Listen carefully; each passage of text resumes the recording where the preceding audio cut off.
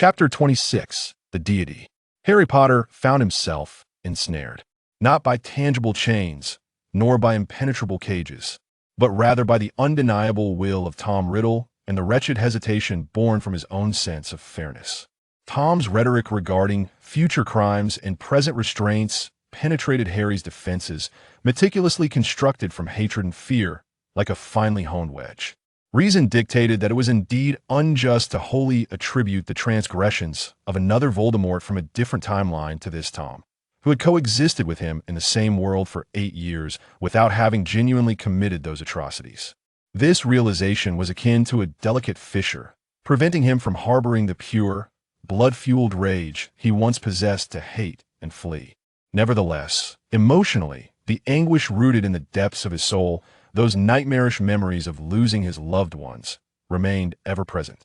Every time he beheld the unfathomable depths of Tom's black eyes, every time he sensed the chilling and potent shadow magic emanating from him, Harry would uncontrollably recall that green light, the image of Cedric collapsing in bewilderment, and the smile of Sirius fading behind a veil. This rift between reason and emotion plunged him into unprecedented chaos and helplessness. He no longer resisted Tom's insistence to stay with fervor, yet he also refrained from initiating any unnecessary interactions with Tom. He isolated himself within his chamber, spending most of his time immersed in magical tomes and the practice of celestial magic, attempting to numb himself through the acquisition of knowledge and power, while also preparing for his journey through the Time Turner a year hence. He embarked upon a silent rebellion, erecting a new, intangible wall through distance and indifference. Meanwhile, Tom observed every detail. His formidable perception enveloped the entire area where Harry resided, akin to the most intricate of spider webs. The faint rustle of Harry's page-turning, each celestial ripple released during his magical practice, and even the occasional muffled, heavy sigh all reached Tom's awareness with crystal clarity. He comprehended that Harry was evading him, using silence to articulate his dissent and discomfort. Had it been any other circumstance, facing anyone else, such ungrateful defiance would have incensed him, inciting his most ruthless oppression. He was the sovereign of the Shadow Court, the uncrowned monarch of the southern continent, and his will was not to be defied. Yet, when confronted with Harry, the power he wielded, capable of altering landscapes and compelling all beings to bow, seemed to strike against a soft luminescence. Finding no purchase, even fearful that excessive force would shatter this light he cherished above all.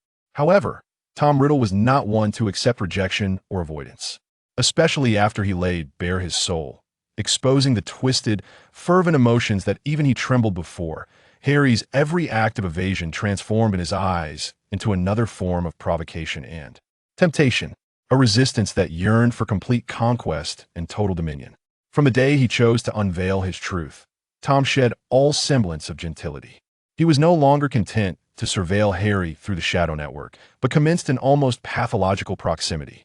When Harry perused books in the library, Tom would materialize among the nearby shelves, ostensibly perusing scrolls, yet his gaze, tangible, laced with obsession and scrutiny, ensnared Harry's spine, rendering even the act of turning pages cumbersome. When Harry practiced magic on the terrace, Tom would lean against the doorway leading to it, silently observing the resplendent starlight, his dark eyes swirling with an almost avaricious desire for possession. So bright, so warm, it was meant to shine solely for him. Harry embarked on a mission, with Tom shadowing him personally, concealed in the shadows like the most devoted, albeit terrifying, guardian spirit, silently eliminating any unfortunate soul who posed a potential threat to Harry, even if it was merely a lingering gaze. He loomed like an indelible shadow, an apparition embedded within Harry's life. No longer making a conscious effort to conceal his presence, he instead adopted a formidable demeanor, incessantly reminding Harry of his existence, his proximity, and his love. What sent shivers down Harry's spine was Tom's insidious incorporation of the term love into the fabric of their daily interactions with a dispassionate yet undeniable frequency. He would present a cup of warm beverage, said to be a specialty from the southern continent that aids in the restoration of magical energy, placing it beside Harry's reading desk, while uttering in a deep, melodious voice, which sent chills down Harry's spine. "Drink up. It's good for your health. I love you, Harry." He would hand over a clean handkerchief when Harry finished his magical practice, slightly breathless, his gaze fleeting over Harry's flushed cheeks and dampened brow, his voice tinged with a husky undertone. Wipe yourself. Don't overexert. I love you. Even during Harry's routine debriefing of task completion, Tom's focus would invariably drift from the subject at hand. He would not comment on the task itself, but rather fixate on Harry, as if attempting to draw him into the depths of his unfathomable black eyes, then declare, "As long as you return safely. I was worried. I love you." These declarations transformed from the anguished and frenzied howls of that night in the corridor into something far more sinister, a fact that Tom Riddle unilaterally affirmed and endeavored to normalize and ritualize. It was as if he were subjecting Harry to a form of psychological hypnosis and branding, compelling Harry to accept this narrative through relentless repetition. Tom Riddle loves Harry Potter. This is as undeniable and natural as the sun rising and setting, beyond question and refutation. Harry's response was a profound silence and willful disregard. He never acknowledged the phrase, "I love you," as if he had not heard it at all. He would accept the drink, setting it aside untouched until it turned cold. He ignored the offered handkerchief, choosing instead to wipe away the sweat with his sleeve. After reporting, he would immediately turn away, denying Tom any opportunity for further discourse. With a cold, Gryffindor-like obstinacy, he erected the highest barriers against Tom's insatiable emotional onslaught. He could sense the intensity of Tom's gaze upon him, growing deeper and more perilous with each passing day. Within those eyes lay not only infatuation, but also a suppressed, soon-to-unleash violence. Harry discreetly heightened his vigilance, never parting with his starry wand, his magical energy perpetually poised in a state of readiness. Beneath his composed facade lay the alertness of a predator. Tom perceived every ounce of Harry's resistance. To him, Harry's silence was a silent scream. Harry's avoidance appeared to him as coyness, a reluctant invitation, a belief he stubbornly clung to. Those fleeting moments of Gryffindor-like brightness that occasionally flickered across Harry's face ignited within him a more frenzied desire for possession, like sparks igniting in a cauldron of oil. Such smiles, such radiance, ought to belong solely to him. They could only be witnessed by him. His obsession fermented within Harry's resistance, twisting further into something increasingly warped and perverse. He began to collect the items Harry inadvertently left behind. A single black hair fallen beside the pillow, a half-used piece of discarded draft paper, and even a wine glass bearing shallow teeth marked from Harry's occasional indulgence in the spicy cuisine of the southern continent. He treated these items with the reverence of sacred relics, meticulously preserving them in a mithril box imbued with countless protective charms. In the stillness of the night, he would open the box, caressing those artifacts imbued with Harry's essence, an unnatural flush creeping across his pale visage, his gaze intoxicated and frenzied. He would take that strand of hair, winding it around his fingertips, envisioning the sensation of touching Harry's perpetually unruly black locks. He would gaze at the draft paper, tracing the magical runes inscribed by Harry's distinctive handwriting, as if he could feel the warmth of Harry's touch through the ink. This was a nearly sacrilegious obsession, a pathological satisfaction that could only flourish in the shadows. He recognized its depravity and distortion, yet he wallowed in it, unable to extricate himself. Harry Potter was like the poison destined for him, aware that drinking it was to quench his own thirst, yet he savored it nonetheless. Like before, which before? Was it the Harry from the Celestial Academy, who, though vigilant, still revealed trust and concern? Or was it the Harry from outside Ironrock City in the northern continent, who stood back to back with him amid blood and fire, anxious for his wounds? He understood that perhaps there was no returning. From the moment he laid bare his heart, the fragile, self-deceiving equilibrium between them had been irrevocably shattered. He shattered it with his own hands. Yet, he harbors no regrets. He would rather endure Harry's current animosity and indifference than tolerate that seemingly close, yet ultimately unattainable relationship of rivals or companions. He wants Harry to know, to indelibly imprint his name, Tom Riddle, in Harry's world, not as an enemy, but as a lover. There is no middle ground. This silent, almost perverse vigilance persisted for several days. Harry was not entirely oblivious. Though unable to pinpoint it precisely, he felt the unnerving sensation of being firmly ensnared by an unseen gaze, like a thorn in his back. He knew Tom was nearby, accompanying him in some invisible manner that he could not perceive. This suffocating awareness, strangely, alleviated some of the loneliness of being trapped here alone. This contradictory feeling only served to heighten his agitation. In a bid to swiftly and unencumberedly follow Harry to the temporal corridor, Tom commenced an astonishingly efficient acceleration of the southern continent's integration. The forces of the Shadow Court advanced with an unprecedentedly aggressive stance, akin to a black tide, sweeping into every corner of the southern continent yet to fully submit. Submission or annihilation. There exists no third option. The iron-fisted measures brought about a superficial stability, yet also sowed the seeds of deeper hatred. The undercurrents of discontent will inevitably seek an outlet for their expression. Until that fateful afternoon, Harry had rarely ventured beyond the heart of the Shadow City. He found himself on a relatively tranquil sandstone height at the periphery of Tom's domain. Engrossed in a tome concerning the origins of magical forces in the spirit realm, the expansive view allowed him to gaze upon the desolate red mountains, and the air was notably fresher than within the fortress walls. Here, he sought a fleeting moment of serenity. Tom, however, was ever present. He stood at a distance, his back turned to Harry, seemingly admiring the scenery, yet his senses were acutely attuned to the figure absorbed in the pages before him. The sunlight cast a gentle halo around Harry's profile, the breeze tousling the stray locks of hair on his forehead, and his expression bore an unusual focus. Momentarily devoid of defenses, Tom was entranced, an overwhelming urge surging within him to keep this person forever within his line of sight. Suddenly, without warning, an attack unfolded. Several crossbow bolts, laced with a venomous green poison and devoid of magical signatures, shot towards Tom's back from various cunning angles, resembling venomous serpents. Simultaneously, the sandstone beneath Harry's feet softened, and two claws forged from shadow and stone erupted, aiming for his ankles.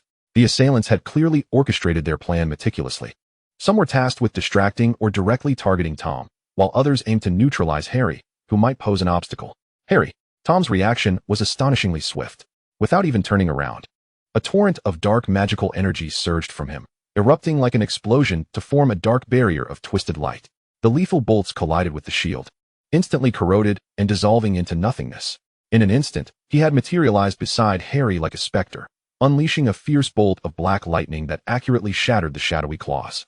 At the moment the chaos erupted, Harry had already closed his book and stood up. Years of combat experience had honed his instincts to respond even quicker than Tom's warning. Gripping his starry wand, a shimmering layer of Star Guardian enveloped him, shielding him from the splintering stones. His gaze was sharp as an eagle, swiftly scanning the surroundings and pinpointing several assailants clad in camouflage, emerging from the rocky shadows. "It seems your kingdom's welcoming committee is rather unique," he mused, a hint of mockery dancing on his lips as he shot Tom a sardonic glance. The buoyancy typical of Gryffindor often transformed into a fearless humor in the heat of battle. Tom remained unresponsive to his jest, his dark eyes now filled solely with frigid intent to kill. How dare they attempt to harm Harry in his presence? For this alone, these intruders had already become as good as dead in his mind. The assassins, evidently skilled and well-coordinated, employed brutal tactics. They were not only adept in physical assassination but also masters of the unique and deceptive shadow and curse magic native to the southern continent. A barrage of malicious spells, poisoned projectiles, and summoned shadow creatures surged toward the pair from all directions. Harry and Tom stood back to back, requiring no exchange of words. The brilliance of star magic erupted forth, with star chains, writhing like ethereal serpents to ensnare and repel approaching foes. Meteoric judgment rained down starry projectiles, precisely targeting the distant crossbowmen and spellcasters. His magic was dignified, imbued with the powers of purification and protection. Each radiant burst dispelled a swathe of shadows. Meanwhile, Tom's attacks were enigmatic and lethal. Gaze of the underworld immobilized the targeted assassins, their minds momentarily ensnared in confusion. Dance of the Fallen Feathers commanded the corpses of the assassins slain by Harry, transforming them into fearless skeletal servants that charged at their former allies. Each of Tom's gestures conjured shadowy blades that tore through space or unleashed dark ripples siphoning life force. Their combat styles, one radiant and the other shadowy, formed a perfect symbiosis of protection and dominance. The starlight purified the sinister shadows, while the darkness consumed the ferocity of physical assaults. It was as though they had returned to the days of hunting together on the northern continent, their synergy as seamless as that of a single entity's dual hands. The clash soon drew to a close. Though the assassins were valiant, they paled in comparison to the two formidable beings who had reached the apex of the spirit realm. The last of the attackers, attempting to detonate the curse within himself to take down his enemies, was forcibly stripped of his soul energy by Tom's ascendant ruin spell, collapsing into a withered corpse upon the ground. Just as Harry exhaled a sigh of relief and began to withdraw his protective magic, a new threat emerged. No one had noticed that the body of the earliest assassin, presumed deceased after being cleaved by Tom's shadow blade, clutched an unremarkable gray crystal. At that moment, the crystal flickered ominously, and a nearly transparent shadow spike, imbued with horrific corrosive energy, shot silently towards Harry's nape like a scorpion's tail. The energy of this attack was exceedingly restrained, only erupting at the last possible moment. Be careful. Tom's pupils dilated in alarm. He was farther away than Harry, and casting a spell was futile. Without a moment's hesitation, his body reacted instinctively. He twisted sharply, forcefully shoving a bewildered Harry aside, while turning his own back to absorb the lethal shadow spike. With a muffled thud, the spike pierced flesh. Tom's body jolted violently, his complexion draining of color. He stifled a groan, staggering yet managing to remain upright. The shadow spike dissipated upon striking him, but the wound it left began to spread a rich dark energy like a living entity, corroding his flesh and magic, even attempting to burrow into his very bones. Stumbling from the shove, Harry turned just in time to see Tom's black robe corroded to reveal a gaping hole, beneath which lay a horrific wound. Flesh disfigured and shrouded in dark tendrils, as Tom fixed his gaze upon him, pale yet unwavering, ensuring his safety. Harry's heart felt as though it were gripped by an invisible hand. He rushed forward, steadying the faltering Tom, his emerald eyes filled with shock, complexity, and a hint of barely perceptible urgency. "Tom, I'm fine," Tom rasped, his voice hoarse from pain, beads of cold sweat forming on his brow. Yet a twisted smile of satisfaction curled at the corners of his lips as his gaze burned into Harry's face, close enough to touch. "As long as you are safe." In that moment, Harry was beset by a tumult of emotions. He understood all too well that with Tom's power and reflexes, he could have easily thwarted or evaded that ambush with magic. Yet, he had chosen the most foolish yet effective means of shielding Harry with his own body. It was a sacrifice, without a doubt. Harry was nearly certain that Tom's calculating mind had already assessed the angle, severity of injury, and potential repercussions even as he pushed Harry aside. Yet, he could not deny the instinctive fear and resolve that had ignited in Tom's eyes at that moment. It was not feigned. The willingness to lay down his life for him weighed heavily, choking him with its gravity. "Do not speak." Harry suppressed the tumultuous thoughts within him, his voice imbued with an undeniable sternness. He gently assisted Tom in sitting down, the starry wand in his hand emanating a soft and pure luminescence. With utmost care, he channeled the celestial magic, enveloping the wound on Tom's back. As the starlight made contact with the corrosive dark energy, it emitted a sizzling sound, the black mist dissipating slowly, akin to snow melting under the sun's rays. The formidable purifying and healing effects of the star magic began to manifest. Harry focused intently on the task at hand, his brow furrowed, long lashes casting a delicate shadow beneath his eyes. Unbeknownst to him, Tom, who appeared weak and feeble, had buried his face in the crook of Harry's neck and shoulder, greedily inhaling the unique aroma that mingled sunlight, starlight, and a hint of sweat. It was an intoxicating sensation, akin to that of an addict finding solace. Tom's lips nearly brushed against the skin of Harry's neck, feeling the warmth of blood coursing beneath the surface, hearing Harry's heartbeat quicken slightly due to his concentration. The excruciating pain in his back, at this moment, transformed into an exquisite pleasure, for this suffering had led to Harry's deliberate closeness, his unwavering attention, and the unguarded, intimate contact they shared. It was worth it. Tom sighed contentedly within himself. He even wished for the wound to heal more slowly, prolonging this moment just a little longer. Harry's emerald green eyes, usually filled with vigilance or distance, now reflected only his pain. The hands that were often eager to push him away were now gently, ceaselessly imparting healing energy to him. This sensation of being needed, of being cared for, even if obtained through self-harm and manipulation, ensnared him completely. In this moment, his infatuation reached a perverse zenith. He reveled in Harry's ministrations, relishing the pain that accompanied his protection, and even more so, the fleeting, illusory intimacy that this pain afforded them. Like a coiled serpent, he endured the hurt while casting a cold, covetous gaze, measuring the distance to this warm sun in his arms, calculating how best to draw him deeper into his shadow next time. Harry felt the heat of Tom's breath against his neck, as well as the seemingly feeble yet possessive arm encircling his waist. A chill of clarity washed over him. He was acutely aware that this was a carefully orchestrated charade, that Tom was exploiting his kindness and sense of responsibility. Yet, he found himself unable to turn a blind eye. This was Harry Potter who, after traversing countless dark paths and witnessing the depths of human malice, still retained the earnest heart of a Gryffindor, incapable of ignoring the pain before him. Steadying his mind, he continued to channel the star magic, dispelling the dark corruption. His movements were calm and precise, betraying not a hint of panic. He saw through Tom's machinations, but chose not to expose them. It was a tacit game of strategy, one willing to engage, the other compelled to endure. The starlight continued to shine, purifying the wound while seemingly cleansing the distorted, heavy, and dangerous atmosphere surrounding them. Tom's ploy had succeeded. He had once again pried open a slight fissure in Harry's otherwise impenetrable defenses through this extreme method. And Harry, in turn, had gained a clearer view of Tom's already deep-seated obsession and desire for control. The path ahead appeared even more shrouded in mist. The secret of the time-twisting corridor had yet to be unveiled, and the danger posed by the companion beside him was perhaps no less than the chaotic temporal currents within the hidden realm. Light and shadow continued their silent entanglement and opposition. The chains of fate, woven tighter by this bloodied act of guardianship, became increasingly suffocating. Chapter 27, Recovery. Tom Riddle had sustained injuries. Though the shadowy, venomous spike imbued with corrosive energy had not endangered his very essence, its nature, which targeted his life force and magical core, had nonetheless inflicted considerable suffering. Fortuitously, due to his own formidable strength, the natural resistance of the feathered serpent bloodline to negative energies, and Harry's timely and sustained purifying star magic, the most treacherous corrosive energy was contained and eradicated in the initial days. However, the wounds to his physical body and magical cycle, along with the resultant brief period of weakness, were undeniable. With 5 full months remaining until the opening of the time-twisting corridor, time slipped away like sand through fingers during Tom's recovery, a process that was half genuine, half calculated. Within the Fortress of Shadows, a subtly different atmosphere began to permeate, distinct from the previous tense confrontations. Harry Potter, the starry guardian trapped in a cage of shadows yet still yearning for the light, found himself in an unprecedented state of internal conflict following Tom's injury. He was acutely aware that this was likely a meticulously crafted act of self-sacrifice.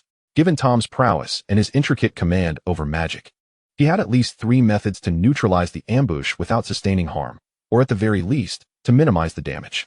Yet, he had chosen the most direct, most brutal approach, one that would most profoundly touch Harry's vulnerabilities, bearing the pain in his own body.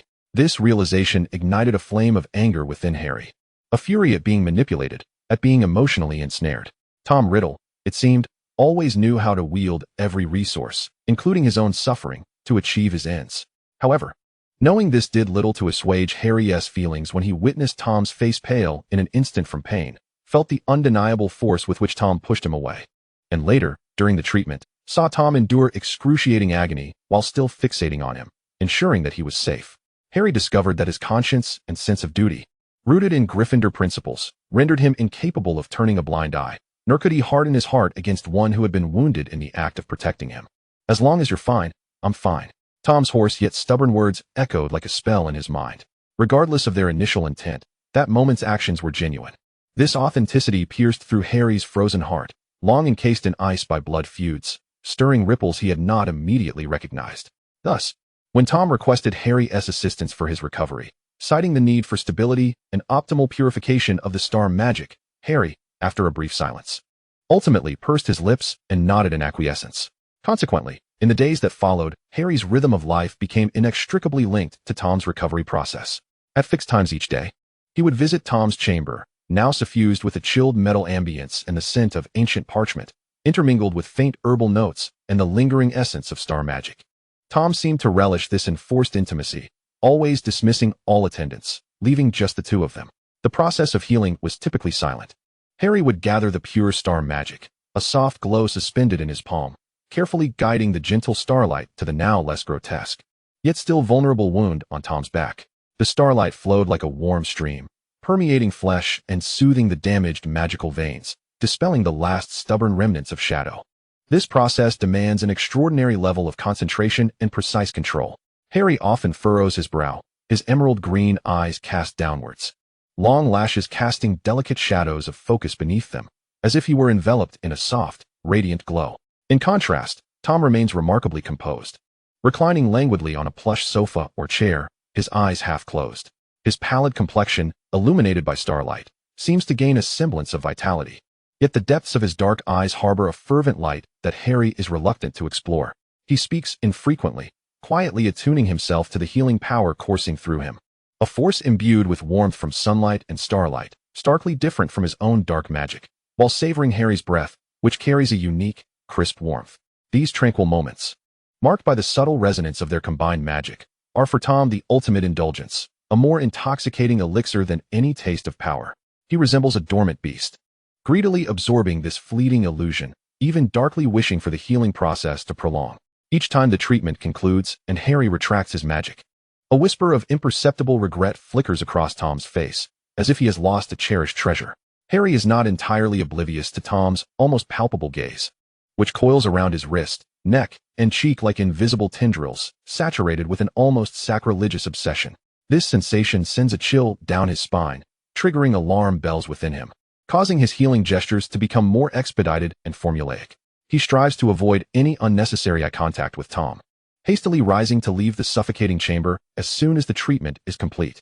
Yet, in certain unguarded moments, when Harry, due to his intense focus, momentarily relaxes his vigilance, he notices subtle details: the slight tightening of Tom's lips as he endures minor discomfort during treatment, the cold sweat at his temples that he forcibly suppresses, and the barely discernible shiver that runs through Tom's body when Harry's magic surges a bit too forcefully, accompanied by a stifled groan that escapes his throat. These delicate manifestations of vulnerability starkly contrast with the image of the ever-calculating, invincible shadow lord that lingers in Harry's mind. Each time he recognizes these signs, the rigid barriers in his heart waver uncontrollably. Reason screams that this is a mere ruse, yet deep within, an emotion known as compassion begins to sprout like a vine, quietly taking root. After departing, he finds himself reflecting on Tom's pale visage, feigning nonchalance, and the resolute manner in which he had pushed him away.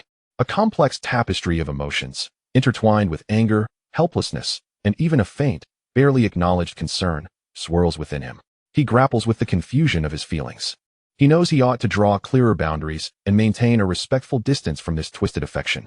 Yet Tom's life-risking guardianship and the subsequent display of vulnerability reliant on his healing feel like pebbles cast into a once calm lake, creating ripples of unrest in his heart that had previously been so steadfast.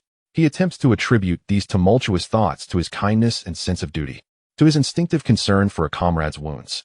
However, he cannot deceive himself. This stirring is unlike his friendship with Ron or Hermione, distinct from any other concern he harbors for anyone else. It is interwoven with an intricate, inexpressible fate that belongs solely to their two souls. Tom, ever perceptive, swiftly discerns the subtle shifts in Harry's demeanor. Though Harry remains silent and aloof, beneath that icy exterior, something appears to be melting away. This realization fills Tom with euphoric delight, a satisfaction that surpasses the conquest of territories or the mastery of forbidden magic. His ploy has indeed borne fruit. Harry Potter's heart is not the unbreakable stone it was presumed to be, at least not when it comes to him, Tom Riddle. Yet he is acutely aware of the perils of excess. The month-long recovery period allows him to fully enjoy Harry's care, evoking his compassion without appearing overly drawn out or suspicious. Once his injuries stabilize and seem manageable, Tom proactively suggests that daily intensive treatments are no longer necessary, opting instead for self-care. He skillfully tempers the overtly obsessive gaze, repressing that fervent desire beneath the cold facade of his usual Shadow Lord persona, occasionally revealing just the right amount of gentleness, as if his injuries were merely on the mend. This ebb and flow of demeanor leaves Harry somewhat disoriented, while he feels relieved not to endure the suffocating proximity of daily treatments. He also senses that this restrained yet deeper and more enigmatic version of Tom is far more challenging to navigate than the overtly powerful and dangerous one he had encountered before. Time flows on in this delicate and peculiar balance. Once Tom's injuries are fully healed, he immerses himself with renewed vigor in the affairs of the Shadow Court.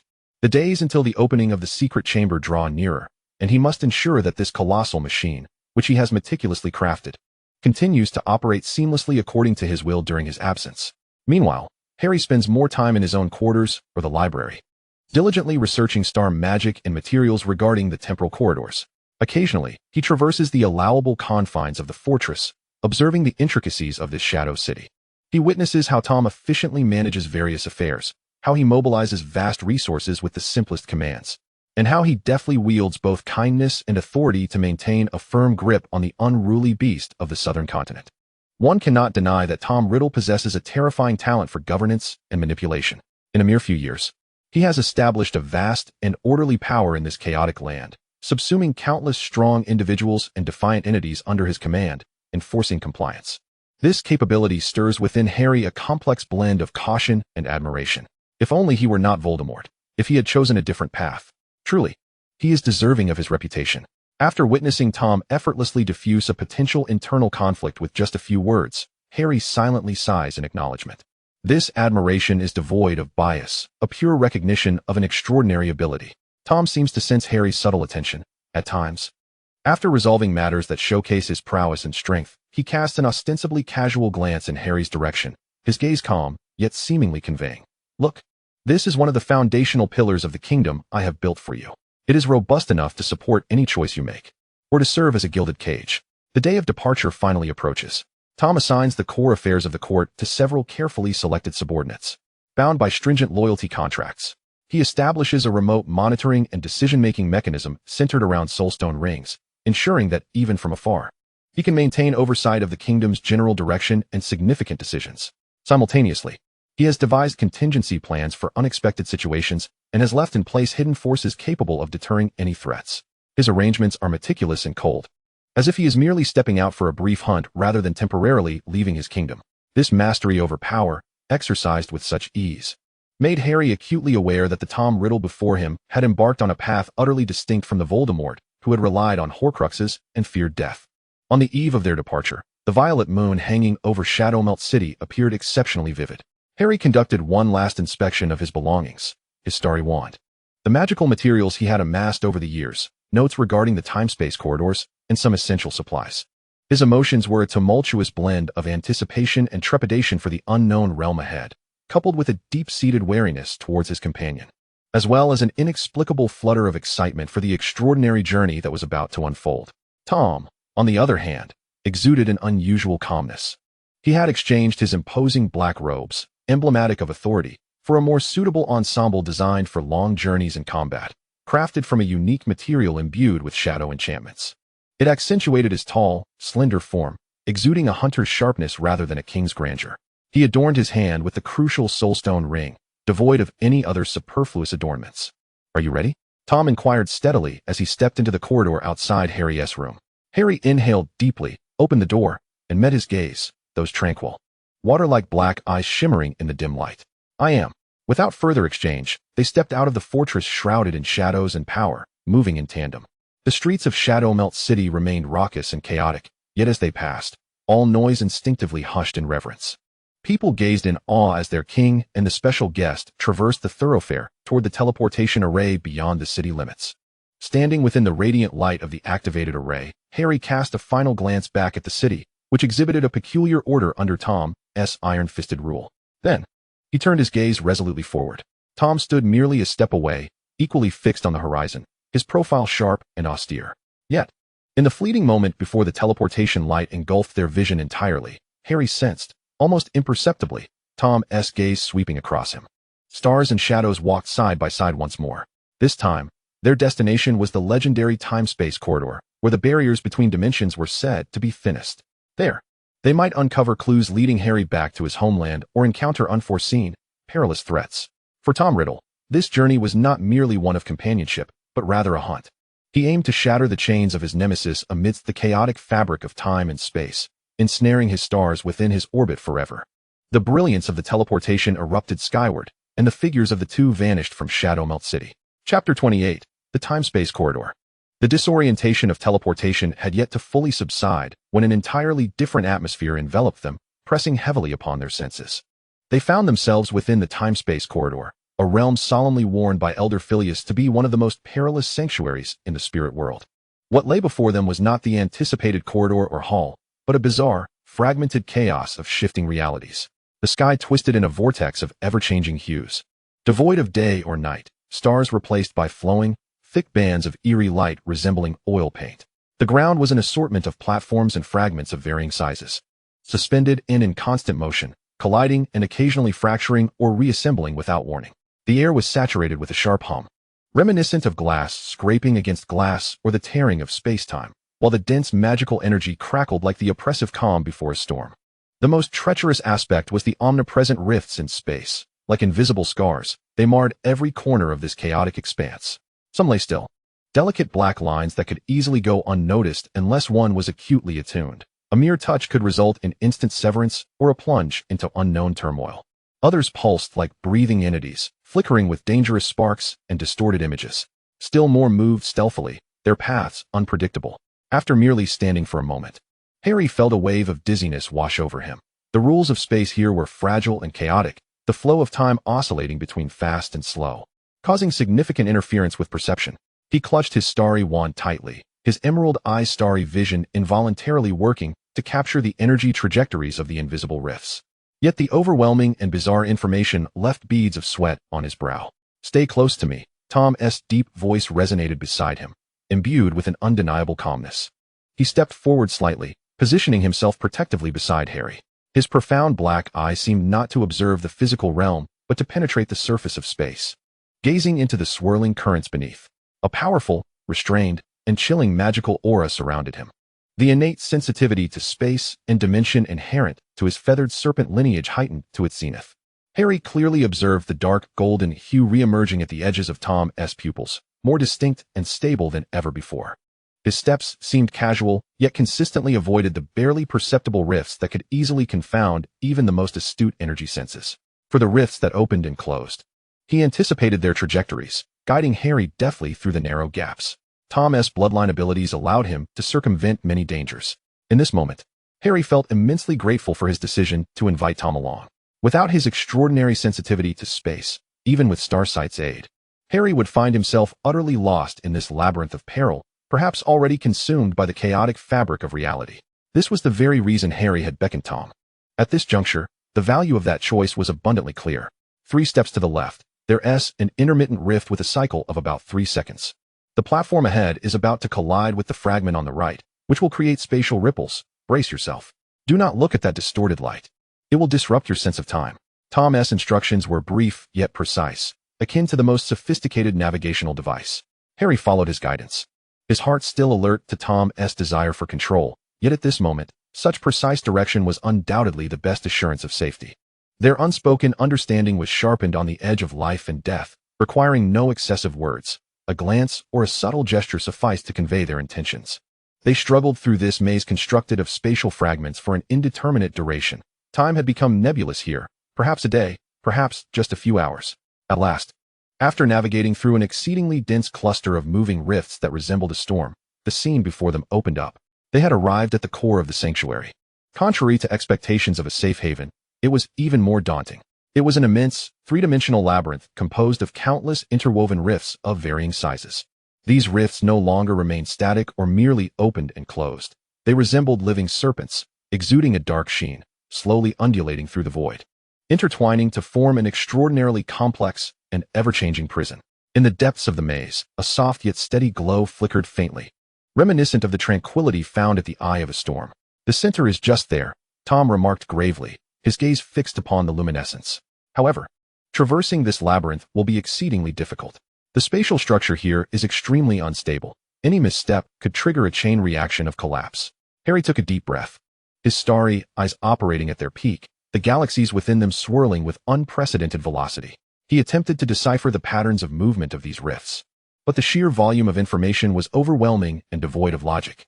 "Can we find a way?" Tom did not answer immediately. He closed his eyes, the chilling perception of space radiating from him like ripples on water, cautiously probing the writhing spatial fissures. His brow furrowed slightly, clearly indicating that this process was a tremendous burden for him as well. After a prolonged moment, he opened his eyes and gestured towards a seemingly impossible path. It required traversing through 3 rifts that were slowly merging, with a fleeting window of opportunity. "Follow me," not a single misstep. The ensuing journey was one of the most exhilarating experiences Harry had ever encountered. He placed his complete trust in Tom's guidance. Entrusting his safety to this adversary, he both feared and had no choice but to rely upon. They navigated through the undulating spatial leviathans, at times sprinting, at others pausing, and occasionally requiring Tom to employ the rudimentary form of gaze of the underworld, forcefully stabilizing a rift on the brink of closure so they could pass through it precariously. Their mental faculties were strained, and their magical reserves dwindled. When they finally reached the singular stable, circular platform at the heart of the labyrinth, both let out a slight gasp. At the center of the platform floated a stone roughly the size of a fist. It exhibited a translucent quality, with countless tiny, silvery and golden grains of light flowing and intertwining within, emanating a gentle and pure wave of temporal and spatial magical energy. This wave was ancient and vast, as if containing the mysteries of the cosmos' creation and destruction, the passage of time itself. Neither Harry nor Tom had ever encountered such an object before. There were no records of its kind in the restricted section of Hogwarts, the libraries of the Celestial Academy, or the Holy Church, nor in the myriad legends circulating in the spirit realm. It resembled a treasure that ought not to exist in the world, a tangible manifestation of the laws of time and space. They exchanged a glance, both reflecting shock and vigilance in each other's eyes. Upon meticulously examining the surroundings of the platform, they found no apparent threats or magical traps. This area seemed to be the sole sanctuary within this chaotic realm. It appears this is the core of the secret realm, Tom murmured, his gaze fixed intently on the stone of time and space, the power contained within it unfathomable. Harry nodded. The hope of returning home seemed within reach at that moment. Such a powerful temporal artifact might very well hold the clues or energy necessary to connect to other worlds. Let us proceed with caution, they agreed in unison. Extending their hands simultaneously, Harry guided gentle stellar magic while Tom wielded precise shadow power, carefully enveloping the stone as if wielding the most delicate of surgical instruments, attempting to extract it from its suspended state.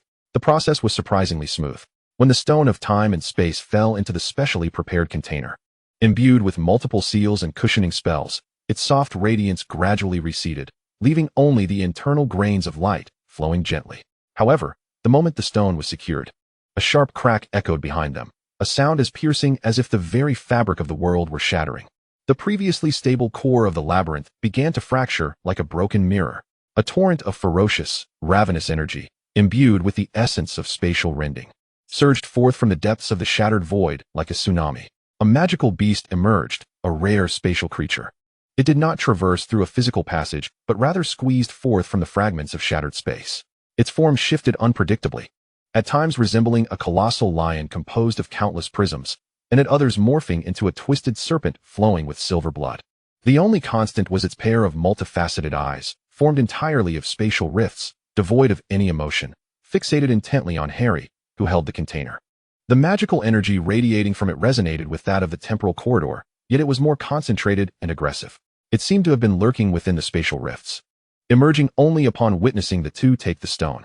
This stone of time and space might be the key to maintaining some balance in this area. Or perhaps it was a treasure guarded by this spatial beast. Without a word exchanged, Harry and Tom instantly fell into a combat stance the moment the creature appeared. The spatial beast let out a soundless roar. However, the surrounding air trembled violently, creating invisible shockwaves that bore down upon them. Stellar Guardian.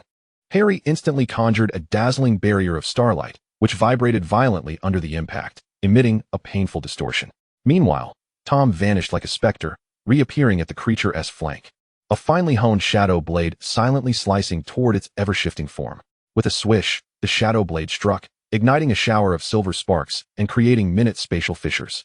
The creature emitted a pained screech, part of its body suddenly phasing out of existence, causing the attack to land harmlessly in empty space. The two quickly engaged in battle with the spatial beast. Their coordination was seamless, and with both possessing great power, the conflict escalated rapidly. The creature's ability to manipulate space was unfathomable. It could teleport instantaneously, create spatial fault lines for defense, launch invisible spatial blades, and even distort the time and space around Harry and Tom, causing their attacks to miss or their movements to become erratic.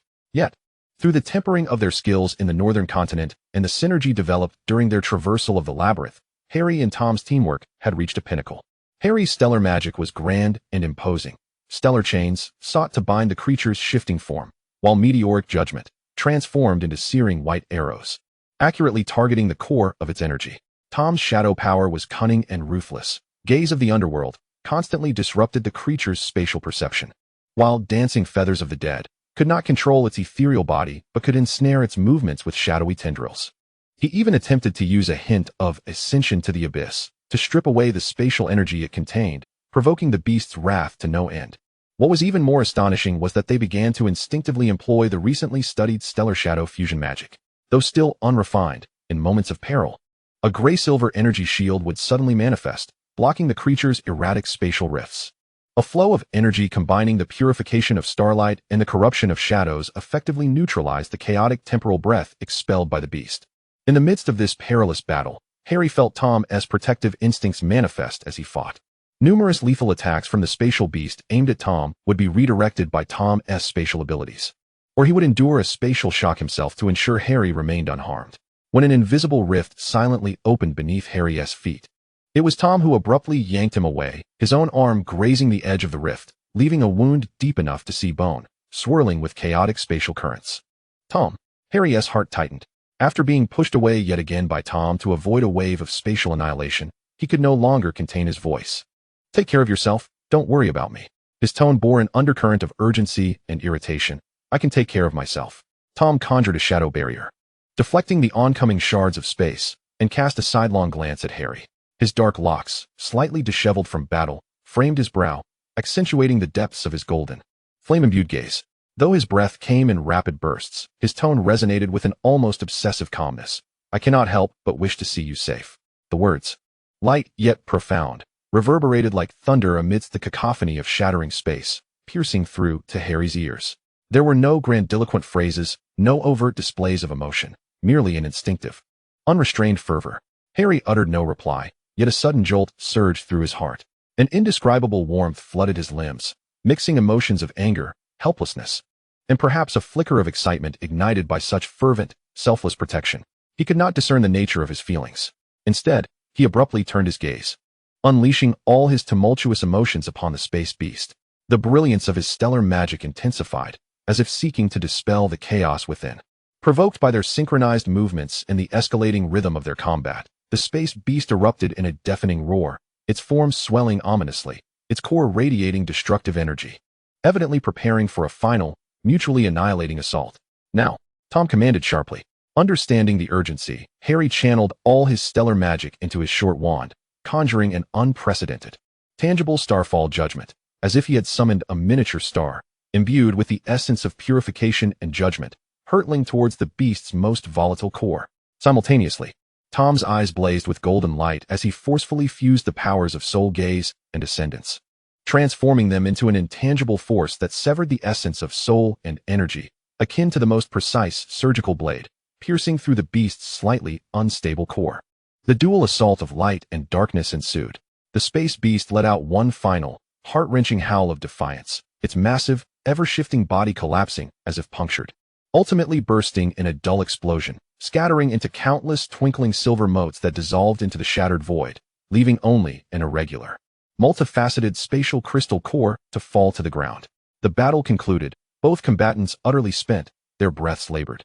Tom quickly assessed Harry, ensuring he was merely fatigued from magical exertion before bending to retrieve the spatial core, tucking it away. We must leave, the structure is about to collapse, Harry exclaimed, sensing the rapid destabilization of their surroundings. Tom nodded, once more relying on his spatial awareness to seek a relatively stable path. Without a moment's pause for respite, they hastened along their route of escape. Behind them, the space crumbled like an avalanche, the waves of destruction relentless in pursuit. When they finally emerged from the labyrinth, precariously stepping onto a relatively stable outer platform, the grand maze of spatial fissures erupted behind them in a deafening cacophony, as though the world itself wept, shattering into chaotic nothingness, forever inaccessible. Looking back, they beheld only the desolation of obliteration. The breathtaking battle and the enigmatic time-space stone now seemed but a fleeting dream. Cradling the vessel containing the time-space stone, Harry felt the steady flow of its immense power, though his heart was anything but tranquil. Tom's words, I cannot help but wish to see you safe, echoed like a brand, indelibly etched in his mind. The threads of their return appeared to lie within his grasp. Yet the presence of the man beside him, along with the increasingly intricate nature of their relationship, would undoubtedly become the most significant variable on this path home. Chapter 29, Fate. The tumultuous energy of the collapsing labyrinth seemed to be held at bay by an invisible boundary, revealing an eerie tranquility ahead. It was not a natural void, but the silhouette of a palace, quietly suspended at the edge of chaos. This palace was not constructed of stone and mortar, rather, its essence resembled a fusion of solidified moonlight and flowing starlight, emanating a gentle, ancient luminescence. The architectural style was unlike anything Harry and Tom had ever witnessed, with smooth, peculiar lines imbued with a sense of mystery, alien to any known civilization. It existed without a foundation, defying logic, suspended above the ruins of space-time, as if it had been there since time immemorial, observing the birth and demise of all temporal realms. They exchanged a glance, each perceiving shock, wariness, and a strange sense of fate guiding them in the other's eyes. Behind them lay the tide of destruction, before them, the unknown mystery.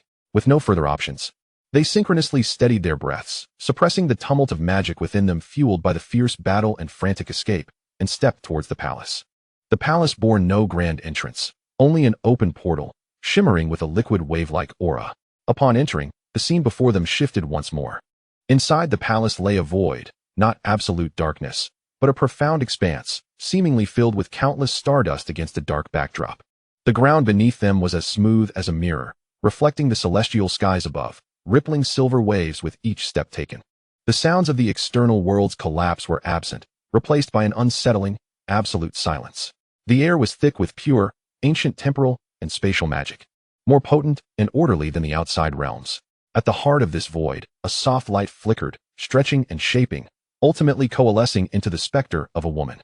She possessed ankle-length silver hair, flowing like a cascading moonlit waterfall, moving of its own accord. Her eyes were a pure silver, profound and seemingly containing the echoes of countless moments in time.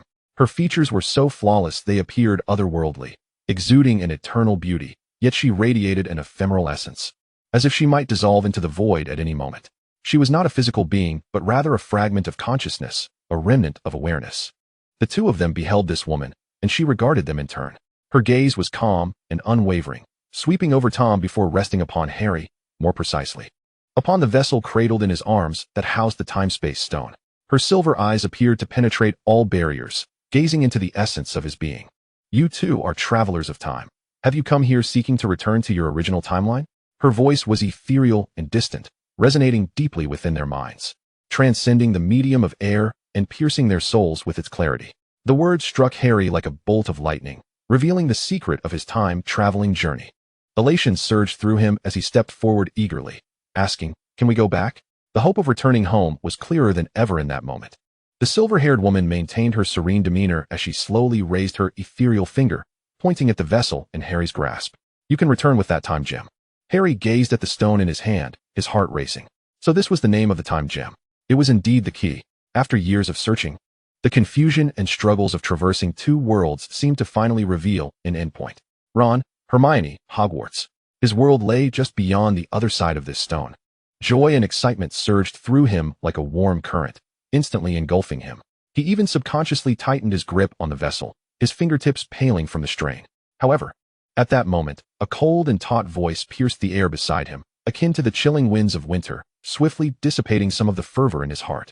Tom stepped forward, his gaze sharp as a blade, fixating intently on Harry, dark eyes swirling with an uncontainable undercurrent of emotions. "Are you leaving me?" His voice, though not loud, bore a nearly fractured quality, sharp and unavoidable.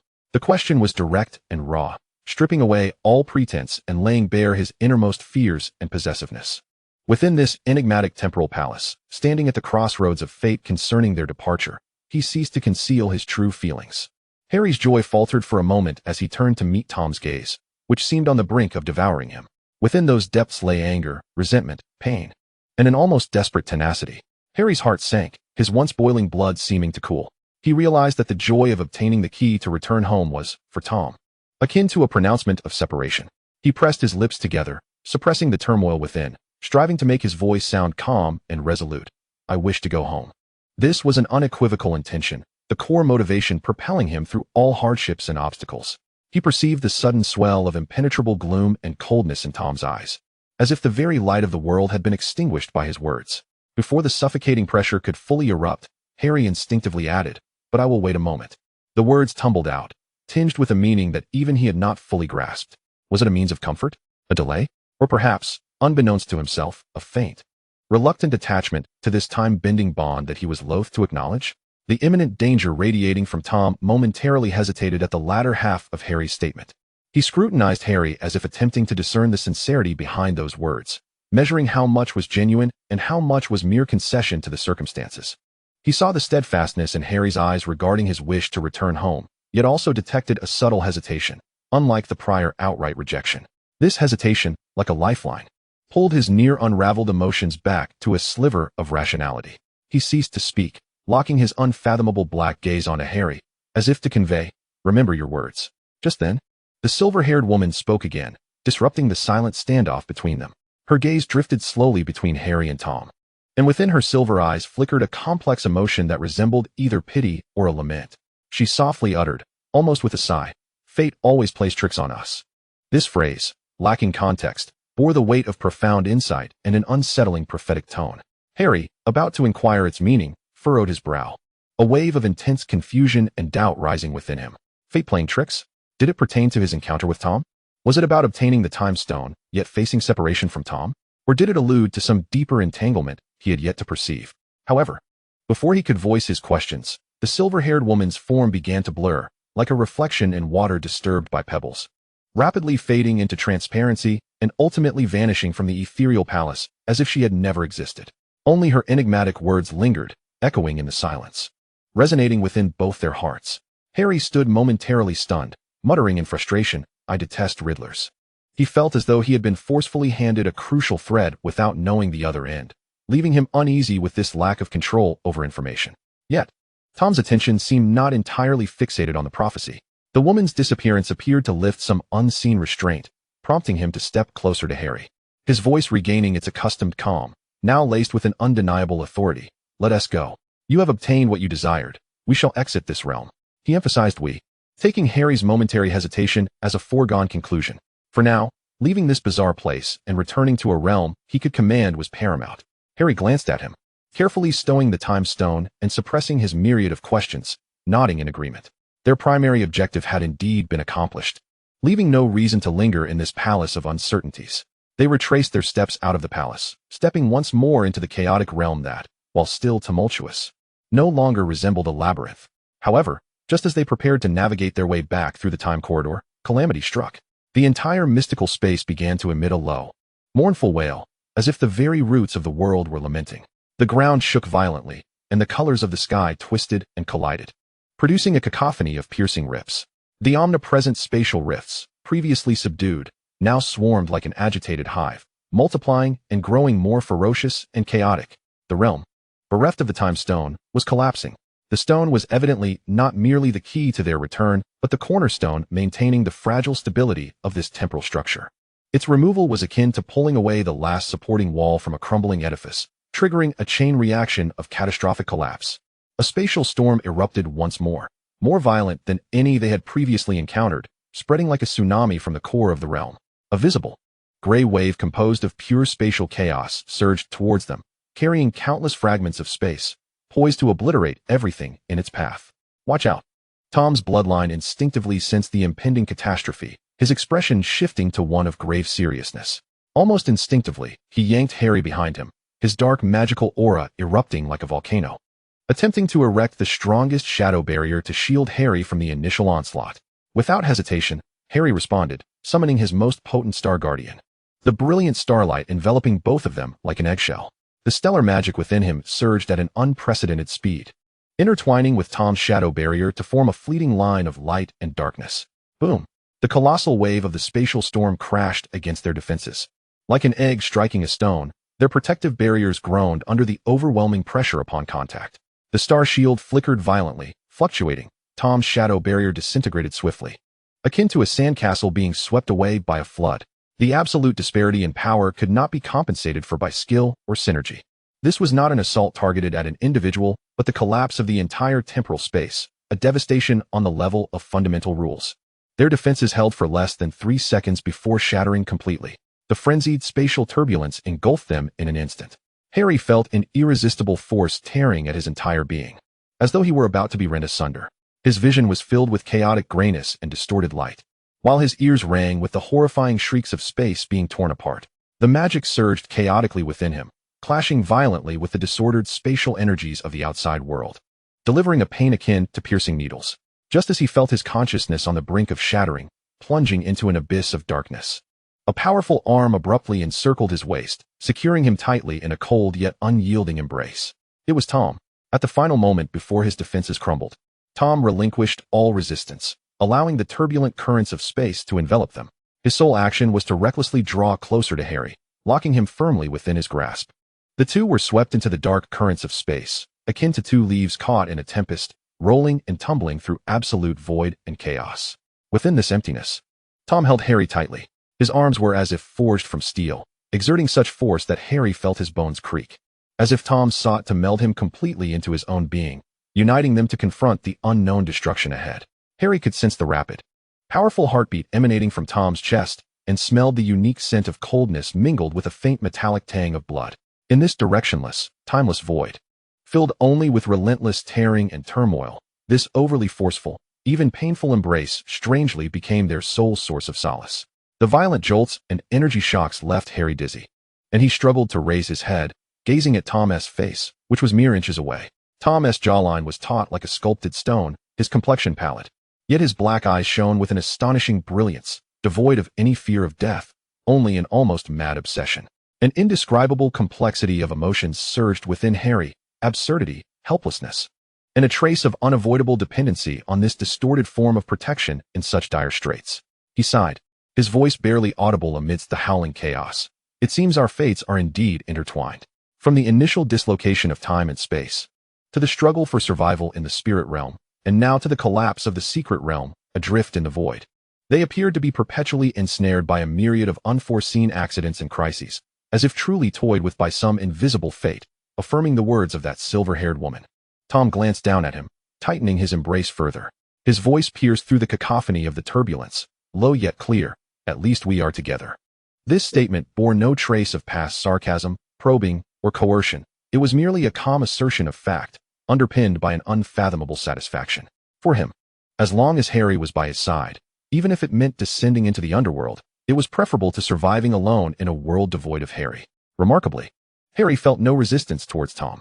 Perhaps it was because the current circumstances left no room for him to dwell on their past grievances, or perhaps, in this absolute void and peril, human instinct compelled one to seek the proximity of their only kindred spirit. Or perhaps it was Tom's simple words that touched a corner of his heart that he had yet to acknowledge. He did not struggle, even instinctively reaching out to grasp Tom's clothing in a bid to steady himself amidst another violent spatial upheaval. Harry pondered how to escape. He forced himself to calm down, his starry eyes laboriously sifting through the chaotic stream of energy, striving to discern any semblance of order, or potential boundaries and weaknesses within this void. The time stone nestled in his bosom felt slightly warm, yet its power seemed suppressed by the external chaos. Unable to activate autonomously, however, misfortune seldom travels alone. Just as they were adrift in the dark currents of space, seeking a glimmer of hope, chilling, emotionless compound eyes, formed from fissures in the fabric of space, began to illuminate the surrounding void. Numerous spatial beasts materialized in the void. They seemed to feast upon the tumultuous currents or had been drawn by the massive collapse of time and space, converging upon them. These spatial beasts varied in form and size, yet all exuded a palpable greed and hostility towards the essence of life. They detected the two anomalies within the dark currents, akin to sharks sensing blood, encircling them from all sides. Having just escaped the peril of collapse, they now found themselves ensnared in a hunt by monsters. Tom loosened his embrace slightly, but continued to shield Harry behind him. His eyes shimmered with golden light, shadows coalescing around him once more. Despite the difficulty of maintaining form amidst the turmoil, Harry tightened his grip on the starry wand, suppressing the discomfort coursing through his body and the turmoil of his magic. The emerald depths of his eyes reigniting with the will to fight, the two commenced their battle.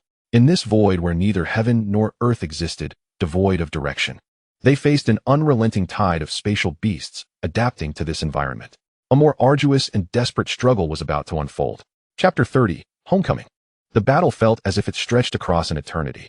Within this void where the concepts of time and space had evaporated, the spatial beasts surged forth like hyenas scenting death, emerging incessantly from the distorted abyss, pouncing upon the two interdimensional visitors who struggled to sustain their flickering spark of life amidst the chaos. Starlight and shadow flared repeatedly, intertwining into a web of destruction and protection, ripping apart, purifying, and dispersing the approaching monsters. Each flicker of magical light was accompanied by labored breaths and increasingly pallid visages. Their magical reserves were being drained. It was as though they were sponges wrung dry of every last drop, pain akin to needles coursing through their veins. Harry felt the starry wand in his grasp become unbearably heavy, each lift seemingly sapping every ounce of his strength. Its once resplendent starshine now dimmed to the flicker of a candle in the wind. Tom's condition was equally dire.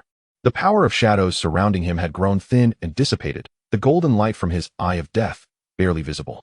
A trickle of blood escaped the corner of his mouth, a result of magical backlash and the forced extraction of his potential. What sustained them now was not an abundance of magic, but a deeply ingrained instinct for battle, coupled with an almost stubborn resolve to not fall before the other. Just as Tom unleashed a shadow blade, devoid of its former potency, barely repelling a lunging spatial beast, he exposed a fleeting vulnerability due to his exhaustion. From the depths of the chaotic shadows, a slender, specter-like spatial beast, long poised to strike, seized this ephemeral opportunity, silently darting towards Tom's unprotected back. Its sharp, pure spatial beak was more than capable of piercing through his currently frail defenses. Tom sensed the lethal chill creeping from behind, yet he was spent. His body momentarily rigid from overexertion, powerless to do anything but watch death approach. However, a figure reacted faster than he could. It was Harry. Almost simultaneously with the spatial beast's ambush. Even before his own mind fully processed the danger, his body instinctively reacted ahead of his will. Without thought, without hesitation, without recalling the blood-soaked enmity and declarations of rivalry that lay between them, he was driven by a pure, almost instinctual impulse. He lunged forward with all his remaining strength, forcefully shoving the rigid Tom aside. At the same time, he turned to face the imminent threat of the spatial beak. There was no magic left. The celestial magic within him had long since been depleted, rendering even the faintest trace of celestial guardian impossible to conjure.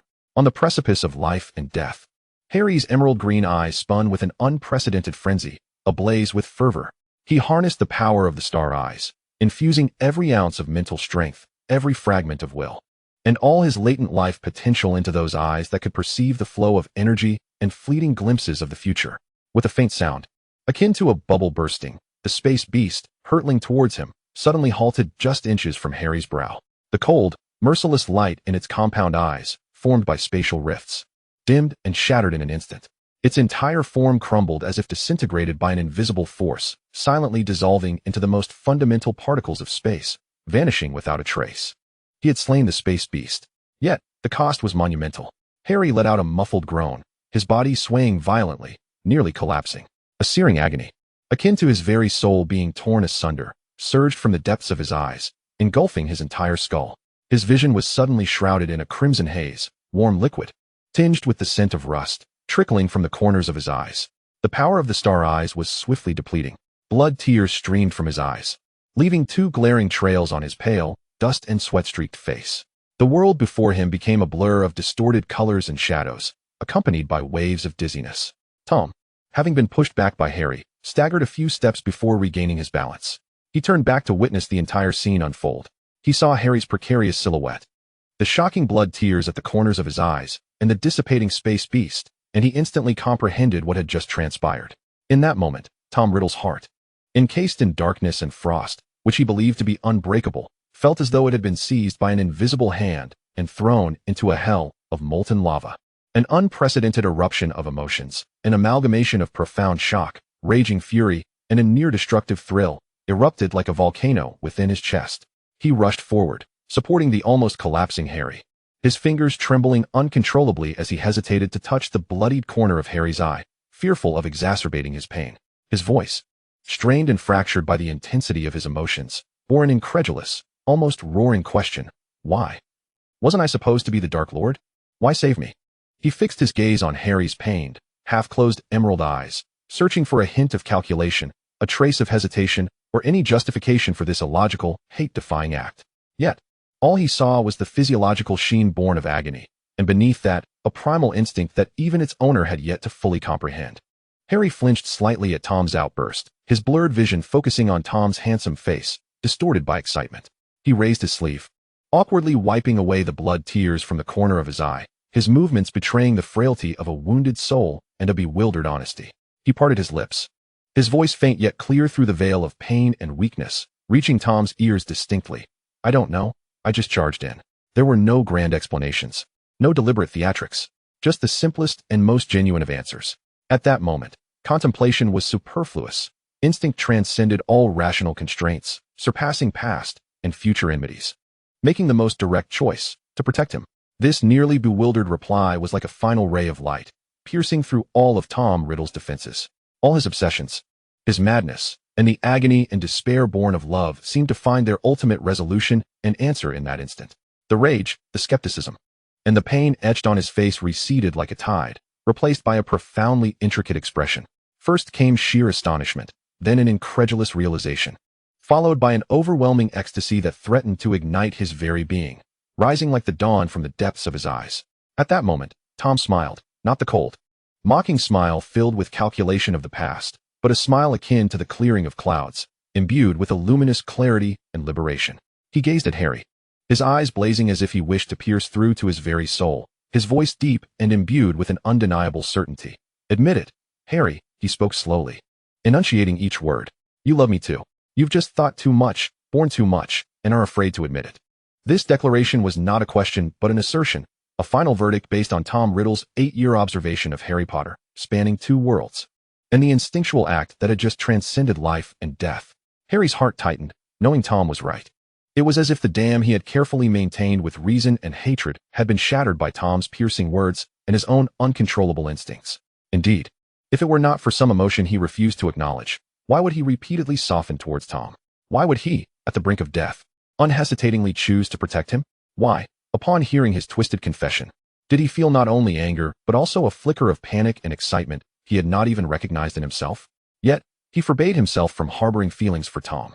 The painful memories of his parents' deaths, the fall of his godfather, and the countless lives claimed by Voldemort loomed like heavy shackles, nearly suffocating him. The moral code, the stance of justice, all sharply warned him that this was wrong, that this was betrayal. Yet, his instincts could not be quelled.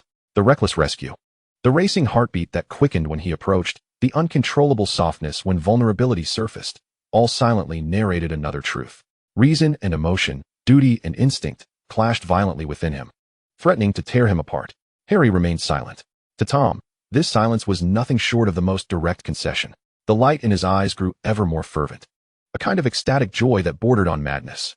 Seizing the opportunity amidst Harry's inner turmoil, Tom's hand, with an irresistible tenderness, naturally slipped into the pocket at Harry's waist, where significant items were kept. When he withdrew his hand, he held within it a singular object, an hourglass gem, flowing with silvery and golden light. Startled, Harry snapped back to reality, gazing at Tom with confusion. He wanted to inquire about Tom's intentions, yet his throat felt constricted, rendering him voiceless. Holding the gem imbued with the vast powers of time and space, Tom never averted his gaze from Harry's face. His voice calmed, yet bore an air of unmistakable conviction. "This can take us away." Harry hesitated, instinctively countering. "But outside is the wizarding world. That is my world. And Voldemort's." What did Tom's return signify? Tom replied, "I am also from that world. I can return with you." His tone was unassumingly casual, as if it were as simple and natural as bringing along a companion on the way home. Harry gazed at him, recalling the vast power he had established in this other world, a power that could ensnare anyone at the pinnacle of authority. He couldn't help but remind him. "But the power you built?" Upon hearing this question, a nearly disdainful smile curled at Tom's lips, a testament to his contempt for worldly power. He looked at Harry, his gaze focused and profound, uttering the words that had long been buried in his heart, now finally able to be voiced. "The very reason I built this power was to save you." His voice, though light, carried the weight of 1,000 burdens. At that time, he was unaware that his feelings for Harry were love, yet instinctively, he yearned to know of Harry's safety. "You are safe now, the power matters not. It matters not." Those seemingly weightless words bore the gravity of a mountain. Established to save him, relinquished for his safety. This was no longer the Voldemort obsessed with immortality, enraptured by power, who created countless Horcruxes to evade death. This was a Tom Riddle who poured all his obsession, all his madness, and all his instincts into one singular person. Harry was taken aback. At that moment, he believed this Tom was indeed different from the Dark Lord. The previous Dark Lord's fixation on power and immortality was maddening. This Tom was not mad. No, he was mad, but it was a madness directed inward. He had tied all his darkness, all his light, all his purpose of existence to Harry Potter alone. This realization sent a chilling shock through Harry, accompanied by an indescribable weight of sorrow and exhilaration. He pondered the madness of this world, how absurd fate was to cast him back into the past, to have him meet his nemesis, to rely on one another in an alternate realm, ultimately leading to such a situation. He looked into Tom's eyes, ablaze with fervor and anticipation, and at the gem in his hand, imbued with hope for a way back, and he seemed to see those faces. Once smiling at him from the depths of memory, now faded into darkness. A tremendous contradiction tore at him. After a long pause, as if exhausting all his strength, Harry raised his head to meet Tom's gaze, his voice quivering yet piercingly clear. "Let us return to your timeline and start anew." He hesitated, as if summoning the resolve for an immensely daunting decision, and then, articulating each word as if it were an incredible promise, he stated, "If no tragedy befalls us, let us be together." It was a wager with the future as the stake, with possibilities as the currency. He offered Tom a chance, and provided himself with an excuse to perhaps escape the shadows of the past and confront his true feelings. Tom stared intensely at Harry, as if to confirm the authenticity of every syllable spoken. He perceived the struggle in Harry's eyes, recognized the unwavering boundary, yet also discerned a subtle crack beneath that tension. In that moment of realization, knowing it was neither a lie nor a mere pretense, a euphoric wave, immense enough to nearly drown all his reason, surged through him like a tsunami. And then he smiled, genuinely. Harry had witnessed many of Tom's smiles before, mocking smirks, derisive grins, but never had he seen Tom smile like this, with such unadulterated joy. That smile was pure, radiant, even imbued with an unclouded brilliance belonging to youth, instantly dispelling the coldness and gloom that had long shrouded his face. As if sunlight had finally pierced through layers of dark clouds, illuminating the abyss. This smile blossomed solely for Harry Potter. That untainted joy was so infectious, as if it bore a kind of magic that chased away some of the shadows and weight in Harry's heart. Gazing at Tom's unabashed smile, as if he had received the world, Harry felt his own tightly drawn lips involuntarily curve upwards, succumbing to the contagion of joy. It was a smile tinged with fatigue, with blood and tears, with resignation, yet seemingly shedding a heavy burden, a smile of release. Tom clasped Harry's hand, his palm cold yet undeniably firm. Harry did not pull away. Together, they infused the last remnants of their meager magic, blended with their resolute will and newfound hope, into the Time Stone. The Time Stone seemed to be infused with the soul, and the light within surged forth, erupting in an unprecedented brilliance. A column of light, intertwining silver and gold, enveloped them tightly. A blinding flash illuminated the void, and Tom and Harry vanished from sight. All that remained was the chaotic, roaring undercurrents of space, and the bewildered space beasts, witnesses to a fate entwined across time, as they ventured towards a radically different, unknown crossroads in this void. Chapter 31. This world lacks him. The tumultuous currents of time swirled like a violent vortex, tearing and compressing consciousness, before abruptly halting at a certain moment. When Tom Riddle once again became aware of his existence, an intense, nauseating sense of weakness and confinement enveloped him instantly. He opened his eyes to behold a low, mottled ceiling, the air thick with the familiar scent of London's East End, a blend of dampness, disinfectant, and a faint mustiness. The Wolves' Orphanage. He shot up, looking down at his hands. They were the delicate, pale hands of a 10-year-old child. He swiftly summoned the magic within him, a force far more potent and pure than that of his peers, imbued with a chilling shadow and the authority of the feathered serpent, flowing smoothly through his veins. His body's magic still resided within. With a flicker of thought, he attempted to harness a thread of shadow power, and a nearly imperceptible wisp of black mist coiled around his fingertips. The power of his bloodline had not diminished with his physical regression. Yet, this vessel had indeed shrunk to that of a 10-year-old. The overwhelming soul and power forcibly crammed into an underdeveloped body created an intensely uncomfortable discord. Tom Riddle was astonished. The power of the Time Stone had truly sent him back to the past, back to the very origin of all his ambitions and darkness. 1936, the 10-year-old boy, just beginning to reveal his magical potential, filled with resentment and unease, was now replaced by a soul from the future, awakened and belonging after 8 years of turmoil in another world. Chaotic thoughts surged like a tide, but merely seconds later, his will, forged as unyielding as steel, forcibly suppressed all discomfort and astonishment. But soon, clarity struck. Harry. This name shone like the brightest star, illuminating all his disarrayed thoughts. Where was Harry? The Time Stone had whisked them away together. Had Harry also returned to this moment? Had he also become a child? Was he safe now? An ineffable urgency and hope propelled him forward. Almost immediately, he leaped from the hard, unyielding bed, intent on finding Harry. He needed to confirm. To see the one for whom he would forsake everything, the one he would traverse time to pursue. However, reality soon dealt him a chilling and merciless blow. He deftly employed a few innocuous spells, effortlessly obtaining the latest edition of the Daily Prophet from the magical realm, while subtly probing for information. His quest was to uncover any trace related to Harry Potter, a boy with striking black hair and vivid green eyes, or any unusual news. Yet he found nothing. It was as though this world had never known such a person.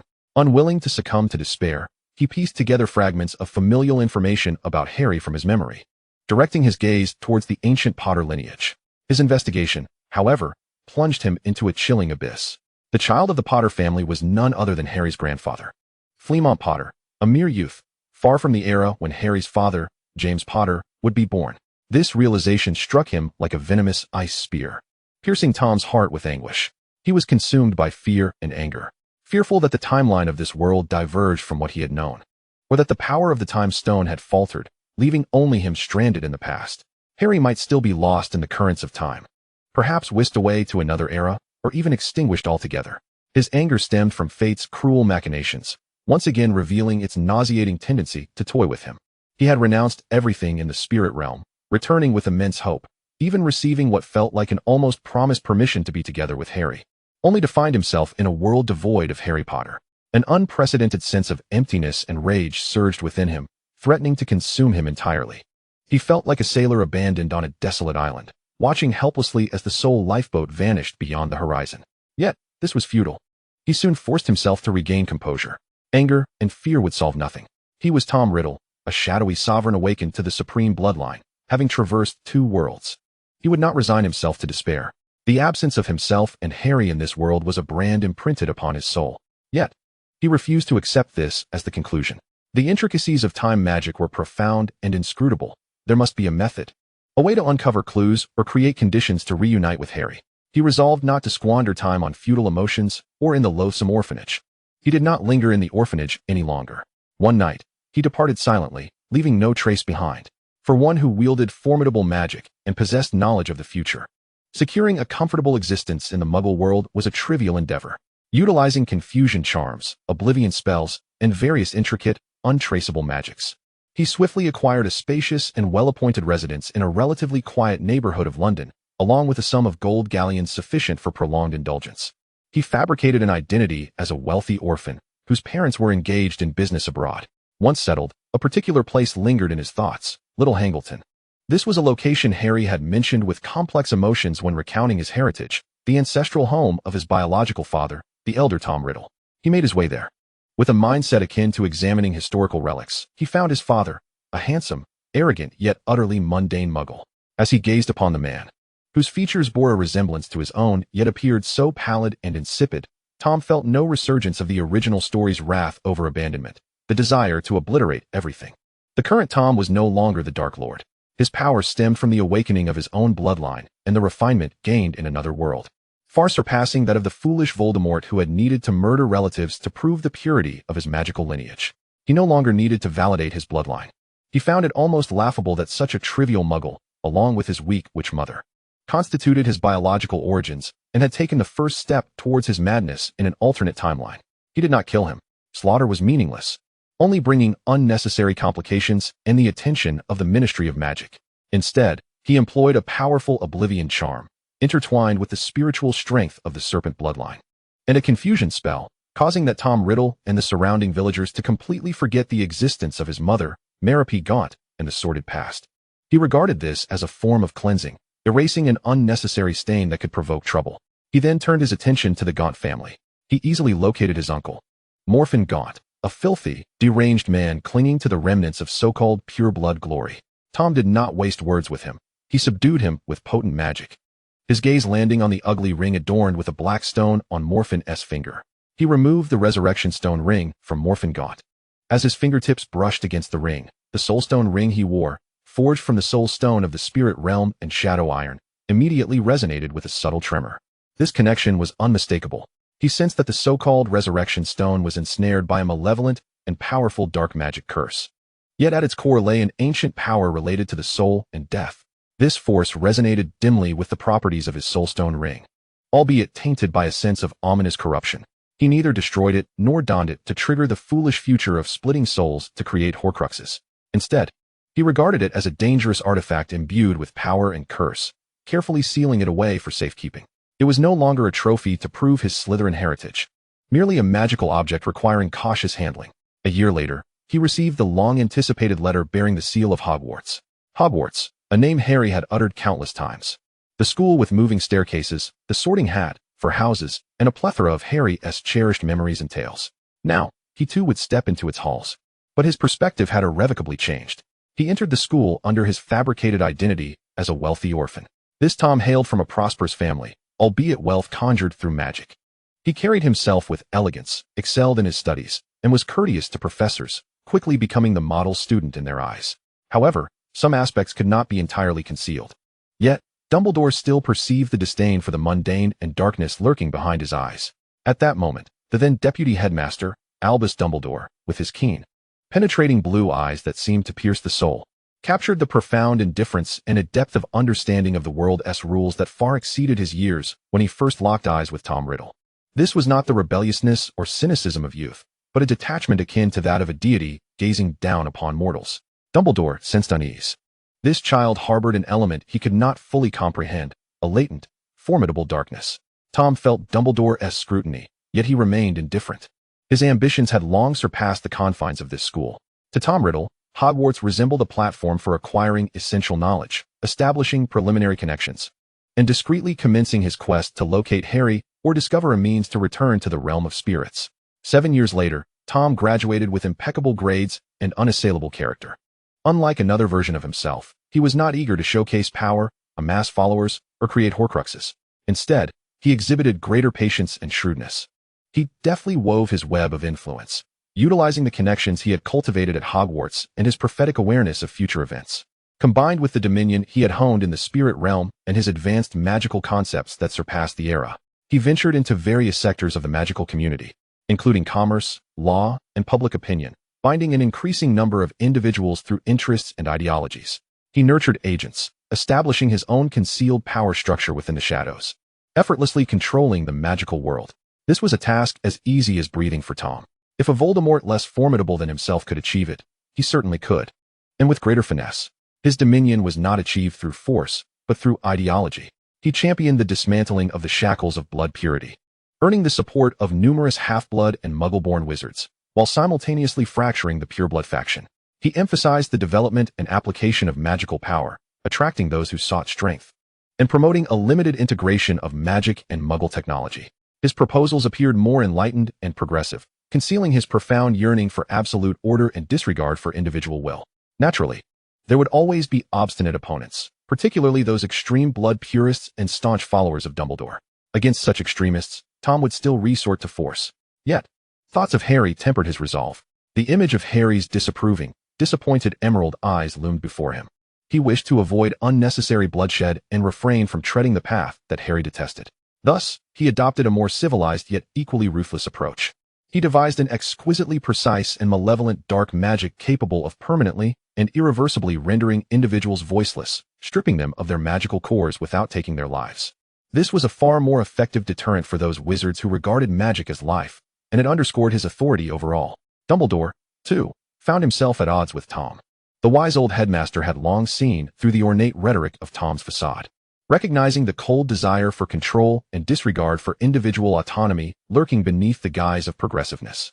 He endeavored to unite discerning individuals within the Ministry of Magic to forge a force against Tom's swelling influence.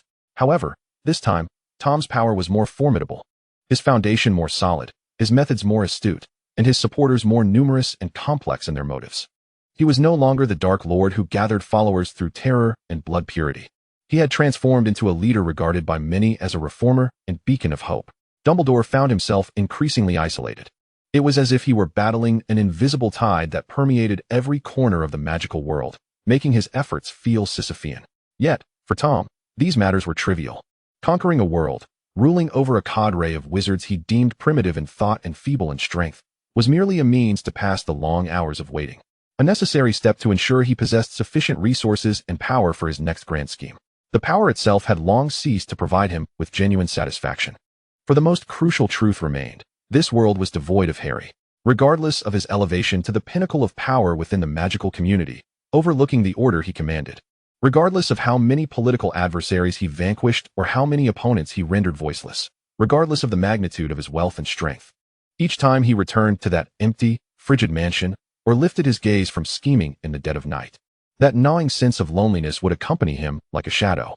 He would unconsciously caress the soulstone ring on his finger, recalling the moments in the spirit realm when Harry had focused intently on healing his wounds, his lowered lashes and warm, starry magic, remembering the sight of Harry, bleeding yet unwavering, standing resolutely in front of him, and recollecting Harry's final smile, fraught with struggle and acceptance, along with the promise that if tragedy did not intervene, they would be together.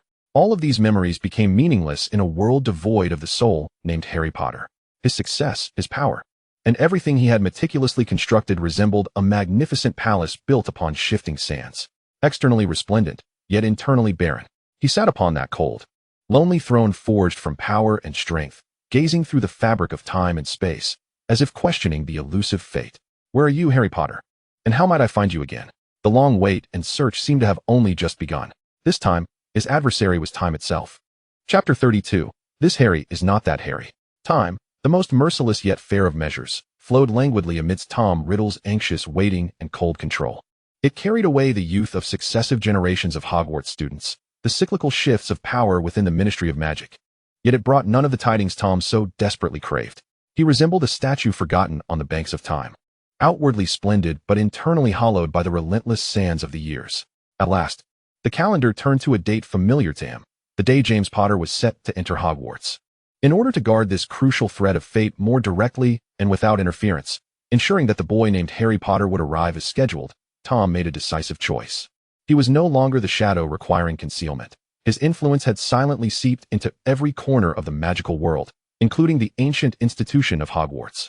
Tom chose to become the head of Slytherin House. In this magical realm, his power had permeated every facet, rendering Dumbledore's resistance impotent against this decision. The headmaster's penetrating blue eyes were filled with worry and opposition. He understood all too well what it meant to allow Tom Riddle, this man whom he could never fully comprehend and whose intentions he deeply mistrusted, to formally enter the power core of Hogwarts. Yet, at this juncture, Tom was no longer the student who required guidance and vigilance. He had evolved into a formidable figure, one that even the Ministry of Magic had to treat with caution, possessing vast influence and a reputation for progressiveness. Under the dual pressures of the Board of Governors and the Ministry, or rather, propelled by Tom's unseen hand, Dumbledore's opposition appeared feeble. He successfully ascended to the position of head of Slytherin. Clad in an exquisite dark green robe, he stood before the window of the Slytherin common room, which glimmered with an eerie green light, his cold gaze sweeping over the little snakes who looked at him with awe, admiration, or fear. This place had once been the starting point of his ambitions. Now it served merely as a stronghold on his vast chessboard. A temporary observation post to achieve his singular objective.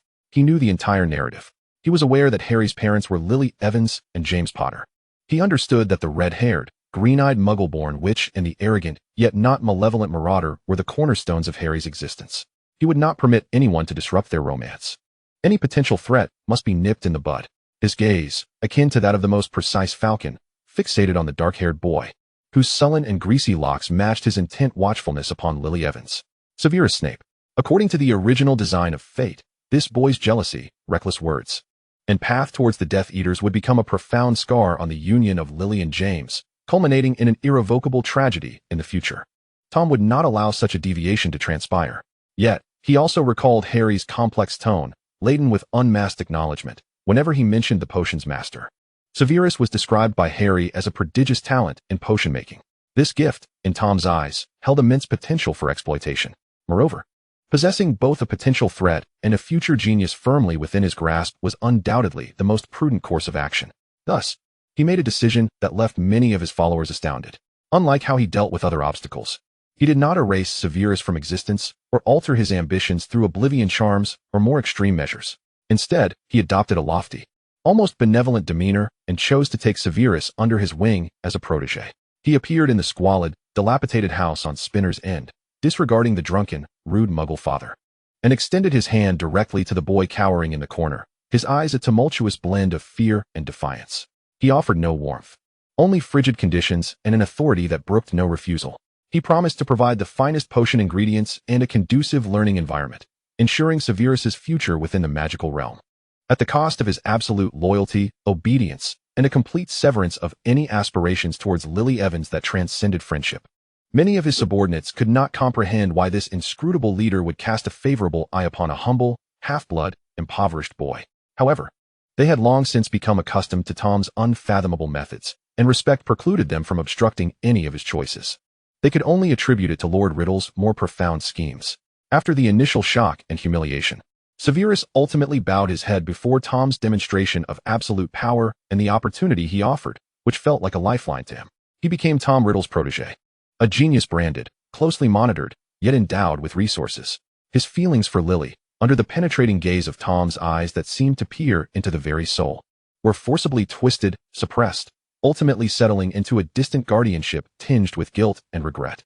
The obstacle was removed. The gears of fate, under Tom's formidable intervention, began to turn slowly in the direction he desired.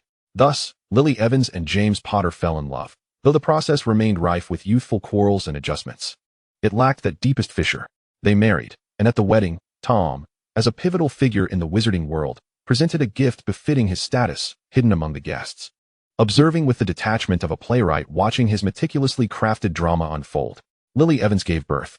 On July 31st, 1980, when the news broke, Tom, seated in the office of the Slytherin head, correcting an essay on defense against the dark arts, abruptly halted his quill. Ink splotched the parchment, yet he remained oblivious. A surge of overwhelming joy, nearly causing his very soul to tremble, erupted within him like a long-suppressed volcano. He leapt from his high-backed chair, his heart pounding violently within his chest, reverberating in his ears. He had succeeded. He had done it. Decades of waiting, decades of plotting, decades of solitude, all of it suddenly found meaning in that moment. Harry, his Harry, was he finally returning to his life? He could not help but envision the infant with emerald green eyes and unruly black hair, wondering if he bore the soul that had stood shoulder to shoulder with him, expressed concern and reluctance, and ultimately made a promise. Had the Harry Potter, descended from another world and endowed with the blood of the Starry Guardian, truly returned? In the ensuing days, Tom deployed every clandestine measure at his disposal, lurking in the shadows, observing this Harry. He became an invisible specter, wandering around the cozy abode of the Potters in Godric's Hollow, his senses heightened to their utmost, akin to the most sophisticated radar, capturing every subtle movement of the newborn within. His cries, his coos, the faint yet undeniable magical fluctuations emanating from him. He witnessed James Potter clumsily yet proudly cradling his son, observed the beaming, fatigued smile on Lily Evans's face. Yet, all these tender scenes served merely as a backdrop to him. His sole focus remained on the infant named Harry James Potter. Initially, he felt elation, brimming with anticipation. He even began to secretly devise ways to naturally infiltrate Harry's life, to guide him, to awaken his latent memories at the opportune moment. He imagined the surprise and confusion that would illuminate those emerald green eyes when Harry recognized him, perhaps even a glimmer of joy he dared not overly desire. However, as time passed, a subtle yet ever-growing sense of unease began to entwine his heart like a chilling vine. This infant was quite ordinary. His magical fluctuations were indistinguishable from those of any other wizarding child. Though lively, he exhibited no extraordinary traits. More importantly, Tom gazed greedily into those occasionally opened, still innocent eyes. They were beautiful emerald green, inherited from his mother, clear and pure, akin to a newly born lake. Yet, there were no stars. No specks of silver light swirling like a galaxy's vortex. No depth that hinted at the flow of energy or the occasional flicker of prophetic insight. Just a pair of innocent, childlike eyes. Tom attempted to reassure himself. It was still too early. Perhaps the bloodline had yet to awaken, the memories still sealed. He needed patience, needed to wait. However, when Harry turned 1, then 2, began to take his first wobbly steps, to utter garbled syllables, showcasing his lively, even mischievous nature, Tom's unease intensified. This Harry would exclaim joyfully upon receiving a toy broomstick, cling to his parents for affection, and giggle at the garden's gnomes. Every action he exhibited was that of a normal child growing up in love. He was not the Harry who had witnessed animal cruelty in the orphanage's backyard, his eyes reflecting struggle and pain. He was not the Harry who, in the Forbidden Forest, had calmly revealed a cruel future while protecting him from danger. He was not the young guardian who awakened his starry eyes at the Astral Academy, radiating brilliance. He was not the reliable companion who had fought alongside him in blood-soaked battles at Iron Rock City in the north. He was not the lover who, amidst the currents of space, bled tears yet stood resolute before him, shaking his very soul. But soon despair engulfed Tom. This Harry was not his. This cognition struck him like a searing brand, inflicting excruciating pain upon his very soul. Not him. Not the Harry Potter who traversed time and space, relinquishing everything in a fervent quest. Those decades of anticipation, the meticulously crafted plans, the patient restraint, and all the hopes, at this moment, they crumbled, transforming into a desolate, Suffocating wasteland. No, it was impossible. He stood in his opulent yet profoundly empty study, gazing into the inky darkness outside, unleashing a low, beast-like growl. His body trembled uncontrollably, his face as pale as a vampire's, and within his deep black eyes, the calmness and control shattered, replaced by an insatiable madness and a consuming despair. Why? Why was it not him? Had the time stone malfunctioned? Had Harry's soul become lost in the tumult of time? Or had that Harry, whose blood-soaked tears flowed in the storm of space, perished long ago? The very notion of death struck him like the most venomous curse, hitting him with unrelenting force. The thought that Harry might have been utterly obliterated in the vast void for his sake, never to be reclaimed, made Tom feel as though his heart had been wrenched from his chest by an invisible hand and brutally trampled upon. The sharp, gut-wrenching pain transcended any physical suffering he had ever endured, surpassing even the most excruciating agony. Unable to contain himself any longer, he let out a heart-wrenching, frenzied roar. A torrent of uncontrolled magic erupted from within him like a flood breaking through a dam. In the study, the lavish furniture was instantly reduced to dust by an unseen force. Paintings on the walls ignited in black flames, and the crystal chandelier shattered into a myriad of shards, cascading down like hail. The dark golden hue in his eyes blazed to a near combustion, intertwining the icy pressure of the feathered serpent lineage with the wrath of the Shadow King, causing the very temperature of the space to plummet, while shadows twisted and writhed like living entities, emitting a spine-chilling hiss. He yearned to obliterate everything, to annihilate this world, to destroy this wretched timeline devoid of Harry, to obliterate the fate that had subjected him to decades of waiting, only to culminate in such a cruel conclusion. He abruptly raised his hand, summoning a terrifying energy at his fingertips, potent enough to raise his entire mansion and even the entire block to the ground, filled with the purest essence of darkness and a will to destroy.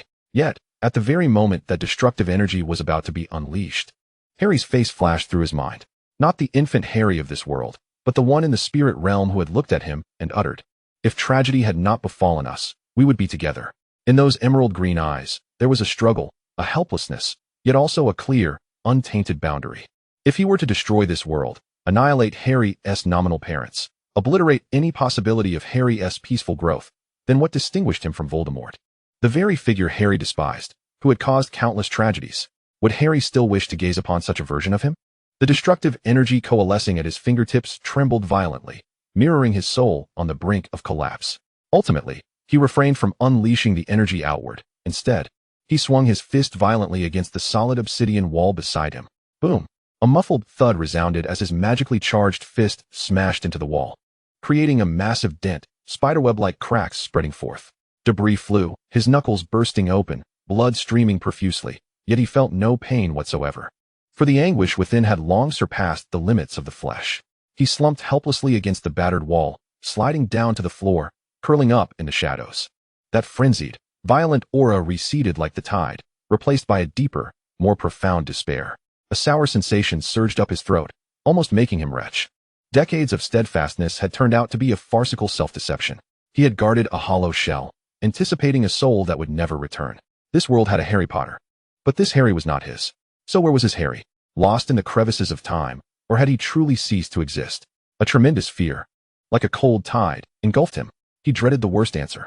If Harry had truly departed, then what meaning remained in this long, solitary life, this immense power, this control over everything? He sat amidst the wreckage of darkness, resembling a statue devoid of a soul.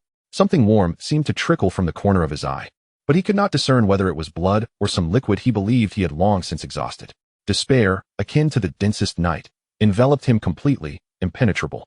Meanwhile, in the distant Potter household in Godric's Hollow, the black-haired boy named Harry Potter slept soundly, oblivious to the madness and despair he had unknowingly become the source of. Chapter 33, Guardianship. Time passed slowly, like grains of sand slipping through fingers, silently carrying away countless nights of longing and torment. Tom Riddle remained seated upon his cold throne of power, surveying the magical world that evolved slowly according to his will, yet could never fill the void within his heart. His gaze, as if pulled by invisible threads, invariably drifted to the boy born and raised in Godric's Hollow. Harry Potter. At last, the calendar turned to that fated year. Soon, it was time for this era's Harry Potter to embark on his schooling. At King's Cross Station, platform 9 3/4 buzzed with life. Tom did not attend in person, but his perception, akin to countless unseen eyes, had already penetrated the barriers of space. Firmly locking onto the black-haired boy pushing a luggage cart, tinged with a hint of anxiety and a surge of excitement. Regardless of the circumstances, Tom could not help but focus on the face that mirrored Harry's. When that small, bespectacled boy, devoid of the lightning-shaped scar on his forehead, passed through the wall and vanished towards the steam train, Tom felt as though something had gently stabbed his heart. That face, that tousled black hair, those emerald green eyes were so familiar, yet so hollow. He knew this was not his Harry. Logic repeatedly reminded him of this cruel reality. Yet emotion, or rather, the instinct and obsession that had long since fused with his very being, prevented him from averting his gaze. It was as if through this youthful shell, he could glimpse a fleeting shadow of the one who truly occupied his soul, even if it were merely a self-deceptive illusion. Thus, at Hogwarts, Harry Potter remained unaware that a pair of eyes from the depths of the Slytherin headmaster, and indeed from the shadows of the entire magical world, silently watched over him. He observed Harry making friends, sharing snacks with Ron Weasley on the train, engaging in arguments and reconciliations with Hermione Granger in the library, witnessing them forge that small, unbreakable triangle of friendship. Tom's heart remained utterly unmoved, even carrying a hint of cold scrutiny. In his eyes, these individuals were merely predetermined supporting characters in the grand narrative of fate, essential elements ensuring that this Harry Potter could mature without straying too far from his destined path. However, as Harry gradually approached adolescence and his emotional world began to awaken, the once tranquil and frigid surface of Tom's inner lake began to ripple with perilous undercurrents. He observed Harry's burgeoning romantic inclinations, particularly his infatuation with the red-haired Ginny Weasley, who pursued him with an adoring gaze. He noted Harry's clumsy and slightly awkward reactions in the presence of girls. These were merely the nascent affections of youth, not yet warranting Tom's significant attention. Until he encountered Cho Chang, a Ravenclaw girl with dark hair and striking beauty. When Tom, through certain channels, beheld the moment Harry met Cho in the corridor, the fleeting glimmer of shyness and admiration in Harry's emerald green eyes ignited within him a long-dormant, searing fury, brimming with destructive desire, akin to a volcano awakening from its slumber. Love. Such a notion was utterly intolerable. Regardless of whether this Harry was the one bound to him by life and death from the spirit realm, as long as he bore a face identical to his own, as long as he was called Harry Potter, Tom's intrinsic, maddening possessiveness would not permit him to pursue romance or exhibit any semblance of affection towards another. Especially not towards Cho, the very girl who had evoked a reminiscent gaze from Harry in the spirit realm through Hela. This obsession was devoid of reason. A primal instinct etched into his very being. His Harry could belong solely within the confines of Tom Riddle's gaze, to be observed by him alone, and must not be tainted by the presence of any other. He refrained from employing extreme measures. Targeting an underage female student was not worth the upheaval it could cause, nor would it fail to attract unwarranted complications. Yet, he possessed countless more elegant and inconspicuous methods at his disposal. He engaged a minor cog within his vast network of shadows. Perhaps it was a chance rumor, subtly circulating within Ravenclaw Tower, regarding Cho's ambiguous romantic involvement, or perhaps, following a Quidditch match, he orchestrated for a more handsome and adept player, such as Cedric Diggory, to foster more natural interactions with Cho. Or it might have been through some form of mental suggestion magic, imperceptibly altering Cho's perception of Harry, rendering him more akin to a younger brother in need of care than a romantic interest. The methods were discreet, yet effective. Soon, the tender feelings budding between Harry and Cho dissipated like petals blown away by an unseen chill, withering before they could fully blossom. While Harry would still occasionally be entranced by Cho's beauty, the impulse to draw closer and pursue her inexplicably faded. These maneuvers, of course, did not escape the notice of Dumbledore. Although the venerable headmaster was advanced in years, his control over Hogwarts, particularly his keen awareness of the unusual occurrences surrounding Harry Potter, remained undiminished. He noted the overly coincidental rumors, the subtle shift in Cho's demeanor, and, more importantly, the cold, focused gaze emanating from the direction of the Slytherin head. This was highly unusual. Tom Riddle, the enigmatic figure he had observed and guarded against for decades, wielding immense power within the magical realm. Why would he devote such meticulous attention to an underage Harry Potter? Why would he even resort to means to interfere in a young man's tender romance? A profound sense of doubt and unease compelled him. He had to ascertain Tom Riddle's true intentions. He could not tolerate any unknown factor that might threaten Harry's safety. Thus, one twilight evening, Dumbledore rapped on the door of the Slytherin head's office. Tom seemed to anticipate his arrival, as the office was devoid of anyone but him. Seated alone behind a grand desk, fingers toying with the soulstone ring, his gaze calm as he regarded the entering headmaster. The air was thick with a taut, silent standoff. Dumbledore, perplexed, his blue eyes sharp as an eagle's, locked onto Tom's, bypassing pleasantries and diving straight to the heart of the matter. his voice imbued with an undeniable gravity. "What are your intentions? Harry is still so young." This inquiry was direct and laced with protectiveness, as if labeling Tom a predator with sinister designs on a child. The air seemed to freeze with the weight of this question. Tom's fingers paused momentarily in their manipulation of the ring. He lifted his gaze, his deep black eyes meeting Dumbledore's scrutinizing stare. Within them, there was no hint of panic at being unmasked, nor any indignation at the accusation, only a profound tranquility, imbued with a complex mixture of emotions. He did not respond immediately, instead rising slowly to his feet and walking to the window, gazing out at the dark lake gradually shrouded in nightfall. His silhouette was tall yet conveyed an ineffable solitude. After a lengthy silence, he spoke, his voice low and clear, bearing an odd certainty, as if proclaiming a universal truth: "I will never harm him." This statement was neither a defense nor a promise, but a simple declaration of fact, as if the option to harm Harry Potter had never existed and could never exist within the lexicon of Tom Riddle's life. Dumbledore was momentarily taken aback. He had anticipated Tom might deny, quibble, or even threaten, but he never expected such a response delivered in that tone. He scrutinized every detail, catching the obsessive sorrow in Tom's gaze. That look was far too intricate. Within it lay an undeniable fixation, as unyielding as the hardest rock, impervious to any external force.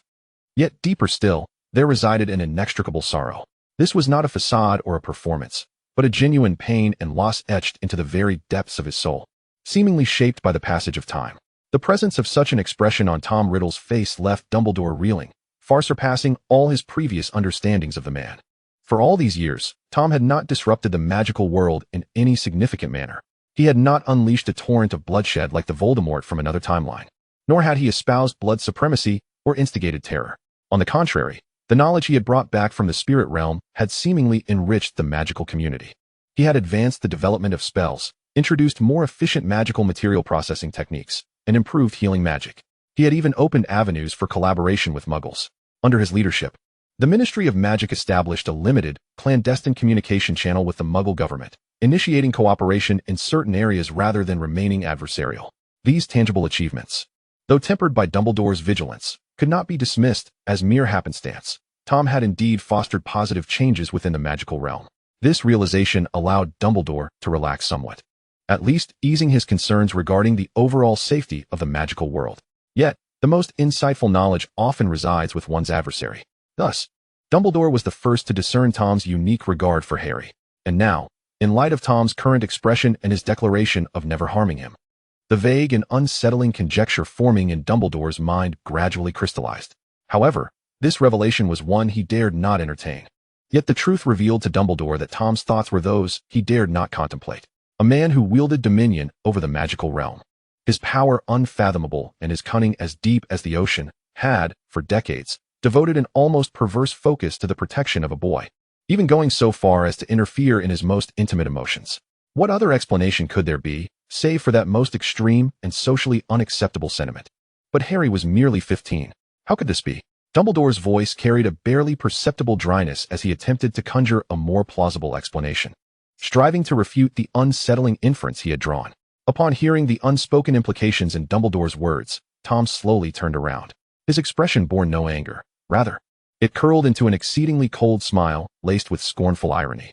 That derision was not only a disdain for Dumbledore's narrow assumptions, but also a self-deprecating acknowledgement of his own absurd predicament.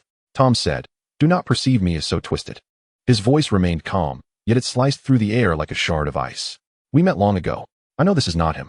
I am merely guarding him in silence." "We? This is not him. Guarding in silence?" These key phrases were like a key, instantly unlocking a door for Dumbledore into a deeper truth. He swiftly grasped the astonishing information contained within. The Harry Potter that Tom Riddle spoke of seemed to transcend the 15-year-old boy before him. It appeared that he was gazing through this boy at another, earlier encounter with a different Harry, coupled with Tom's knowledge that surpassed the current era, his distinctly different modus operandi from Voldemort, and the enigmatic source of his power. An astounding possibility began to take form in Dumbledore's wise mind. Time travel? Parallel worlds? Or perhaps a resonance of souls? He looked into Tom's eyes, where the cold mockery was directed at both him and the world, while the profound sorrow belonged solely to Tom Riddle, tied to an undisclosed past connected to another Harry. In that instant, many previously incomprehensible doubts seemed to find reasonable explanations. Tom's peculiar interest in Harry was not born from ulterior motives or twisted desires, but rather from a transcendent, distorted yet genuine obsession and guardianship. He sought within this Harry the shadow of another person, stubbornly safeguarding the tranquility of that shadow. Dumbledore perceived the cold mockery and sorrow within Tom's gaze. He understood Tom. He remained silent for a long while, the only sound in the office being the crackling of the fire in the hearth. Ultimately, he released a long sigh, as if shedding a heavy burden.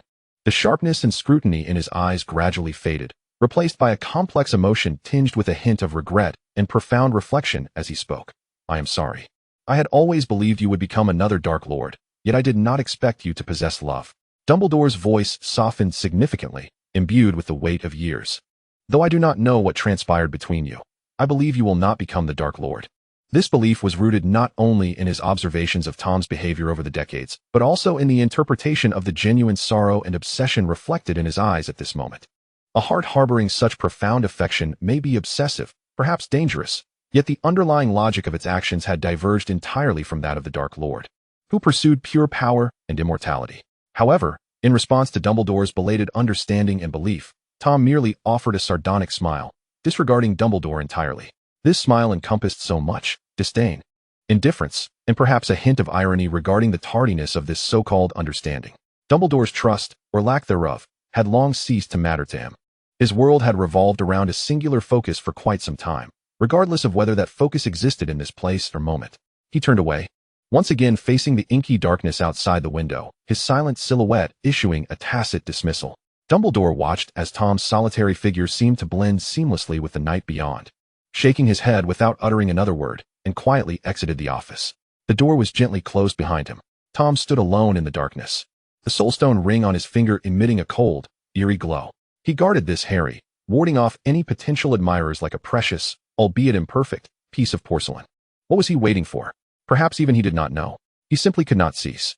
For to stop would mean severing even this last tenuous connection, plunging him into an abyss of complete nothingness and madness, an ordeal he could not endure, even with the power to obliterate worlds.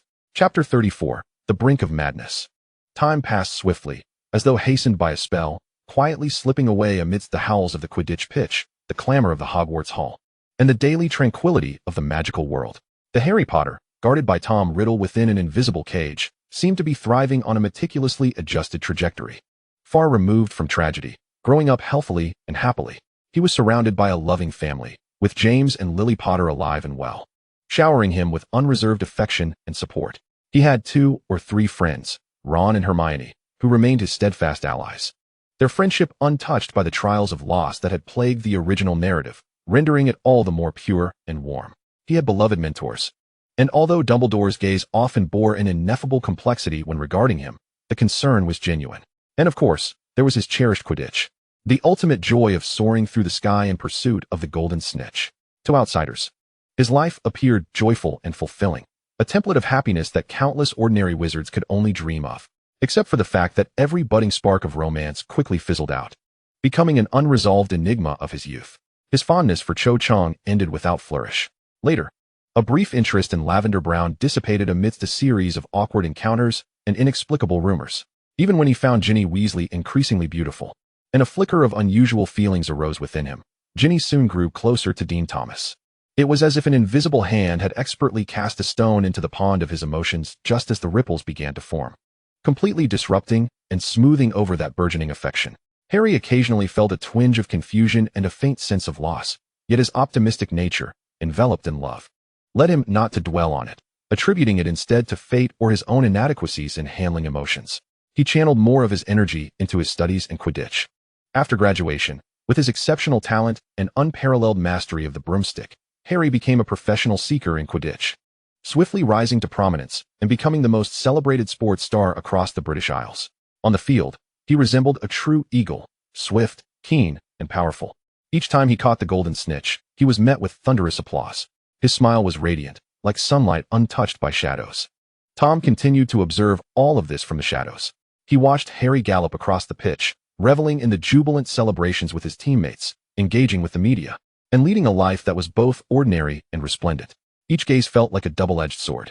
On one hand, this visage, identical to his own, offered a fleeting solace to his parched and desolate soul. On the other, this vibrant existence, this pure joy, served as an incessant reminder that this was not his Harry. His Harry might forever be lost in the tumult of time, never to return. This realization acted like a chronic poison, eroding his sanity day by day. He resembled a traveler clinging to a mirage, fully aware of its illusory nature, yet unable to halt his approach, unable to cease that self-torturous stare. Thus, the days passed until Harry turned 20. A crucial Quidditch final unfolded, pitting Harry's team against their long-standing rivals. The match was fiercely contested, the score tightly locked, with all hopes resting upon the seeker. The golden snitch flitted about like a cunning sprite, deftly evading the swiftly moving players and the rogue bludgers. Harry was wholly focused, his eyes fixated solely on that golden glimmer. In a perilous dive, desperate to outpace his opponent, Harry resorted to an exceedingly audacious and perilous maneuver. Narrowly twisting his broom in a forced direction beside the tail of his rival's broom and the edge of an uncontrolled bludger. However, fate took a miscalculated turn. His broomstick grazed the bludger ever so slightly, an imperceptible contact that should not have caused him to lose control. Yet, combined with the immense centrifugal force generated by his rapid maneuver, that minuscule external force became the final straw. Amidst gasps of horror from the audience, they watched helplessly as that dark figure was violently dislodged from his broom, plummeting like a bird with broken wings from a height of over 100 feet. Harry. In the stands, Lily Potter emitted a heart-wrenching scream, while James, pale as a ghost, clutched his wife tightly. Although protective spells and cushions mitigated some of the impact, the sheer force and height resulted in grave injuries. Harry crashed heavily at the edge of the pitch, rendered unconscious. Yet, in the very last second before his fall, his outstretched finger miraculously brushed against the wings of the startled, momentarily slowed golden snitch, securing victory for his team. The cheers of triumph mingled chaotically with screams of terror as confusion reigned. Harry was urgently transported to St. Mungo's hospital for magical maladies and injuries. The news spread like wildfire through Tom's extensive network within the magical realm, reaching his ears almost instantaneously. At that moment, he was ensconced in a lavish office at the Ministry of Magic, listening to a subordinate report on new developments in international magical cooperation. When the encrypted communication charm flickered to life in his palm, delivering the brief message of Harry Potter's severe injuries, the icy calm that enveloped Tom Riddle shattered like fragile glass. Boom. An indescribable wave of fury, fear, and a madness touched by something primal surged forth from him, rippling outward with explosive force. The heavy wooden desk in the office splintered to dust, the magical map adorning the wall ignited in black flames, and the reporting subordinate was hurled violently against the wall, groaning and collapsing, his fate uncertain. Tom had learned of Harry's misfortune. He did not spare a glance at the unfortunate subordinate, rising abruptly, his dark eyes now swirling with a molten light of destruction. Shadows writhed around him, as if countless vengeful spirits were howling. Quidditch. He spat the word through clenched teeth, his voice hoarse and twisted with seething hatred and ferocity. Why? Why had he eradicated all human threats, yet overlooked the inherent dangers of what seemed a safe sport? How could he allow this face, this existence named Harry Potter, to suffer such grievous harm under his very watch? If even a fragment of the soul within this body belonged to him, and this incident were to, he dared not continue that thought. The fear brought forth by such a possibility eclipsed any pressure he had ever faced from formidable foes. Go. He commanded the invisible shadows in the air, his voice as frigid as the polar winds. Reinforce the safety measures surrounding Quidditch. All brooms, all pitches, all protective spells, apply the highest standards. Should such a situation arise again, all responsible parties shall be silenced. His orders carried an undeniable madness and paranoia. The subordinates, bewildered by their master's extreme measures regarding the safety of a sport, trembled under the ancient, ferocious aura radiating from Tom, their very souls quaking. Yet they complied without question, no one daring to delay.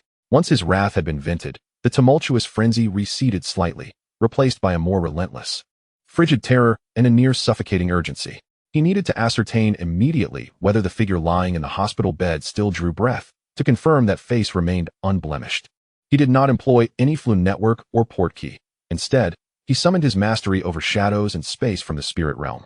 His form blurred and dissipated like ink in water, and in the next moment, he materialized in the shadows of an unoccupied corridor within St. Mungo's hospital. Like a true specter, he traversed silently beneath the veil of shadow magic, weaving through the bustling healers and anxious visitors without drawing a single glance. He pinpointed the intensive care unit where Harry lay. Through the transparent magical barrier, he beheld Harry resting upon the stark white bed, his complexion pale, eyes tightly shut, connected to several softly glowing magical monitoring devices. His forehead was bandaged, and one leg was secured by a magical splint, clearly fractured. Yet his breathing was steady, and his vital signs stable. Upon witnessing that he was still alive, the taut strings of Tom's psyche relaxed ever so slightly. However, the fury and anguish within him remained undiminished.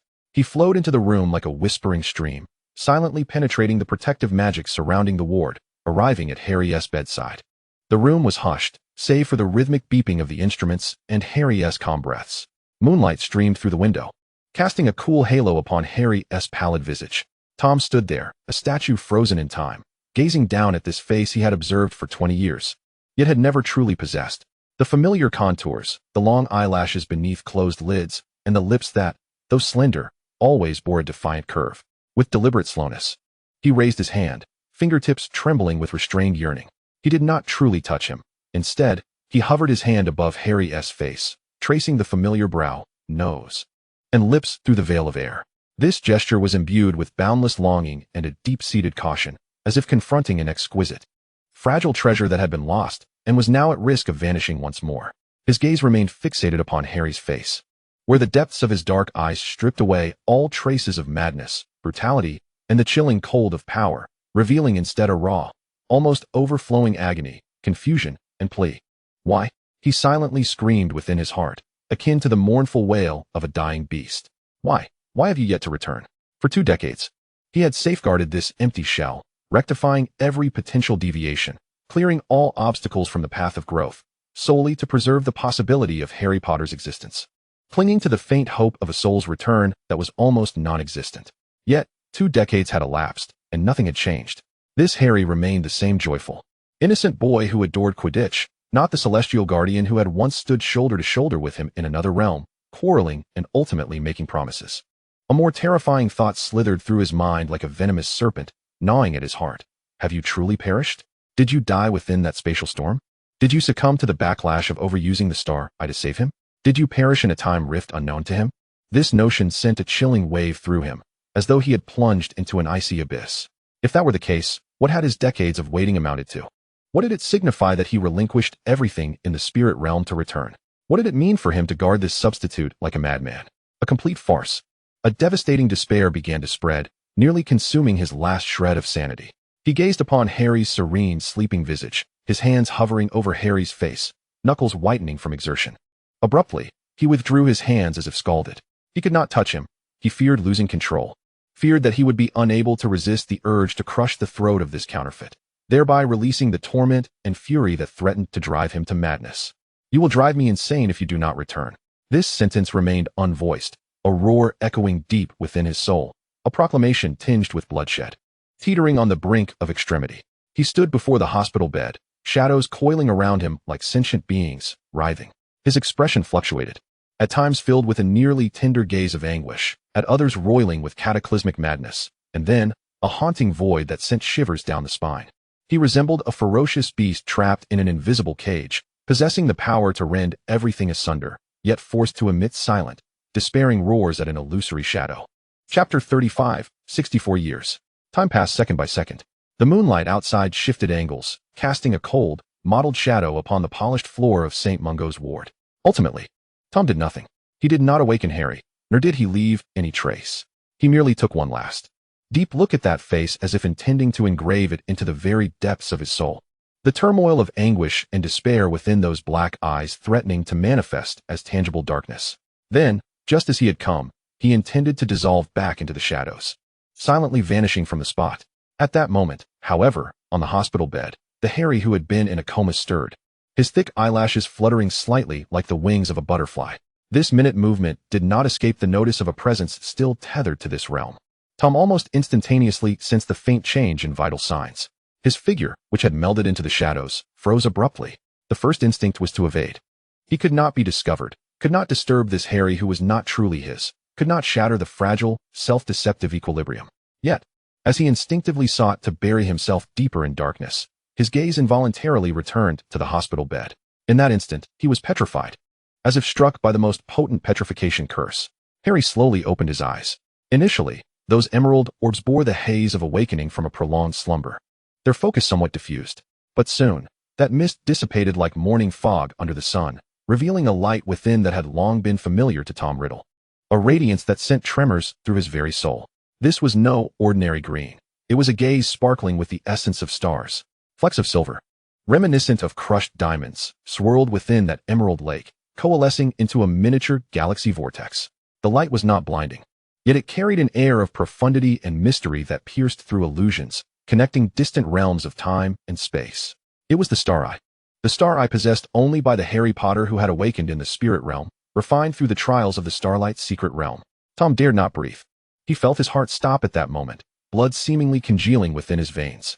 He feared that this might merely be a painfully vivid illusion, that even the slightest movement on his part would shatter this dream he had yearned for over 64 years.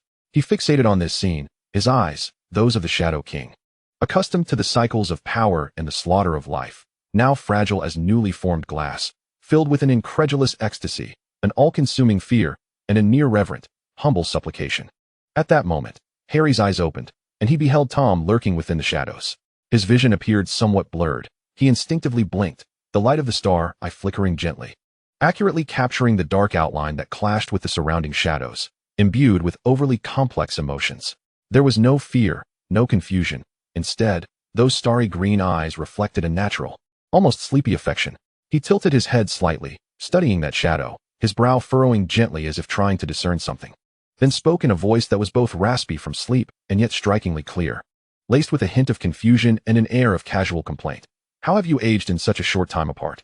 This sentence detonated like thunder, reverberating through the stillness of Tom's heart.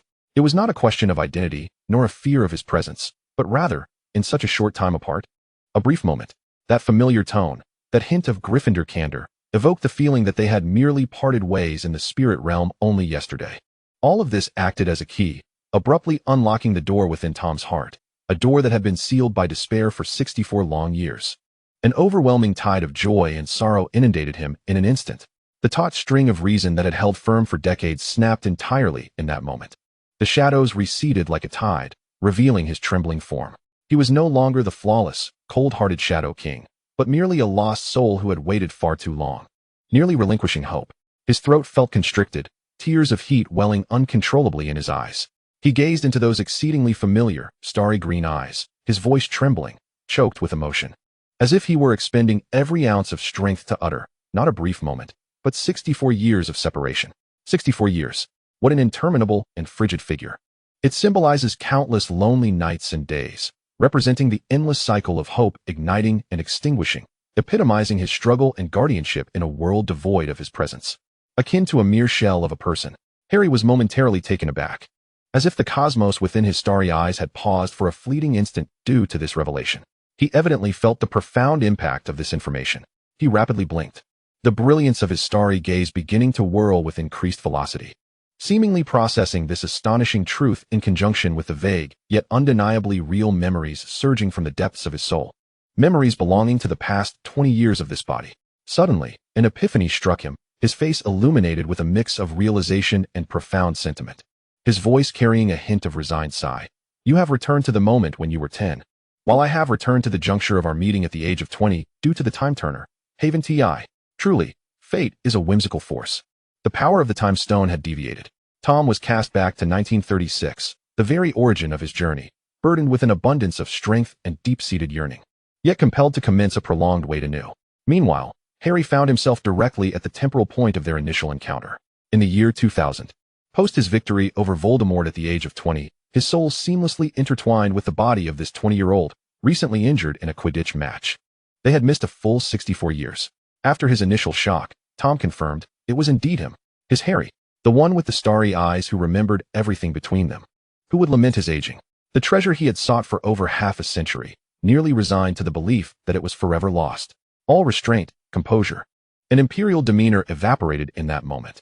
He stepped forward, emerging from the shadows, approaching the bedside with palpable reality, and embraced Harry tightly, exerting all his strength as if he wished to meld him into his very being, never to part again.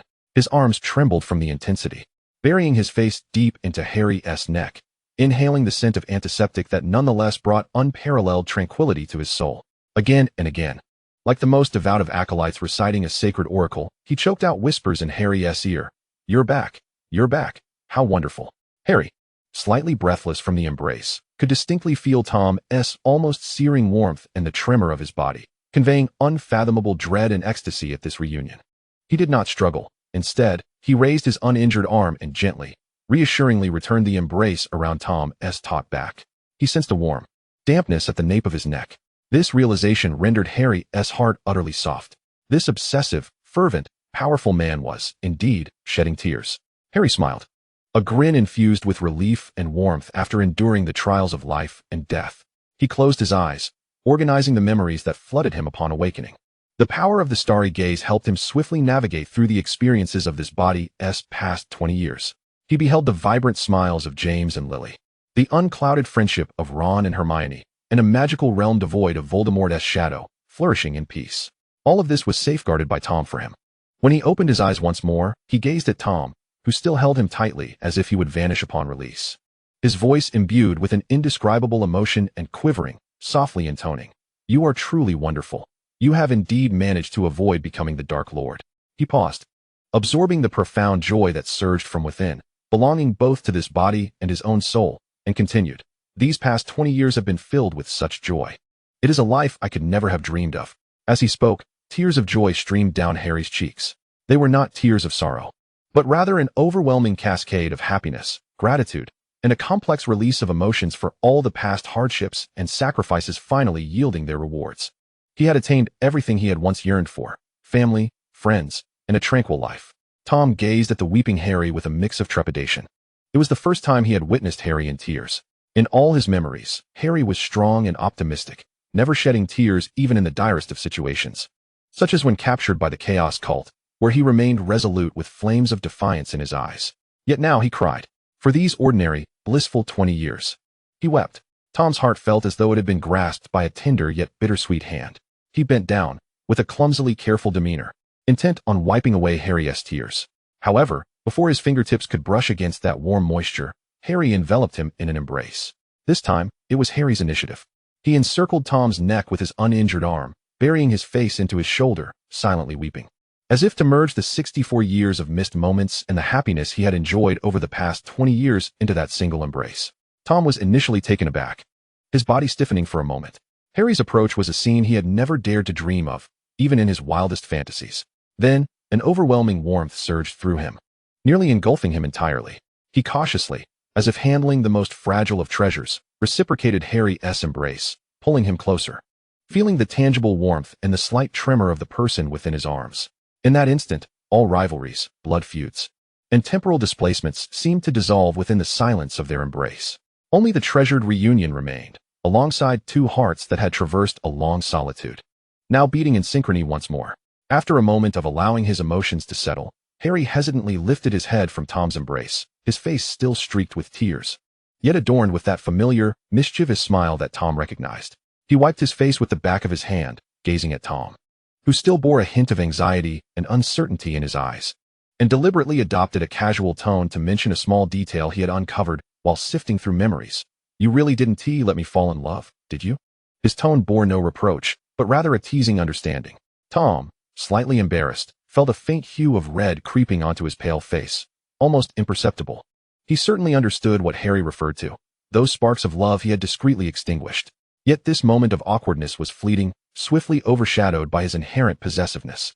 He fixed his gaze upon Harry with an expression of unwavering obsession, his dark eyes rekindling that familiar, undeniable desire for possession.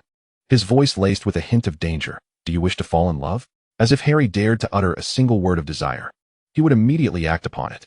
Witnessing Tom's sudden defensiveness, as though his territory had been encroached upon, Harry's smile widened, a bright glimmer of mischief sparkling within his starry eyes. He deliberately elongated his tone, savoring Tom's tense reaction, his face paling, before finally, with utmost clarity and tenderness, uttering the words that would illuminate Tom's entire world. "I do." Before the tempest was about to descend upon Tom, he swiftly connected, his gaze piercing into the depths of those astonished black orbs, yearning to engage in a romance with a person named Tom Riddle. At that moment, the air seemed to crystallize. The somberness, obsession, and jealousy etched on Tom's face. Every negative emotion melted away like snow beneath the sun, replaced by an exquisite, almost paralyzing void, followed by a pure and fervent ecstasy akin to a supernova explosion. He fixed his stare on Harry, as if to ascertain whether he was jesting, or if this was yet another cruel illusion.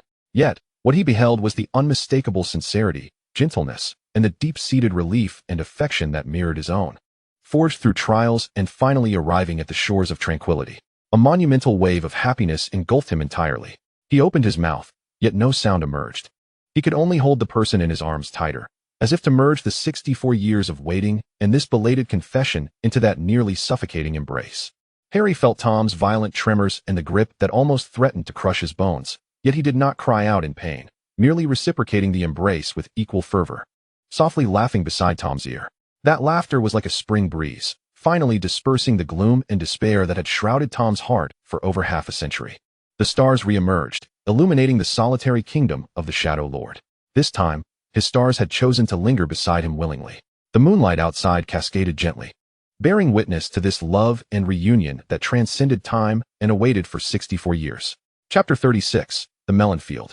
The two remained embraced in silence for a while. The hospital room suffused with the warmth of regained affection and the tranquility that followed a long separation. Harry sensed the faint tremors still present within Tom's embrace, and his heart softened. He closed his eyes, summoning the vast and pure starry magic within him, albeit slightly sluggish due to the merging of their souls.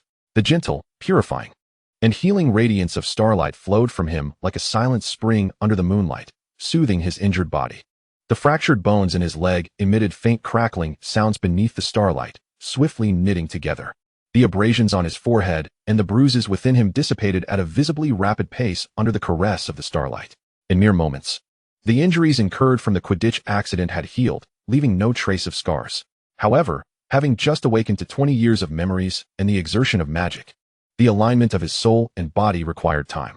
The immense burden from the information surge and the flow of magic washed over him, instilling a profound sense of fatigue akin to a tidal wave. He stifled a yawn, his eyelids heavy, leaning against Tom's chest, his voice thick with weariness. "I'm a bit tired. I wish to sleep for a while." Tom, naturally, stayed by his side. At that moment, even if Merlin himself were to descend, he would not budge an inch away from Harry. He carefully assisted Harry in lying back down, tucking him in gently, as if cradling a rare treasure. He then pulled over a chair beside the bed, preparing to sit there, much like countless nights before, watching over Harry's sleeping visage until he awoke again. Yet, Harry, observing Tom's intention to sit by him, did not close his eyes. He blinked his starry, albeit weary eyes, a faint blush gracing his cheeks, conveying a hint of shyness intertwined with a sense of endearing familiarity. He subtly shifted, creating space on the other half of the bed, and then, in a tone as casual as discussing the weather, murmured, "St. Mungo's beds are rather spacious. They can accommodate two." These words struck Tom like a small thunderclap, igniting a magnificent display of fireworks within his heart. He looked down at Harry's flushed ears and the way he deliberately averted his gaze, feigning interest in the ceiling, and it felt as if the frost that had accumulated over 64 years melted into warm spring waters. He chuckled softly, his voice deep, tinged with disbelief and satisfaction. Without a moment's hesitation, he slipped off his shoes and coat, his movements graceful yet imbued with an undercurrent of urgency. He climbed into bed beside Harry, turning on his side to envelop Harry carefully in his embrace, resting his chin lightly atop Harry's head, relishing the familiar sensation of his soft black hair. His voice was low and reassuring. "Sleep now, I'm right here." Harry smiled, that expression one of comfort and contentment, as though he had finally found a long-lost harbor. He nestled closer into Tom's embrace, seeking a comfortable position, inhaling the mingling scents of cool air and faint magical spices, the overwhelming fatigue quickly engulfing him. He closed his eyes, almost instantly succumbing to deep slumber as his body instinctively began to repair the soul shock from 20 years of memories. Meanwhile, Tom did not sleep. How could he bear to? He was like a traveler who had wandered in a desert for far too long, finally discovering an oasis, greedily and insatiably gazing at the sleeping visage in his arms, utilizing the faint moonlight filtering through the window and the glow from the corridor's magical lamps.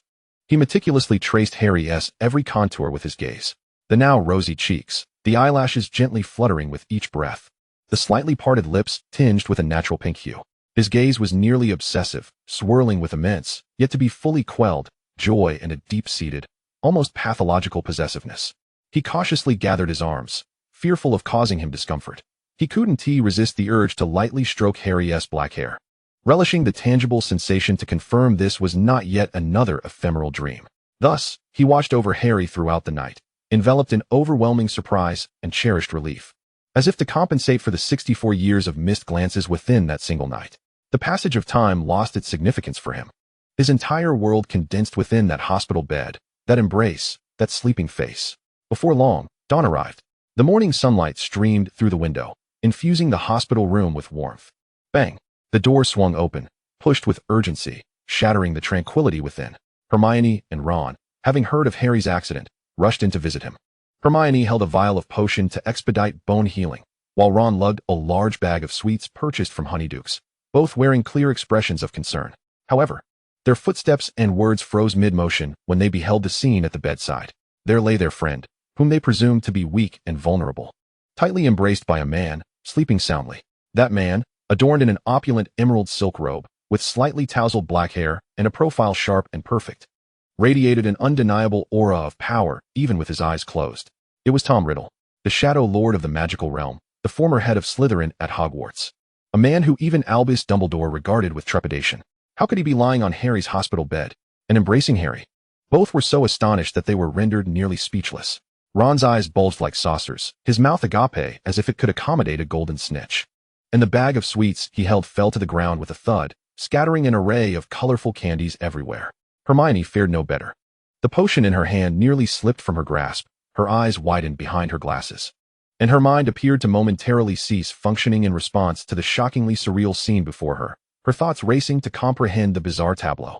Ron instinctively opened his mouth to utter a cry that could shatter the roof, but Tom, fearing that their exclamations would awaken Harry, did not even lift his eyelids, merely allowing his fingers resting lightly on Harry's back to twitch ever so slightly. An invisible magical wave enveloped Ron and Hermione in an instant. A silencing charm was cast, rendering their voices mute.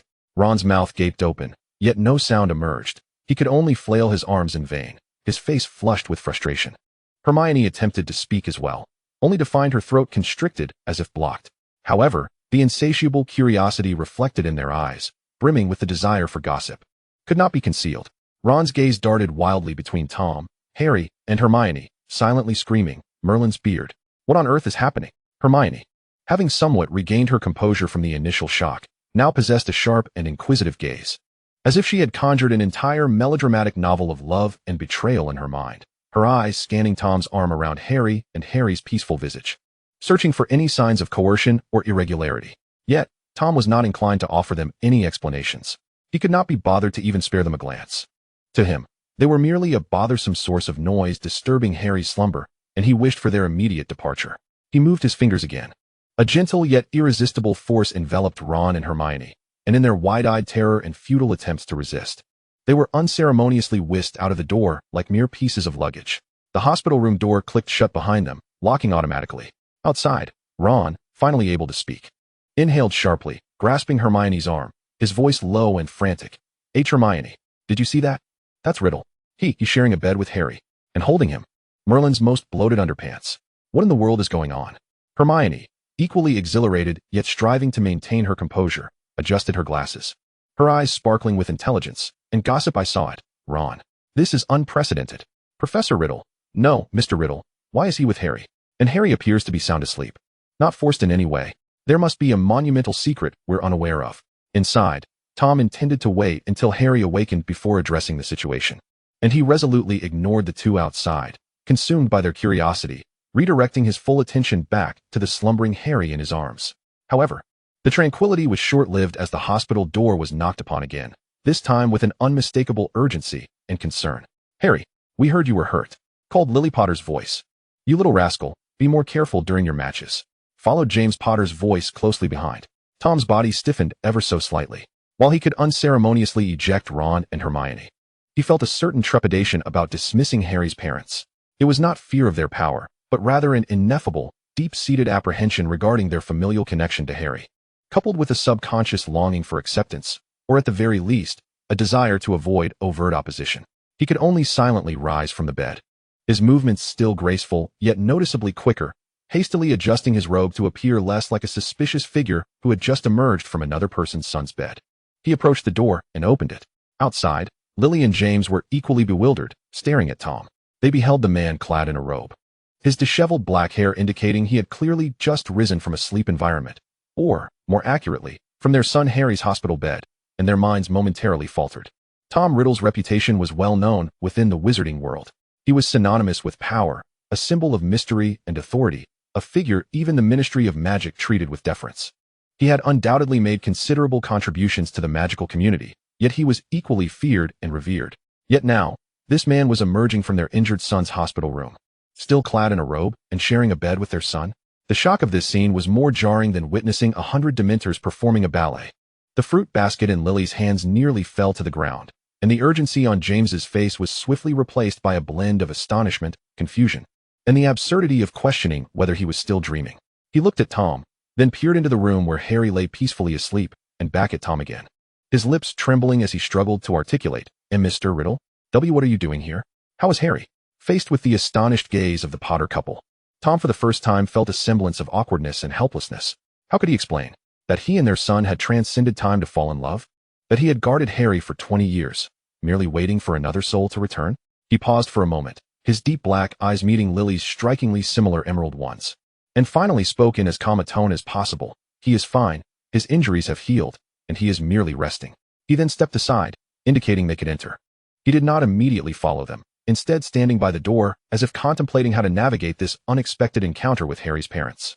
Lily and James, filled with confusion and suspicion, gingerly entered the hospital room, observing that Harry indeed appeared to breathe evenly, his complexion rosy, seemingly unaffected, which brought them a measure of relief.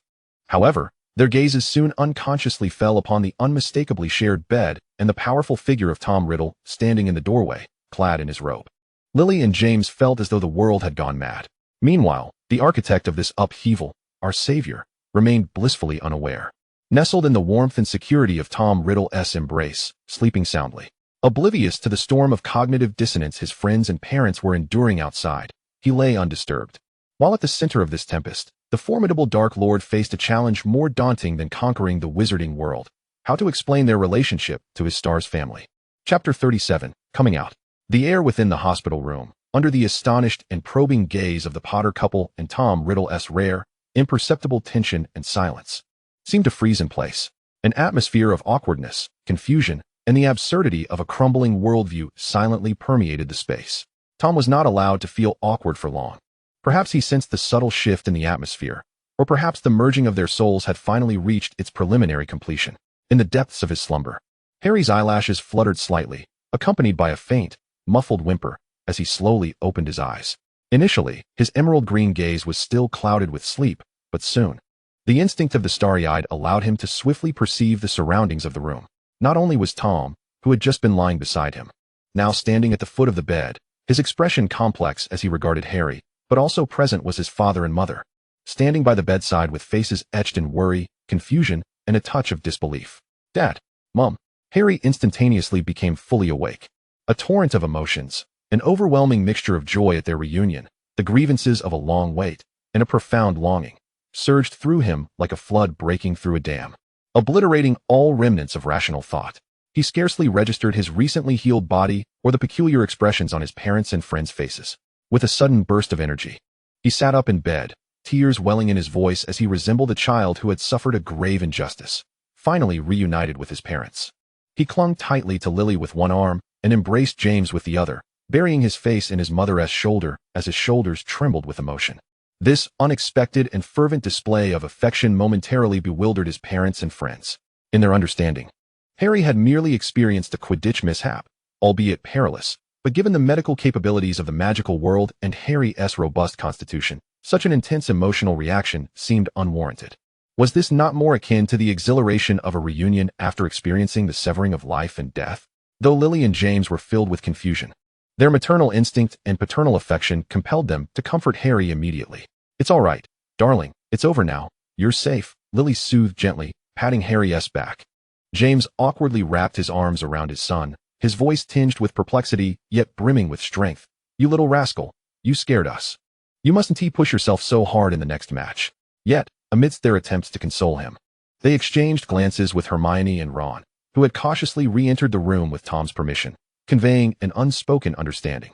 Was Harry's unusual and vehement emotional response in any way related to the formidable figure of Tom Riddle, clad in a nightgown? Had he coerced Harry into something that rendered him so vulnerable and emotional?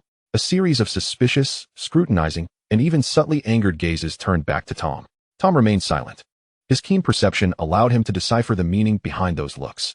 Tom Riddle, who traversed two worlds and wielded unparalleled power, had never needed to coerce anyone, especially not Harry Potter. However, observing Harry pouring out his emotions unreservedly in his parents' embrace, Tom understood that this was a direct fulfillment of Harry's deep-seated longing for familial affection, a testament to the restoration of everything he had once lost.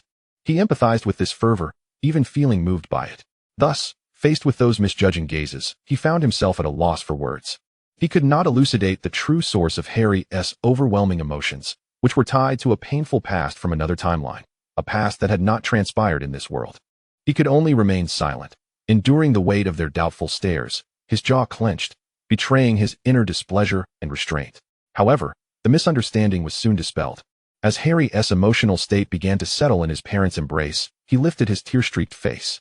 He noticed the lingering concern in his parents' and friends' eyes, alongside their doubts about Tom. Instantly, he recognized the necessity to provide clarity. Anything less would be profoundly unfair to Tom. He wiped his tears with the back of his hand, inhaled deeply, and slightly withdrew from Lily and James's embrace, though still gripping his mother's hand tightly. As if drawing strength from her, his gaze swept over everyone present. Ron's face was a canvas of "Please tell me what is happening."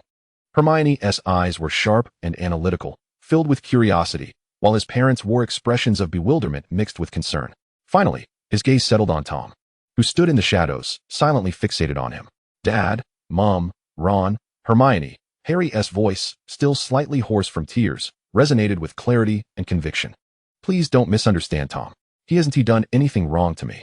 On the contrary, he has waited for me for such a long time. He began to recount the events with concise, yet clear language, detailing the circumstances that had transpired. He spoke of himself in another timeline. The one who lost his parents to the Dark Lord at just 1 year old, raised in the Dursleys' cupboard, who entered Hogwarts at 11, faced numerous adventures and dangers, and ultimately vanquished the Dark Lord. Then came the fateful magical accident. At the age of 20, he encountered the 10-year-old Tom, the boy who would one day become Voldemort. He described his internal struggle between morality and hatred. Ultimately, he refrained from taking action, only to be swept away by a temporal rift alongside Tom, landing them in the spirit realm. He illustrated a world with a radically different magical system, where the Celestial Academy existed, along with 4 great factions and bloodline awakenings. He recounted how they transitioned from mutual suspicion to reliance on one another, how they awakened their powers, fought side by side, struggled to survive in that realm, and ultimately found their way home. We used the time stone to return. Harry's gaze shifted back to Tom, filled with profound sympathy and affection. However, the time magic deviated. Tom was sent back to 1936, to when he was 10 years old, carrying with him all the powers and memories he had acquired in the spirit realm. His voice grew somber. I, on the other hand, returned directly to the moment after I defeated Voldemort, which is now, at the age of 20. My soul returned to this newly injured body. He paused, surveying the stunned expressions of his friends and family, who were rendered speechless by the incredible tale. He uttered the heaviest and most tormenting truth for Tom. Tom waited 64 years for me to return to my original timeline. 64 years. This chilling number, once again invoked, bore an entirely different weight. It was no longer merely a bitter statement from Tom, but intertwined with Harry's account of their 8 years of mutual dependence in a foreign world, forming a tapestry of prolonged, solitary, and despairing waiting. Silence enveloped them all. Ron's mouth hung open, forgotten, while Hermione's glasses slipped down to the bridge of her nose, as she struggled to process the overwhelming information far beyond the complexities of the newts. Parallel timelines, time travel, alternate worlds, adversaries turned lovers. The shock on Lily and James's faces gradually faded, replaced by an intricate blend of emotions. They gazed at Harry, imagining the painful childhood and brutal war endured by their son in another timeline. They then turned their attention to Tom Riddle, the man they had always revered and even feared, who now seemed to possess an ineffable depth in their eyes. A man who had struggled alone in this world for 64 years, waiting for their son's return, embodying a form of devotion or perhaps obsession. Harry's parents and friends absorbed all the information with astonished disbelief. The magnitude of this information was overwhelming, almost surreal, fundamentally disrupting their perceptions of the world, time, and even the two individuals before them. They gazed upon these fated souls, either star-crossed lovers or bitter adversaries. Their relationship was profoundly intricate. They were beings from divergent timelines, former rivals, companions reliant on one another in a foreign realm, and after enduring trials of life and death, they had ultimately recognized their affections for one another. This extraordinary romantic journey was a challenge for everyone to comprehend. Ron's expression seemed to convey Merlin's socks. This is even more outrageous than the twins' prank products. Meanwhile, Hermione fell into deep contemplation, striving to validate the narrative's logical plausibility from various perspectives, including temporal theories and soul magic. Lily and James experienced a tumult of emotions. On one hand, they felt heartache for the alternate timeline's Harry, while on the other, they instinctively recoiled with concern towards the man who had abducted their son, a man old enough to be their grandfather and once a contender for the Dark Lord. The hospital room was once again enveloped in an uncanny silence. Yet, the gaze shared between Harry and Tom was filled with love and the joy of reunion. When Harry looked at Tom, his starry eyes sparkled with unreserved trust, profound sorrow, and the brilliant light of something regained. It was a deep affection that had finally settled after experiencing true separation and transcending the boundaries of time. Conversely, as Tom gazed at Harry, his typically deep, cold eyes, imbued with endless darkness and calculation, now clearly reflected Harry's image, where all obsession and madness had transformed into an almost overflowing tenderness and reverence. It was a focus and fulfillment that declared, "My world exists solely because of you." The intersection of their gazes created a formidable, undeniable emotional magnetism, a force that transcended words, defied worldly conventions, and even surpassed time itself. In the face of such bare and steadfast affection, all incredulity and resistance seemed pale and impotent. As a mother, Lily's heart was the softest, observing her son's tear-laden smile of happiness, and then glancing at Tom's gaze that seemed to have finally found the meaning of life. The remnants of her reservations and worries gradually transformed into a complex understanding and deep emotion. She sighed gently and reached for James's hand. James, sensing his wife's unspoken cue, looked at the pair before him, these unfortunate lovers, and then at their son's unprecedented, genuine smile. Ultimately, he resignedly shrugged, as if accepting their fate. Ron glanced between Harry and Tom, scratched his red hair, and mumbled, "All right, if this is true, Merlin, that's utterly insane. But, mate, as long as you're happy." He ultimately chose to support his friend's extraordinary yet joyful choice. Hermione adjusted her glasses, her gaze sharpening with clarity. She looked at Harry and said earnestly, "This requires extensive research and documentation, Harry. The parallel timeline theory and time paradoxes are astonishing." However, she paused, a sincere smile gracing her face. "The most important thing is that you're back and you seem genuinely happy." They silently accepted and bestowed their blessings, although there were no exuberant cheers or fervent congratulations. This silent acknowledgement, understanding glances, and the absence of doubt or repulsion constituted the best possible outcome. Thus, the two had successfully passed the scrutiny of family and friends. This astonishing romance, which began amidst temporal dislocation and was entangled in love and hate, had endured a lengthy 64-year wait and finally received preliminary acceptance from Harry's closest kin in this world. Although the road ahead might still be fraught with challenges, at least they no longer needed to hide in the shadows. They could face the future hand in hand, openly. Tom observed the scene before him, the tension in his heart finally easing. He approached Harry's side, remaining silent, merely grasping his hand. Harry reciprocated the grip, their fingertips exchanging warmth and strength. Sunlight streamed through the window, casting a golden hue upon their intertwined hands, as if gilding this love that had transcended the torrents of time. Chapter 38, Intimacy. After the tempest of explanation and acceptance, an unusual serenity lingered in the hospital room, akin to a sky cleansed by a downpour. Clear and imbued with the essence of rebirth, sunlight filtered through the slats of the blinds, casting slender beams upon the floor, where dust danced gracefully within the shafts of light.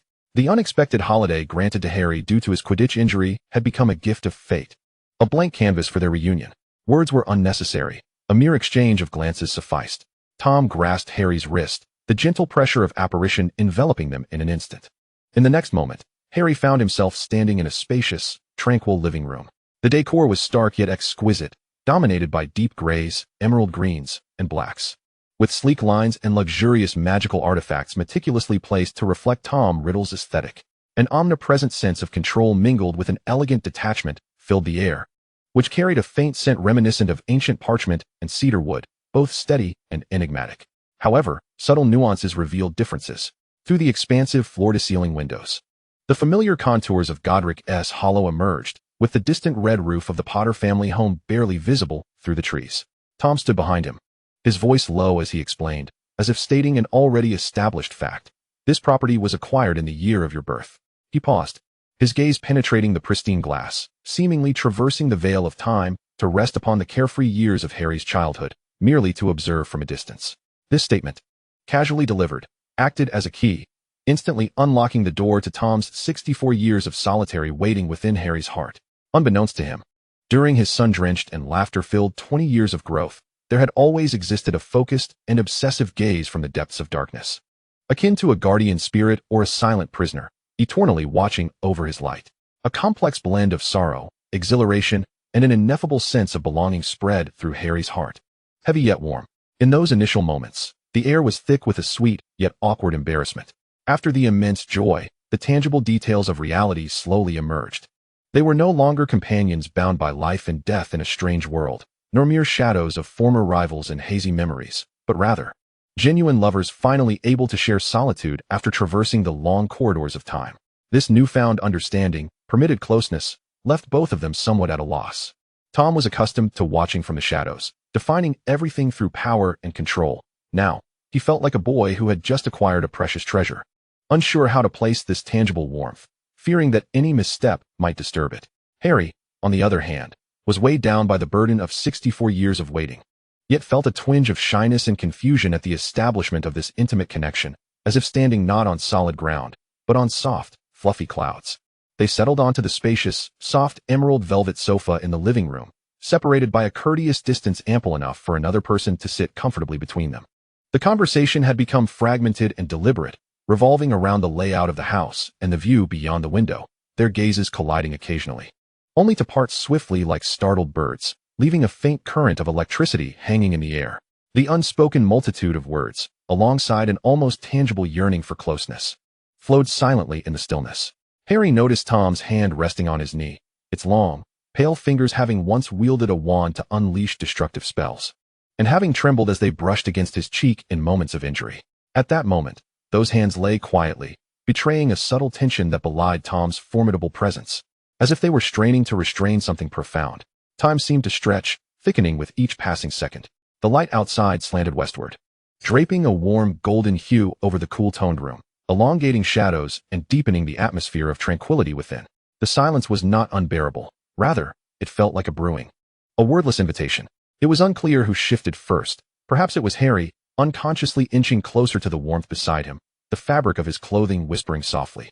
Or perhaps Tom, unable to endure the seemingly insurmountable distance that felt like an eternity, leaned slightly toward him, his taut body betraying a flicker of urgency. The space between them diminished in silence, from an arm's length to the brushing of fabric, until the outer edges of their arms pressed gently and undeniably together. The moment of contact felt as though it had ignited a fuse. Tom's body trembled almost imperceptibly, as a storm began to gather in the depths of his usually fathomless black eyes, a tumultuous undercurrent surging. He turned his head, his gaze becoming tangible, searing with intensity, tracing the contours of Harry's profile, from the smooth, full forehead to the elegantly straight nose, finally greedily resting on those slightly parted lips, tinted with a natural pink. In that gaze, there was no longer mere observation but a fervent, unabashed desire for possession, coupled with an almost reverent longing. Harry felt the heat of that gaze, his heart racing uncontrollably, a flush creeping up his ears. He lifted his head, summoning courage to meet Tom's eyes. In those emerald starry orbs, there was no fear, no retreat, only a gentle sea of starlight, imbued with understanding and encouragement, as if to say, "I am here." He hesitantly raised his hand, fingertips trembling with a tentative, almost imperceptible quiver, like a butterfly touching the surface of water, brushing against Tom's hand resting on the sofa. The contact was a collision of ice and fire. Tom's hand suddenly closed around his, no longer a cautious exploration but a firm grip infused with undeniable strength, enveloping Harry's cool fingers within his warm palm. Though his palm was not soft, marked by calluses from years of wielding a wand, the pressure bore a resolution that seemed to meld Harry's very essence into his grasp, while subtly conveying an unnoticeable tenderness. Their breaths intertwined, rapid and heated. The initial awkwardness and embarrassment melted away in that moment. Emotions that had been suppressed for far too long, accumulating like a dormant volcano, finally broke through the last barrier of reason, erupting with a resounding force. Tom's arm encircled Harry's waist, pulling him closer with an urgency that bordered on frantic, yet softened to a feather-light touch at the final moment, as if afraid to shatter this hard-won dream. Harry did not resist. Instead, he yielded to that force, willingly surrendering to the embrace that felt both familiar and foreign. The air was imbued with Tom's distinctive scent, an amalgamation of coolness, ancient spellbooks, and a unique shadowy essence, strangely offering him an immense sense of comfort and belonging. He closed his eyes, his thick lashes fluttering, feeling Tom's sculpted jaw resting against his crown, feeling the thunderous heartbeat resonating through the thin fabric, indistinguishable from his own. Words became superfluous.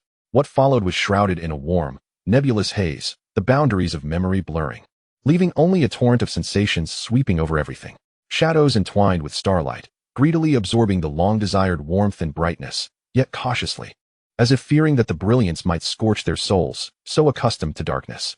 Stars descended into the embrace of shadows, willingly consumed by the profound obscurity, enveloped in the light of their own luminescence, illuminating the eternal solitude and dispelling the bone-deep chill. Their mingled breaths resonated like the oldest incantation, reverberating in the hush of the room, composing a melody of reunion that transcended life and death. Trembling fingertips explored and confirmed, tracing the taut muscles along the spine. Like an explorer finally reaching a long-desired sanctuary, filled with reverence and uncontainable fervor. It was a suppressed sob that escaped from deep within, entwined with low, sensual gasps, forming the most primal and heart-wrenching notes, narrating the agony of 64 years of waiting and separation, and the nearly painful ecstasy of possession in that moment. It was the mingling of sweat, dampening their hair, adhering to skin, as if breaking some final boundary, allowing the magic of starlight and shadows to truly merge, flowing seamlessly, indistinguishable from one another. It was those eyes, always harboring endless calculations and cold authority, dispersing pure and fervent golden light at the pinnacle of passion.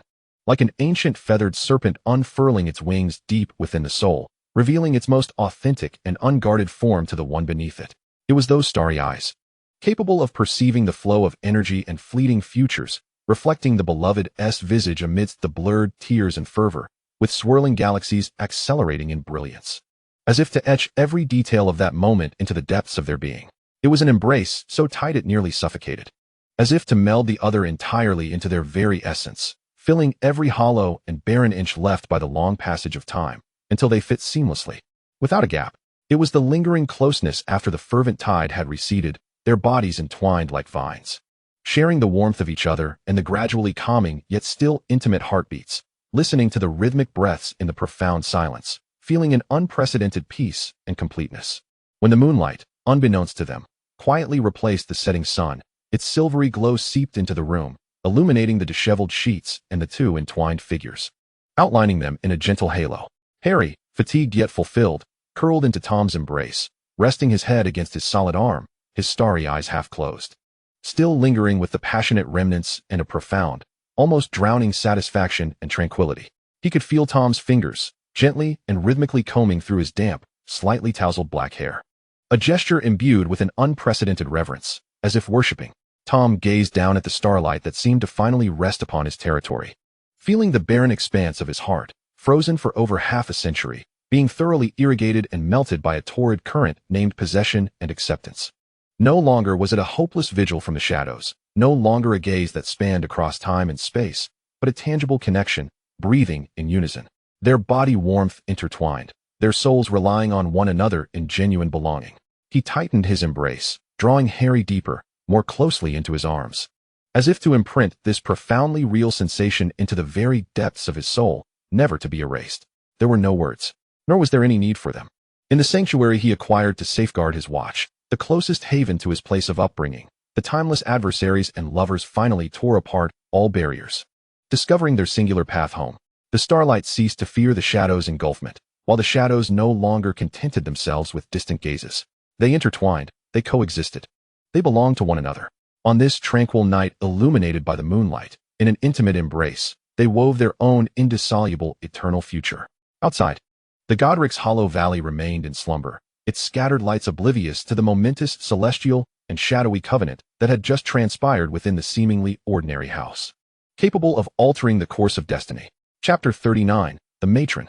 The first rays of morning sunlight, infused with the refreshing aroma of the unique flora of Godric's Hollow, playfully pierced through the glass of the floor-to-ceiling windows, casting mottled light upon the luxurious dark wool carpet.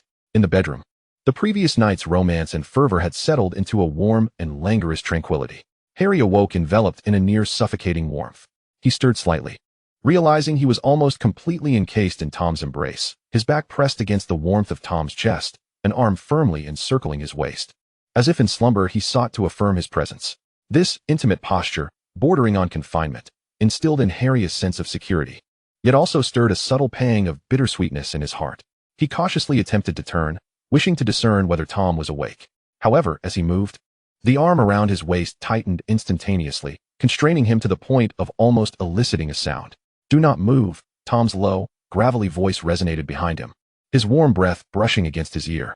Harry obediently halted, surrendering once more to the embrace that bore the essence of cedar and ancient magic. He felt Tom bury his face in the nape of his neck, inhaling deeply as if drawing sustenance from some vital essence. After a moment, Tom gradually relaxed his grip, allowing Harry to turn and face him. In the morning light, Tom's deep black eyes bore into him unblinkingly, devoid of the usual cold calculations or the composure of one who controls all. Instead, there was a fragility, an unfathomable darkness swirling within them, laden with a tumult of complex emotions. The euphoria of reunion had yet to fully dissipate, overshadowed by a deeper, almost soul-searing fear, a terror that this moment was but a fleeting illusion, easily shattered. Harry's voice was soft, tinged with an uncertain tremor, starkly contrasting with his usual deep, authoritative tone. He lifted his hand, fingertips quivering ever so slightly, as he cautiously traced Harry's cheek, from brow to nose, then to lips, as if verifying the authenticity of a fragile masterpiece. His gaze remained locked onto Harry's eyes, those emerald orbs now glistening like dew-kissed jade in the morning light. "You are not an illusion, are you?" Tom's voice fell to a whisper, imbued with a stubborn, almost obsessive need for validation. "You are not merely a figment conjured by my tumultuous magic, nor some audacious soul who imbibed a potion. You have truly returned, within my reach, and will not vanish again, will you?" Each word felt as if it were painstakingly hewn from the depths of a heart frozen for 64 years, carrying the chill of profound loneliness and the scars left by a protracted wait. Harry's heart constricted, as if grasped by an invisible hand, a mixture of aching and swelling. He understood that the 64 years of solitude, especially the last 2 decades spent oscillating between hope and despair, had indelibly etched unerasable scars upon Tom's very soul. This man, formidable enough to command a world, instilled with awe and fear, displayed such profound insecurity regarding matters of the heart. He made no attempt to offer reassurance with light-hearted words, nor did he feel impatience. Instead, he simply raised his hand to envelop Tom's cool, lingering hand on his face, warming it with his own. Then, he slightly tilted his head, pressing a gentle yet resolute kiss upon Tom's pallid lips. This kiss bore no hint of passion. It resembled a solemn vow, a silent comfort.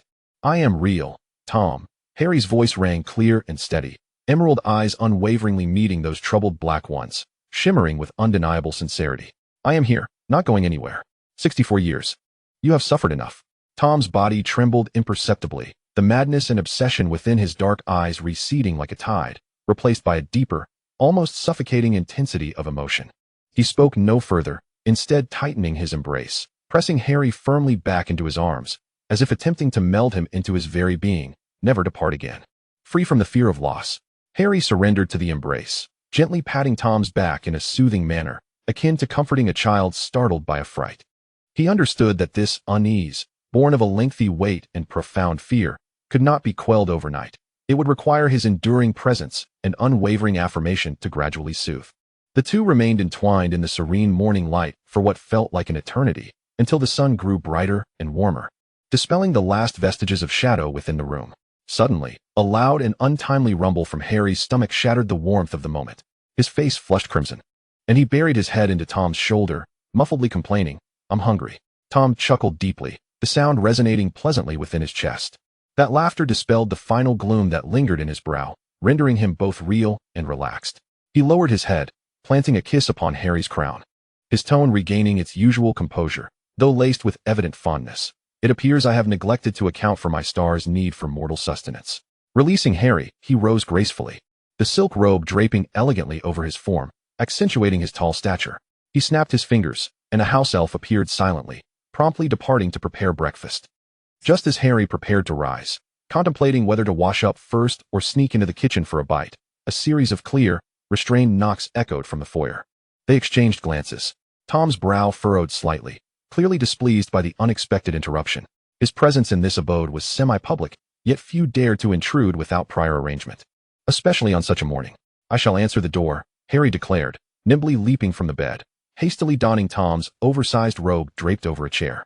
The garment hung far too large on him, trailing on the ground, and he shuffled toward the door in ill-fitting slippers. Driven by curiosity and a sense of duty as a guest, Tom observed Harry's appearance, clad in his voluminous robe like a child pilfering an adult's clothing.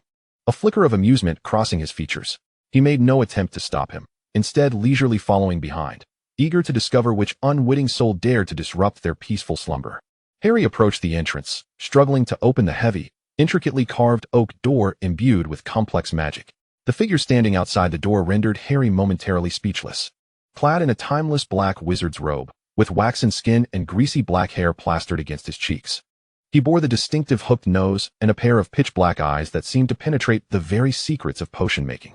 Severus Snape. Severus appeared equally taken aback. His typically mocking and indifferent black eyes widened in rare astonishment upon recognizing the identity of the person who had opened the door, revealing an unmasked expression of shock, even a fleeting moment of bewilderment. His gaze swiftly swept over Harry, whose cheeks were flushed from just waking up, adorned in a luxurious emerald silk morning robe that evidently did not belong to him, and the strikingly incongruous gentleman's slippers he wore upon the cold marble floor. The air felt as if it had solidified. The two men, one inside and the other outside, stared at each other in disbelief, as if petrified by an unseen spell. Ultimately, it was Severus who regained his composure first, his thin lips pressed into a colder line, his expression swiftly returning to its customary depth, laced with a complex, inscrutable emotion. He inclined his head slightly, and, in his characteristic elongated, smooth, and deep voice, spoke with a carefully maintained calmness. "Mr. Potter." This address seemed to require considerable effort to utter, as if he were surprised to encounter Harry in this place. His gaze drifted, almost imperceptibly, beyond Harry. At that moment, Tom also approached the doorway, casually leaning against the frame, his arm naturally encircling Harry's waist and pulling him closer. Completely disregarding Harry's instant stiffness and the renewed flush on his cheeks from this intimate gesture. "Severus." Tom's tone was flat, devoid of discernible emotion, yet his black eyes, which swept over Severus, bore a hint of irritation at being interrupted. "Is there something you need?" Severus's gaze lingered for a fleeting moment on the arm that encircled Harry's waist, moving so swiftly it was almost imperceptible. Yet his already pale face seemed to grow even paler. He redirected his attention to Tom, inclining slightly, his demeanor respectful but not servile. "Godfather, the report on the enhancement of the concentration potion that you instructed me to compile yesterday is complete. Considering you might need it today, I have brought it to you in advance." "Godfather." This title struck Harry like a thunderbolt, leaving him utterly stunned. He whirled around, his emerald eyes wide with disbelief. Glancing between Tom and Severus, his mouth agape, as if a chocolate frog could fit inside. "Wait, Severus Snape? Calling Tom Riddle Godfather?" Merlin's beard. This is more shocking than discovering that Tom is actually 74 years old. Was this world intoxicated by some confounding potion? Tom sensed Harry's astonished gaze, looking down at Harry's face, which was a canvas of confusion, asking, "Who am I? Where am I? What is happening?" The corner of his mouth curled into a faint, mischievous smile, tinged with a secret satisfaction. He tightened his grip around Harry's waist, as if asserting his claim, before leisurely turning to Severus and, in a tone as casual as if discussing the weather, dropped another bombshell. "Well, let us set that aside. Just so you know, I'd like to formally introduce you. This is Harry." He paused for dramatic effect, enunciating the next two words with clarity. "Your godmother." "Godmother." Harry felt as though his brain had been struck by a giant troll wielding a club, buzzing and blanking out. He could almost hear the sound of his worldview shattering into pieces, then being tossed into the fires of hell to burn. Godmother. Him. Harry Potter. A man, the former savior, has become Severus Snape's godmother. The shock, the absurdity, the force capable of making every portrait in Hogwarts collectively scream in fainting disbelief, eclipsed even the revelation that Tom Marvolo Riddle was now a 74-year-old man. 74. Older than his father, James Potter, by more than a decade. This was absurd. Though Tom's exterior, preserved by potent magic and bloodline power, retained the peak beauty of a 30-something, it was an undeniable fact that the age difference existed.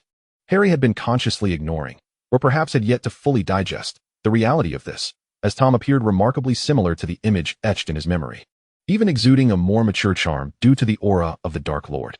Yet, at this moment, the outrageous title of godmother acted as a key, abruptly unlocking the Pandora's box of age disparity and generational confusion in his mind. He gazed at Severus's face, which was considerably older than his own and bore a complex expression difficult to articulate, and contemplated that he had somehow become the other's godmother. Merlin's lacy garters. He would rather return and kiss 100 Dementors. Severus was evidently also taken aback by Tom's declaration of godmother. A rare, almost exquisite crack appeared on his typically stoic visage. His mouth twitched slightly, and his gaze towards Harry grew even more intricate and unfathomable, mingled with shock, absurdity. A hint of barely perceptible embarrassment, and perhaps a touch of resignation. He remained silent for a full 10 seconds, as if engaged in a fierce internal struggle, before once again inclining slightly, his tone smooth yet laced with a sense of restrained incredulity as he addressed Harry, struggling to articulate the earth-shattering title, Godmother. Harry. He felt as though his soul were about to escape his body. He grasped Tom's arm tightly, his nails nearly digging into flesh. Squeezing out a stammered whisper, "Tom Riddle, what on earth are you doing?" Tom regarded Harry's nearly fracturing, vividly expressive demeanor with deepening amusement, a pleasure tinged with ultimate obsession and satisfaction. He relished in witnessing Harry's emotional fluctuations because of him, enjoyed the myriad of vivid expressions that surfaced because of his presence, making him feel profoundly real. Leaning closer to Harry's ear, he whispered in a low, dangerous tone meant only for their ears, "Isn't it so, my little godmother?" The phrase little godmother danced with an ambiguous intimacy and possessiveness. Then, he straightened, as if nothing were amiss, and addressed the still petrified Severus with a casual command, "The report goes in the study. Also, unless it's urgent, refrain from coming by in the morning." Severus obediently acknowledged with a yes, placing a parchment scroll on the low cabinet by the door, before casting Harry an indescribable glance and swiftly departing, the hem of his black robe drawing a decisive arc through the air, as if lingering even a moment longer would suffocate him. The door was gently closed. Harry remained engulfed in a profound sense of shock and absurdity, unable to regain his composure. He pointed at the now closed door, then at Tom, his lips trembling as he struggled to form a coherent sentence. You, my godmother. Merlin, what on earth is happening? When did you become his godfather? And what on earth is this godmother title?" Tom leisurely observed Harry's ruffled appearance, reaching out to pull him back into his embrace, releasing a contented sigh as he rested his chin atop Harry's head. His tone, laced with a hint of languor and a sense of inevitability, remarked on events from many years past, stating that it was necessary to ensure certain narratives unfolded as desired. As for the term godmother, he chuckled softly, deeming it quite fitting, for you are the partner I have chosen, are you not? Or perhaps, his voice suddenly turned cold, tinged with a hint of danger. You wish to deny our connection? Harry immediately felt the oppressive atmosphere and the tightening of Tom's arms around his waist, fully aware that if he dared utter a single negative word, he might find himself bound and concealed in the basement by this possessive old man. "I didn't mean it that way," Harry quickly clarified, exasperated yet amused. "It's just that this is all so sudden. Moreover, godmother sounds exceedingly strange. I'm a male. Gender has never posed a problem." Tom dismissed with indifference, his fingers entwining with a lock of Harry's dark hair. "In my view, this title most aptly reflects your status and claim beside me." Claim. Harry rolled his eyes inwardly. It was indeed the same controlling Tom Riddle. "But Severus, he is older than me." Harry attempted to protest. "Age and appearance have never been metrics for relationships in the magical realm," Tom countered matter-of-factly. "He is my protege, and you are my partner. Addressing you as godmother is entirely logical." Harry found himself at a loss for words. This absurd, twisted logic belonging to Tom Riddle was maddening. Seeing Harry's bewildered and tearful expression, Tom felt a surge of delight, as if the shadows cast by his 64 years of waiting were slowly being dispelled. He leaned down, pressing a kiss to Harry's puffed cheek, reassuringly saying, "You'll get used to it. Alternatively, you could simply have him call you by your name. I wouldn't mind. Of course, that is, if Severus dares." Harry let out a lament, burying his face in Tom's chest, muffled complaints escaping as he murmured, "Since I met you, I feel like my life has been hurtling in increasingly absurd directions." Tom tightened his embrace, his deep, joyous laughter reverberating in his chest. "There's no escaping it, Harry. Now that you're back, let us traverse this ridiculous life together, my little godmother." "No more of that title." Harry abruptly lifted his head, baring his teeth in warning, but unfortunately, the glimmering moisture in his green eyes and his flushed cheeks lacked any intimidation, resembling a feisty kitten. Tom nodded in good humor. Yet a mischievous glint danced in his eyes, clearly not intending to relinquish a title that brought him immense joy. Breakfast was prepared by the house elf with silent efficiency. The lengthy dining table was adorned with a lavish spread, ranging from an English breakfast to various delicacies reminiscent of the spirit realm. During the meal, Harry occasionally found himself lost in thought over the godmother incident, his expression conflicted. Tom, in contrast, relished his coffee, gazing at the person across from him, feeling that the 64 years of waiting had finally culminated in this moment. Sunlight poured into the dining room, illuminating the motes of dust floating in the air, and brightening the space where two lovers, having transcended time, identity, and all conventions, were finally able to be together. Despite the countless surprises and shocks that awaited them, such as how to explain their relationship to more people, or how to navigate the subtle implications of Tom's esteemed age and status, at least for now, Harry Potter, the freshly minted male godmother, sat with his 74-year-old, possessive, and insecure old lover in the sunlight, enjoying perhaps their first breakfast together in the truest sense. And the future stretched ahead, long enough for them to face all absurdities and embrace all happiness. Chapter 40, The Wedding. As the bond between Harry Potter and Tom Riddle transitioned from an otherworldly connection to an officially accepted romance among friends and family, a deeper yearning began to burgeon uncontrollably within Tom's heart. For him, merely being together was far from sufficient. The 64 years of solitary waiting resembled a colossal black hole, requiring the most steadfast and eternal bond to fill it. He sought a magical, inseparable connection, a pact that would anchor his star eternally by his side. Marriage, a ceremony symbolizing sacred union in both the mundane and magical realms, became his unwavering objective. On a clear, cloudless night, the starry sky over Godric's Hollow sparkled brilliantly, as if countless diamonds had been carelessly scattered across a velvet canvas. Tom eschewed opulent restaurants or elaborately arranged scenes. Instead, he stood in the study of the manor, adorned with vast floor-to-ceiling windows. Holding Harry's hand against the backdrop of the flowing Milky Way, there were no cliched gestures of kneeling, nor lengthy confessions. Tom simply gazed into Harry's eyes, his deep black orbs reflecting the vastness outside, as well as the singular figure of Harry himself. He produced a pair of rings, not extravagant or ostentatious, but exquisitely simple, yet imbued with infinite mystery. The bands were crafted from a peculiar dark silver metal, resembling solidified shadows.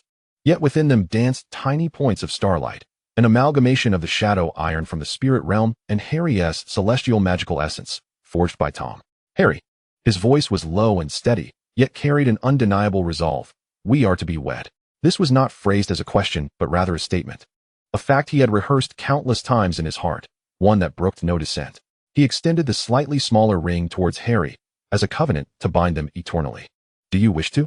Harry regarded the ring, feeling the surge of power within it, aligned with both his and Tom's magical essence. Lifting his gaze, he met Tom's seemingly calm eyes, which concealed a tumult of obsessive possessiveness and a hint of barely perceptible anxiety. He suddenly felt a mix of amusement and bittersweetness. This possessive man, even in proposing, exuded an undeniable dominance, while awkwardly revealing his insecurities. They had endured so much together, from rivals to companions, from interdimensional dependency to a prolonged wait, through life and death, love and hate intertwined. The mundane ceremony felt to them like an embellished declaration. Without a shred of hesitation or pretension, Harry reached out, his fingertips lightly brushing the cold surface of the ring, sensing it flicker with a spark of life.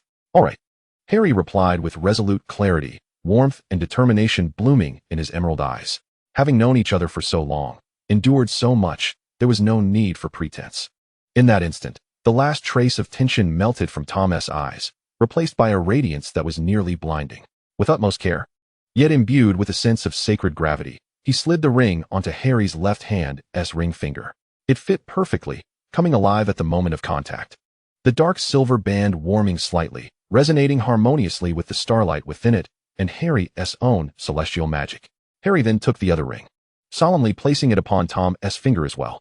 As the ring encircled Tom's slender digit, a chill emanated, a regal power belonging to shadows and feathered serpents, momentarily rippling before yielding to a gentle compliance, harmonizing with the celestial mark that belonged to Harry within the band. Amidst the absence of jubilant cheers and the sparkling of champagne, within this tranquil study, under the witness of a myriad of stars, their betrothal was sealed in a manner uniquely theirs. The process of determining the wedding date was astonishingly simple, bordering on the hasty.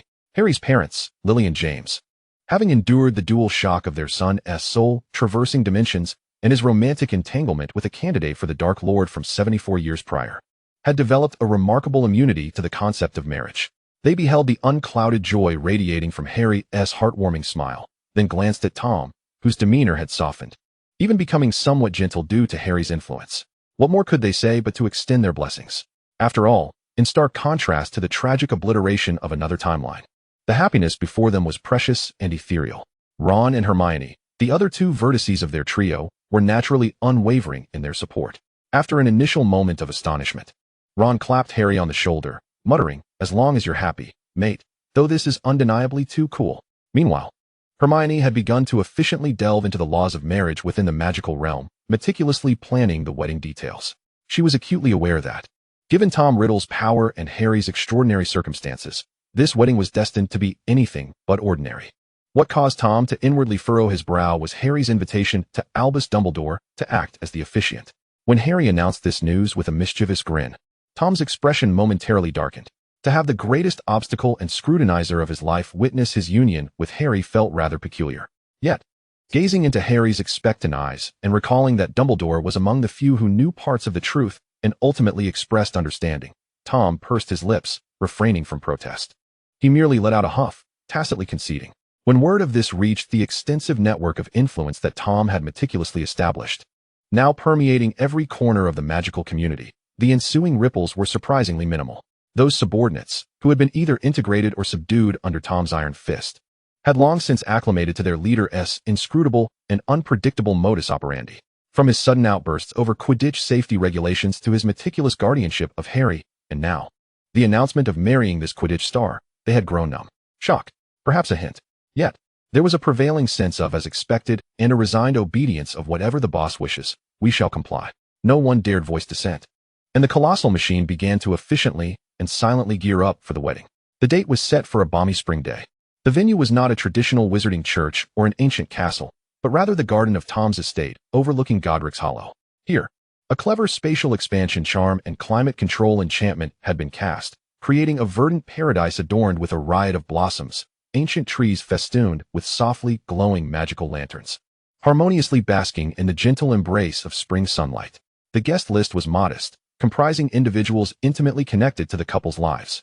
Lily and James Potter, elegantly attired, watched their son, clad in a custom white robe, radiating happiness and calm, with eyes that reflected both pride and a poignant sense of a bygone era. Ron, acting as best man, nervously tugged at his tie, while Hermione, as maid of honor, meticulously checked the proceedings to ensure perfection. Severus Snape was also present, clad in his customary black, lurking in the shadows of a corner, his expression inscrutable, especially upon catching sight of the conspicuous rings on Tom and Harry's fingers, his mouth twitching ever so slightly. Albus Dumbledore, adorned in a vibrant blue robe embroidered with stars and moons, his silver hair and beard impeccably groomed, stood beneath an arch woven from flowers and magical runes, awaiting the day's protagonists. This magical realm, under Tom Riddle's governance, distinct from Voldemort's, had not endured the brutal war between purebloods and half-bloods, nor the stark divide between dark wizards and light. Instead, it thrummed with an atmosphere of peace and prosperity. The attendees, whether Harry's Quidditch teammates or collaborators from the ministry, wore expressions of relaxed sincerity. Tom's subordinates, no longer the feared Death Eaters of old, now presented themselves in polished attire, comporting themselves with decorum, quietly standing aside, almost indistinguishable from ordinary wizards. Save for those in the know, as the gentle strains of magical music filled the air, Harry walked along a path strewn with petals, advancing step by step toward the archway where Tom and Dumbledore awaited. He was not delivered by his father to another man, but approached with resolute steps and an untroubled demeanor. Sunlight bathed him, the edges of his white robe seemingly gilded, and his typically clear emerald eyes, now imbued with the power of starlight and deep emotion, sparkled brighter than any gem. Tom stood there, clad in a robe of dark green that matched the hue of his ring, its perfect tailoring accentuating his tall, statuesque frame. He gazed at Harry as he approached, his usually indifferent black eyes now filled with an almost ravenous focus and a profound tenderness. 64 years of scheming, waiting, solitude, and obsession seemed to find their ultimate resolution in this moment. Dumbledore began the vows, his voice gentle yet resonant, speaking of the eternal themes of love and commitment. He refrained from mentioning their complicated past, instead offering blessings for their future journey.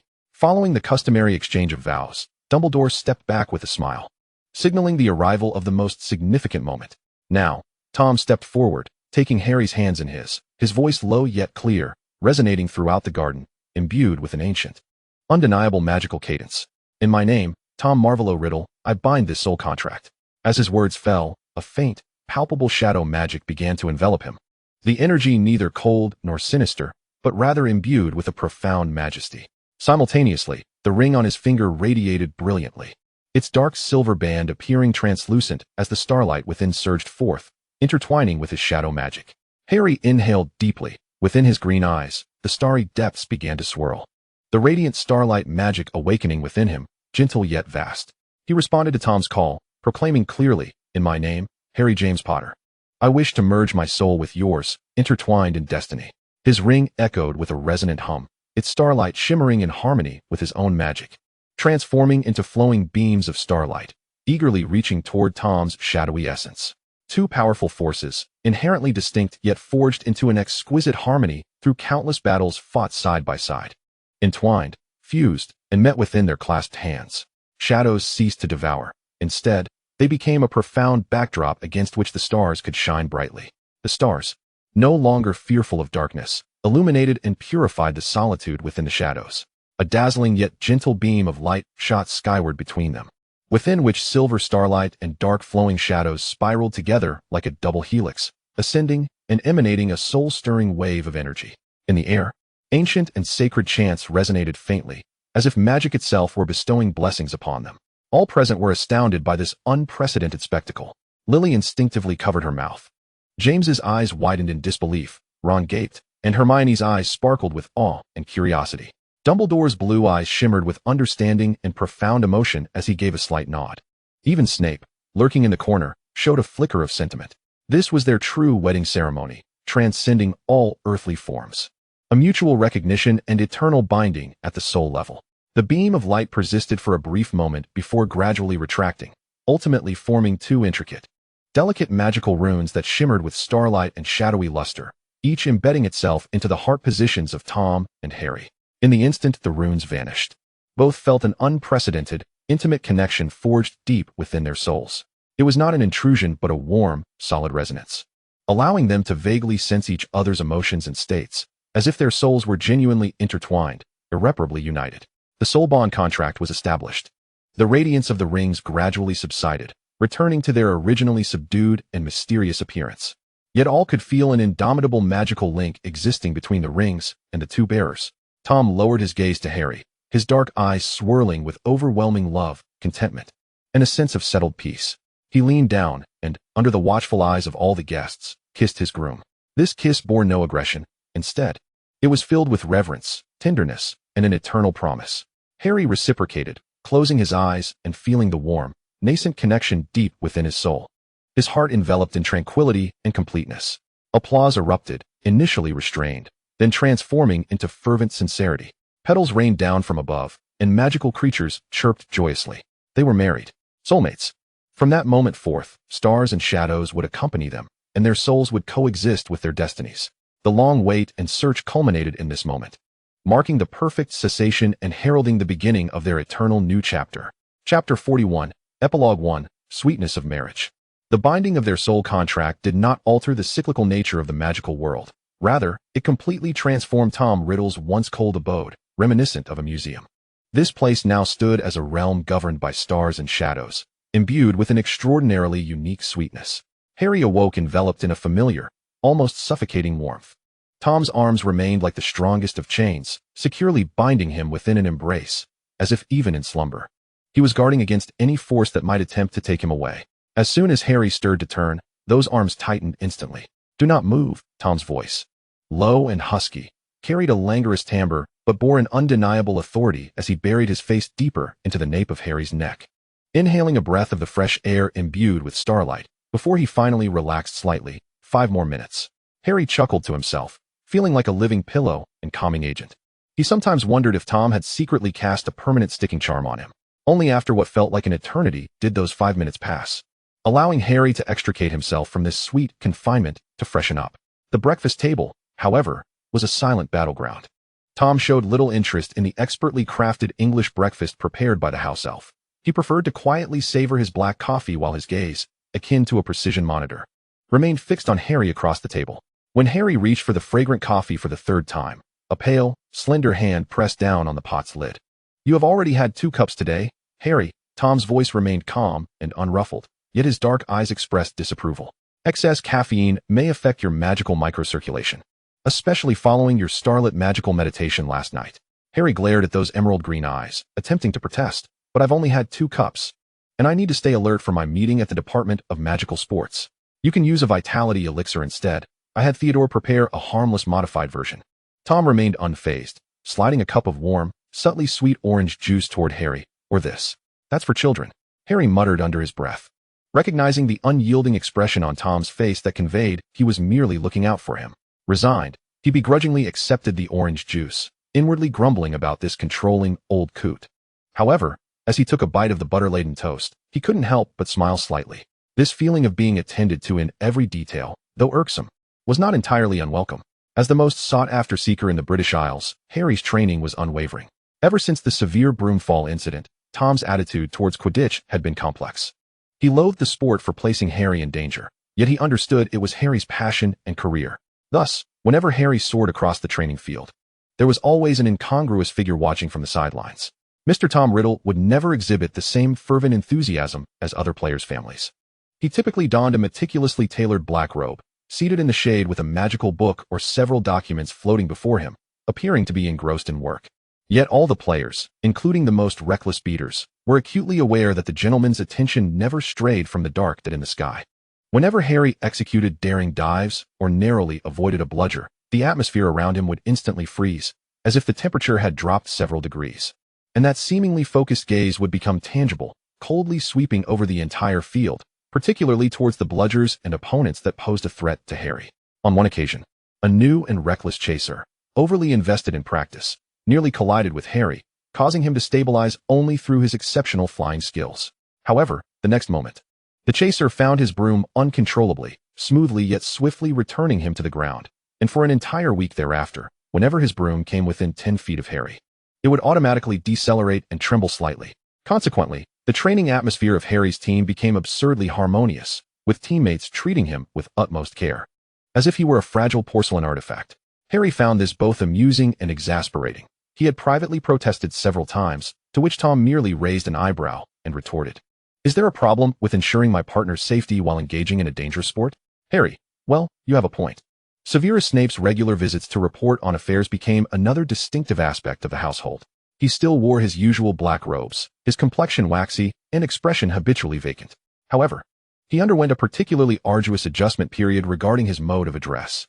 Initially, he attempted to be vague or simply omit titles altogether. Yet, under the gaze of Tom's calm yet imposing black eyes, he was compelled to relent. This is the quarterly report on the Shadow Court's earnings in the potion ingredients market. Godfather. Snape placed the parchment on the desk, his voice smooth and deep, then quickly, almost indistinctly, turned to Harry, who was on the nearby sofa studying a new broom maintenance guide, Godmother. Each time Harry heard this title, it felt as if he had been choked, his ears flushing crimson. He attempted to correct him. "Severus, you can just call me Harry. Rules cannot be disregarded." Tom, without raising his head, interjected with a tone that brooked no dissent. The corners of Snape's mouth twitched almost imperceptibly before he quickly averted his gaze. However, the awkward atmosphere began to dissipate following a discussion on potion modifications. Having experienced various magical systems and herb properties in the spirit realm, Harry occasionally proposed ideas that, while seemingly fanciful to Snape, held a kernel of truth. On one occasion, as Snape was engaged in a dialogue with Tom regarding the side effects of a stabilizer, Harry interjected, "Perhaps we could experiment with adding a trace of moonlight moss? I have encountered plants with similar properties in the spirit realm. They can mitigate that magical restlessness, though the dosage must be exceedingly precise." Snape responded with his customary sardonic glare, yet soon fell into contemplation. Days later, he presented a small vial of the modified stabilizer, which indeed improved efficacy by 10% and significantly reduced side effects. While he still maintained a stern demeanor towards Harry, there was a subtle softening in his tone when he referred to him as my godson once more. Tom remarked, "It seems my little godson, besides illuminating the darkness, can occasionally inspire certain stubborn minds." Harry retorted with an eye roll and snatched away Tom's freshly poured second cup of coffee. The night belonged to their tranquil moments. Tom's study had transformed from a mere realm of shadows. Next to the window, a comfortable chaise lounge now occupied a space, a domain belonging to Harry. He would sometimes curl up there, reading Quidditch magazines or Muggle novels by the light of the moon and the flickering fireplace. At other times, he would harness the power of the stars, their shimmering lights swirling around him, casting half of the study in a miniature night sky. Meanwhile, Tom would be ensconced behind his desk, attending to his seemingly endless duties or poring over arcane tomes. Unbeknownst to them, their shadowy magic flowed seamlessly, intertwining with Harry's stellar energy in the air, merging as naturally as a breath. The two forces no longer clashed. Instead, they formed a remarkable balance and complementarity, suffusing the entire space with a serene yet potent aura. Occasionally, they would collaborate on knowledge gleaned from the spirit realm, endeavoring to merge the magical systems of their two worlds. Tom expressed great interest in Harry's description of the celestial descent, while Harry marveled at Tom's mastery over shadows. The occasional experimental mishap would lead to minor magical chaos, such as levitating furniture or books sprouting wings, yet they always managed to rein it in together. Whenever Harry felt fatigued, yawning and setting aside his belongings, Tom would instantly cease whatever important task he was engaged in. He would stride over and naturally scoop Harry into his arms, carrying him steadily back to the bedroom. Once nestled in bed, Tom would stubbornly keep Harry locked in his embrace. Initially, Harry would squirm, complaining about the heat or the tightness, but inevitably, he would find a comfortable position, surrendering to the familiar rhythm of Tom's heartbeat and the chill of his breath, drifting off into a deep slumber. Outside, the night over Godric's Hollow was gentle, adorned with stars. Within the manor, the stars rested peacefully in the embrace of shadows, which, illuminated by their light, became warm and soft. This was their everyday existence, filled with subtle control and resistance, silent guardianship and acceptance, along with the profound understanding and sweetness forged by their soul bond. To outsiders, it might still seem absurd, even tinged with the macabre, but for them, it represented the most tranquil and authentic happiness after weathering countless storms. Chapter 42, Side Story 2, Honeymoon in the Spirit Realm. After the binding of their soul contract, life settled into a warm and unpretentious routine. Yet, deep within Tom Riddle's heart lingered an ineffable sense of regret. The pivotal 8 years during which he and Harry truly came to know, rely on, and cultivate their feelings for each other were etched in a world known as the Spirit Realm. The Celestial Academy, Iron Rock City, the shadow court of the southern continent. Everywhere was a testament to their shared memories. While this peaceful magical realm, where Harry led the Quidditch team to victory, was undeniably beautiful, it seemed to lack the most vibrant strokes of their story. On a moonlit night, as Tom held Harry before the floor-to-ceiling window, gazing at the stars, he suddenly spoke. "Where would you like to go for our honeymoon?" Harry, lazily leaning against him, pondered for a moment. Anywhere, perhaps France, Venice, or maybe to see the pyramids. These were places he had glimpsed on the television at the Dursleys' home, once beyond reach. Tom fell silent for a moment, his fingers unconsciously caressing the soul contract ring on Harry's fourth finger, the dark silver band glimmering subtly in the moonlight. "I wish to return to the spirit realm."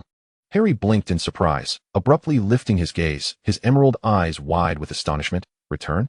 Using the time stone?" "Yes," Tom affirmed, his dark eyes appearing particularly profound against the night backdrop. "That is where our true beginnings lie. I wish to take you back." More importantly, he sought to remedy that lingering regret, to leave a mark of their union in the world that had witnessed the inception of their bond.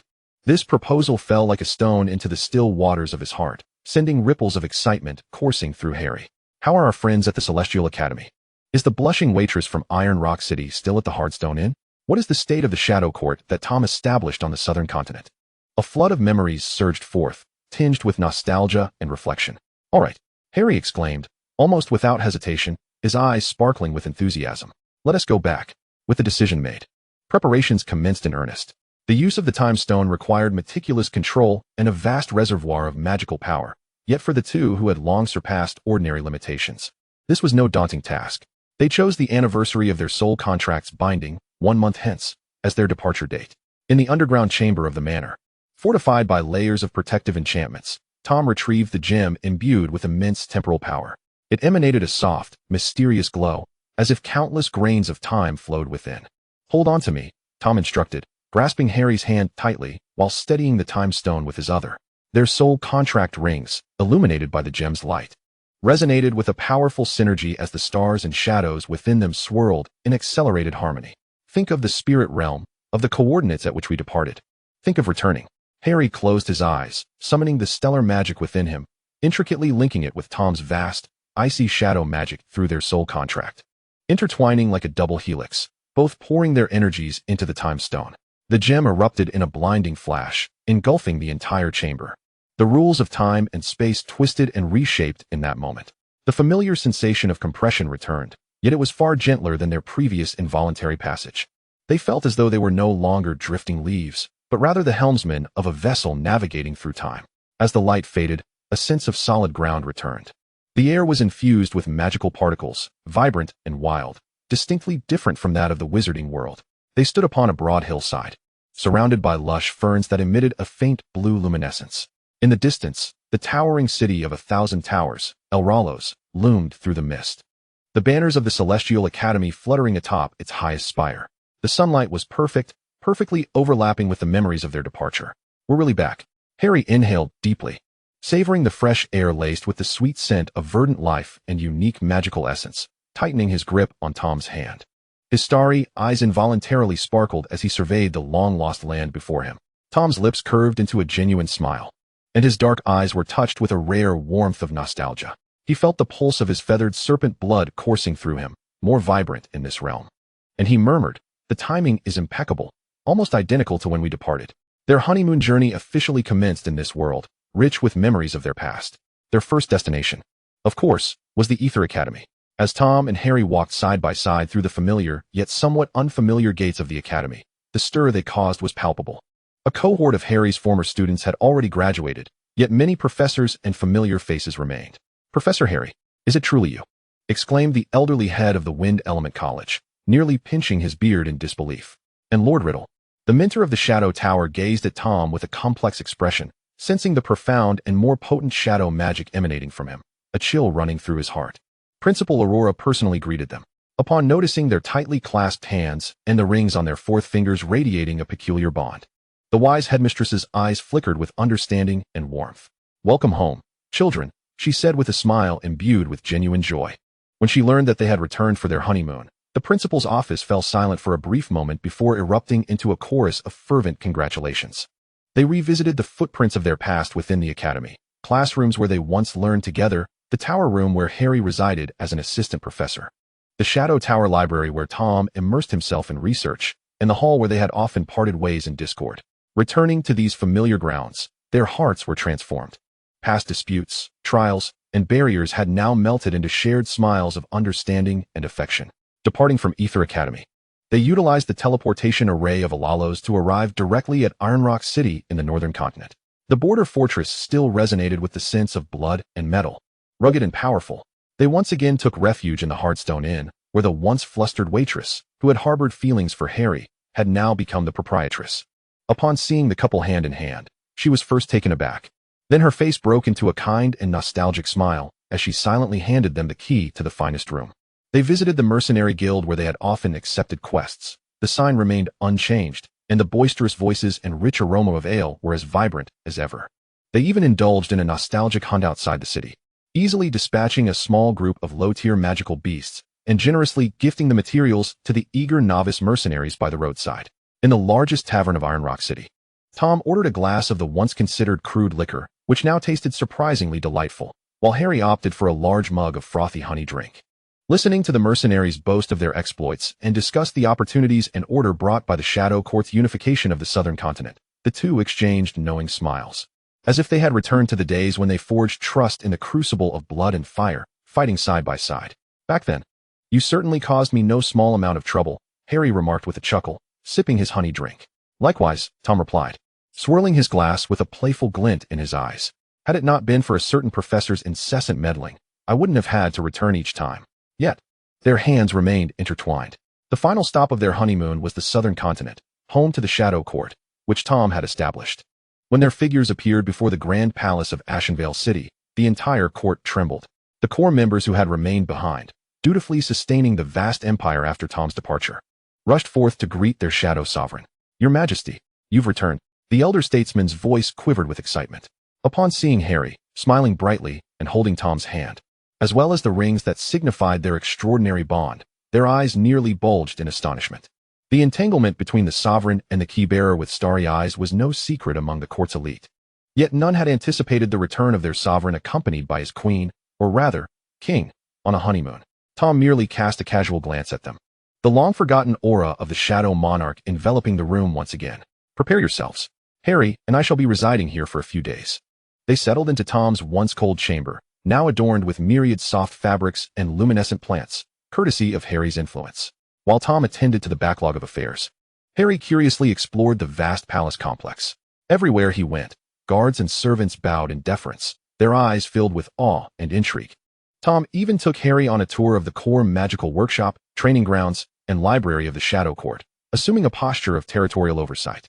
That night, on the highest terrace of the palace, Tom held a modest banquet exclusively for core members. There were no elaborate protocols, only delectable food and fine wine. When Tom solemnly declared, in front of all his subordinates, that Harry was his sole soulmate and the other supreme master of the Shadow Court, silence blanketed the room for a fleeting moment before it erupted into a thunderous applause filled with reverence. Harry gazed down at the faces that had once been adversarial or wary of him, now adorned with sincere smiles. Turning to the man who wielded ultimate control, yet reserved his softest side solely for him, Harry's heart swelled with indescribable emotion and happiness. On the last day of their honeymoon, they returned to the fringes of the misty forest where they had initially arrived in the spirit realm. The atmosphere remained shrouded in mystery and danger, yet for them, it was the birthplace of their story. Do you remember? Harry pointed toward the depths of the forest, a smile dancing in his eyes. It was here that we went from being wary of each other to relying on one another. Tom tightened his grip on Harry's hand, his gaze distant. I remember. You told me here that I would become a foolish, fractured soul madman. Harry chuckled. And you were rather keen on that formidable future back then. That was before I met you. Tom turned his head, gazing deeply into Harry's eyes, his own dark orbs reflecting the stars and the figure of the one before him, yet unaware of what true strength and eternity were worth pursuing. The setting sun cast elongated shadows of the two, intertwining as they activated the time stone. Ready to return to their era, the light flared once more, infused with the familiar essence of the spirit realm and the abundant memories of their honeymoon trip. As their feet touched the solid ground of the basement in the wizarding world once more, they exchanged a satisfied and relieved smile, knowing that this return was not merely a settling back into their lives, but a triumphant culmination of their journey. They etched an eternal mark at the origin of their shared tale. Stars and shadows, regardless of the time or space, would continue their intertwined dance of legend. The sweetness of their honeymoon had long seeped into their souls, becoming the most radiant and warm stroke in their everlasting covenant. Chapter 43, Side Story 3, The Muggle Research of the Elder Dark Lord. The binding of the soul contract and the honeymoon journey through the spirit realm appeared to gild the lives of Tom Riddle and Harry Potter with an everlasting sheen. However, no matter how grand the legend, it ultimately succumbs to the mundanity of daily life, or rather, to a highly customized routine orchestrated by Tom.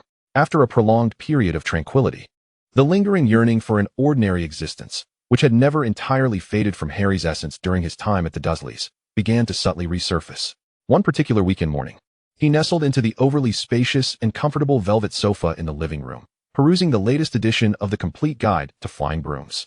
Seemingly in a moment of idle reflection, he mused, it seems that ordinary couples often go to the movies together or indulge in something called fast food, which sounds rather lively. No sooner had he uttered these words than he sensed Tom, who was reviewing a report on the alchemy of magical metals, momentarily paused beside him. Tom did not immediately respond, nor did he lift his gaze. Instead, the fingers gripping his quill, distinctly knuckled, tightened ever so slightly. After a brief silence, he spoke in a tone devoid of discernible emotion, repeating the terms movie and fast food, as if savoring the nomenclature of some unknown magical creature. A mode of entertainment and dining predicated on the principles of visual persistence and chemical flavoring. Harry thought to himself, I knew it would be like this. He had not held out much hope. After all, expecting a 74-year-old, former Dark Lord candidate, who wielded magic and power to resolve all matters. To engage in the trivial amusements of Muggles seemed as absurd as requesting a dragon to perform ballet. However, he underestimated Tom Riddle's unwavering dedication in certain respects, particularly when it concerned Harry Potter. In the ensuing days, the atmosphere within the manor took on a subtly charged quality. Tom continued to manage his imperial affairs. Yet Harry occasionally discovered, tucked away in a corner of Tom's desk, several substantial tomes that starkly contrasted with the surrounding magical literature. Titles such as A Brief History of Moving Images, from silent films to streaming, the sociological analysis and deconstruction of the global fast food industry, and even exploring the molecular gastronomy of fried foods made their appearance. One day, driven by curiosity, Harry picked up the fast food analysis and was astonished to find Tom's elegant cursive annotations within. Regarding a particular chain's standardized procedures, he had written, efficiency is acceptable. However, the magical proportions are severely imbalanced, lacking sustainability. It may be prudent to introduce gentle, nourishing potion ingredients for enhancement, which, though it would increase costs, could effectively mitigate the long-term adverse effects of consumption on a Muggle physique.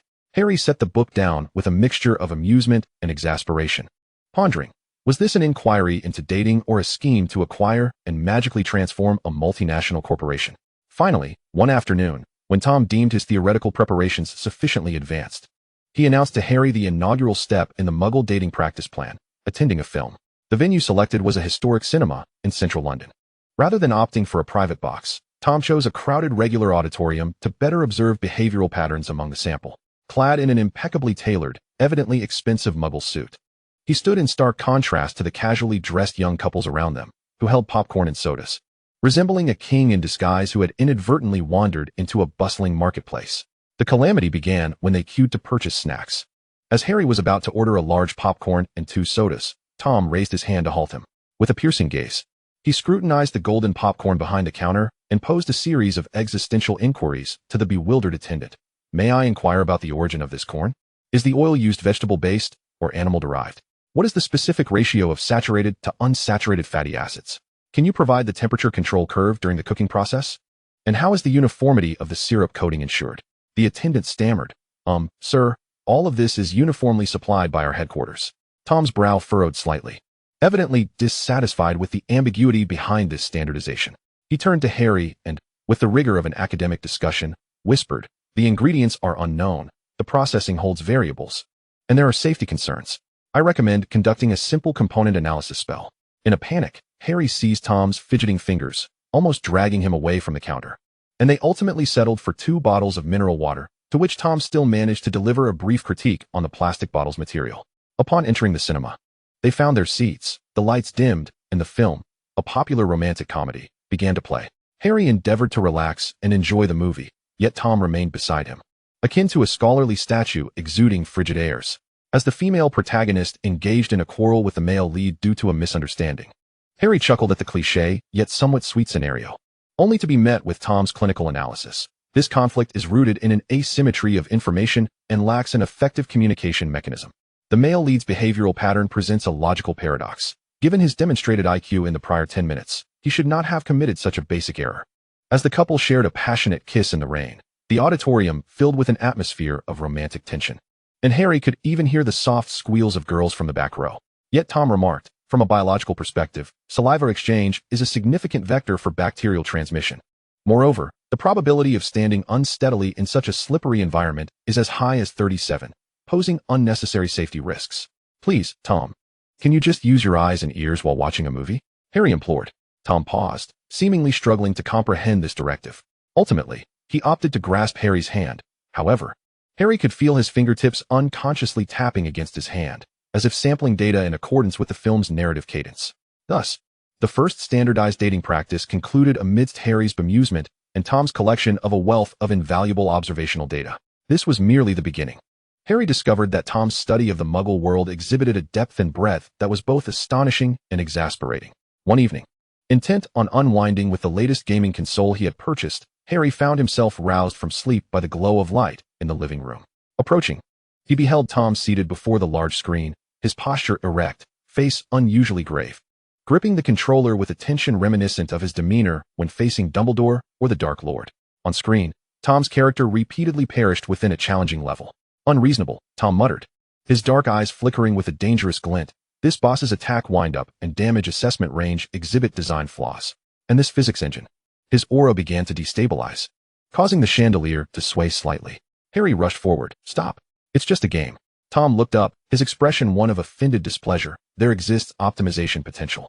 I could attempt to reverse interfere with its programming logic using a stopping spell or directly modify its core code. No, Harry exclaimed, snatching the controller away, exasperated. That's cheating. You'd turn it into a dark magical object. The following day, Harry discovered that every level of the game had been completed, with records indicating an astonishingly brief playtime and all hidden elements unlocked. Tom, wearing an air of nonchalance, remarked, I merely conducted some necessary efficiency optimizations. While Harry examined the console and game disc, confirming that no visible dark magic had been cast upon them. He couldn't shake the feeling that the manner in which Tom had achieved victory bore a distinctly Riddle-esque quality. Such optimization was omnipresent. Harry's online shopping parcel was delivered the next day by an owl with piercing eyes and a speed rivaling that of a bolt from a crossbow. Unceremoniously dropped before a Muggle postman who was trimming the lawn, nearly causing the poor fellow to call the authorities. After Tom's inspection, Harry's second-hand Muggle vehicle exhibited an unusually responsive throttle and occasionally emitted a chilling idle sound akin to that of a nocturnal beast while waiting at red lights. Most perplexing for Harry was Tom's attitude toward smartphones. He deemed these buzzing contraptions inefficient, insecure, and a severe distraction, particularly when Harry was engrossed in chat groups with Ron and Hermione. Tom attempted to craft an alchemical communication device amalgamating communication, protection, and offensive capabilities. With a vintage design powerful enough to instigate a minor wizarding war, only to be firmly rejected by Harry. "I merely wish to use it for checking the weather or ordering a pizza," Harry exclaimed in despair, waving his smartphone. Tom raised an eyebrow. "Weather forecast? A simple weather charm can provide far more precise local data. Ordering? The efficiency of house elves far surpasses that of those delivery men by a factor of 27.5. Harry retorted, "It's about the joy of life. Do you understand that concept?" Tom regarded Harry's indignant expression for a moment, seemingly reassessing the value and definition of life's pleasures within the magical framework. The true test arose during a family visit. After much persuasion from Harry, supplemented by an unequal treaty of continuous hugs exceeding 5 minutes over the span of a week, Tom finally consented to accompany him to Privet Drive to visit Aunt Petunia's family, the Dursleys. Accustomed to Harry's upbringing alongside his parents and the relatively amicable relations between the wizarding and muggle worlds, found Harry's wizard identity peculiar, yet maintained a facade of basic civility. Naturally, Uncle Vernon's verbose discussions regarding his drilling business and company management, along with Dudley's habitual boasting about the latest gaming devices and fitness achievements, remained unchanged. Tom stood invisibly in the corner of the living room, an observer from another realm. Listening to Uncle Vernon's grandiloquent monologue, his expression transitioned from initial indifference to profound confusion, as if observing a magical creature that defied categorization within the existing magical taxonomy. As Aunt Petunia routinely began to criticize Harry's disheveled hair and inquired whether that peculiar old man had taken him for a health check, Harry distinctly felt the temperature in the living room drop several degrees. In the kitchen, a set of porcelain mugs emblazoned with "World's Best" Aunt began to emit a faint, teeth-gritting vibration. Uncle Vernon paused in his discourse on quarterly reports, casting a wary glance at the floor. Earthquake? Beneath the table, Harry clutched Tom's hand, which had grown cold due to the unconscious accumulation of magic, desperately signaling him to remain calm.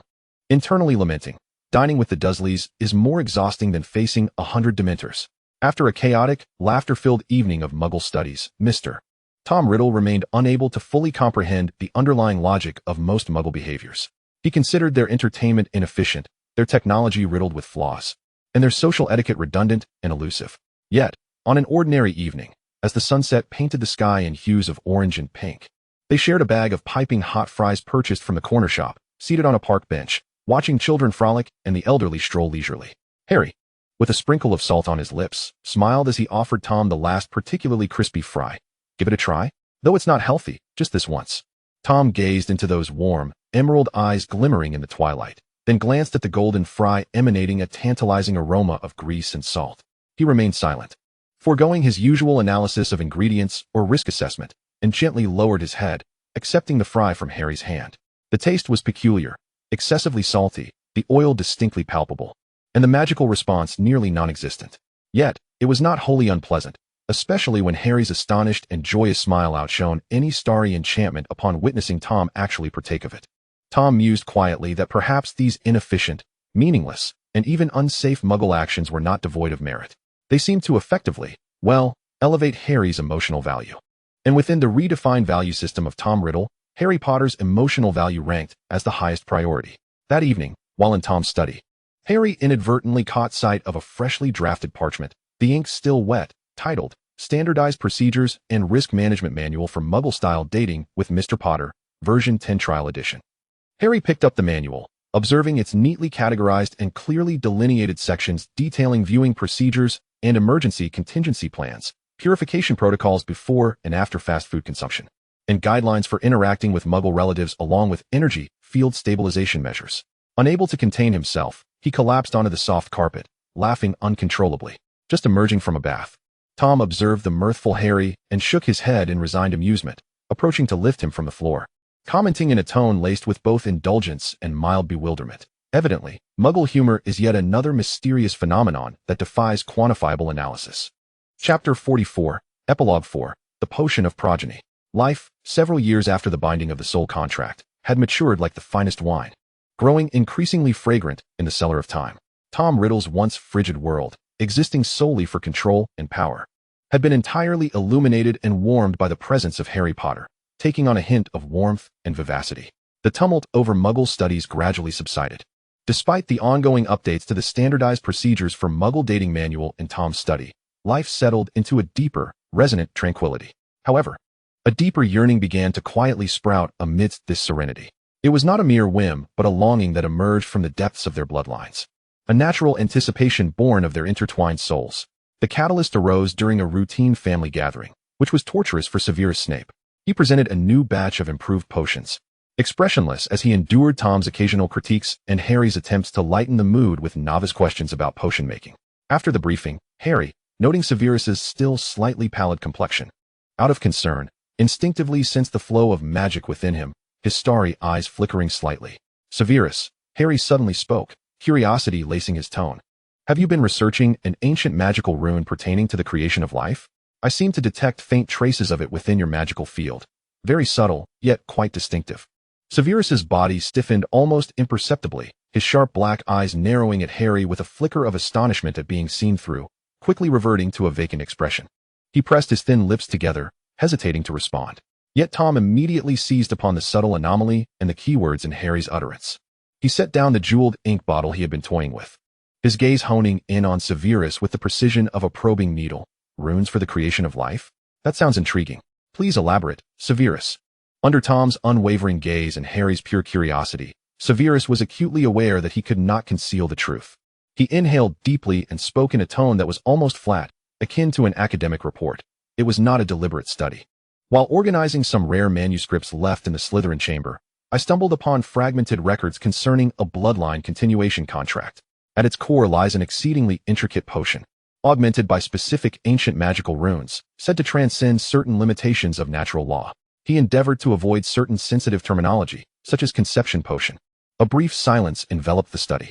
In Tom's eyes, a profound light erupted, one that was not merely surprise or curiosity, but a deeper amalgamation of immense interest, a veiled ambition, and an indescribable yearning. The notion of a life, truly created by the two of them, intertwining the powers of stars and shadows, ensnared his entire being like the most alluring of forbidden spells. Harry, too, was momentarily taken aback.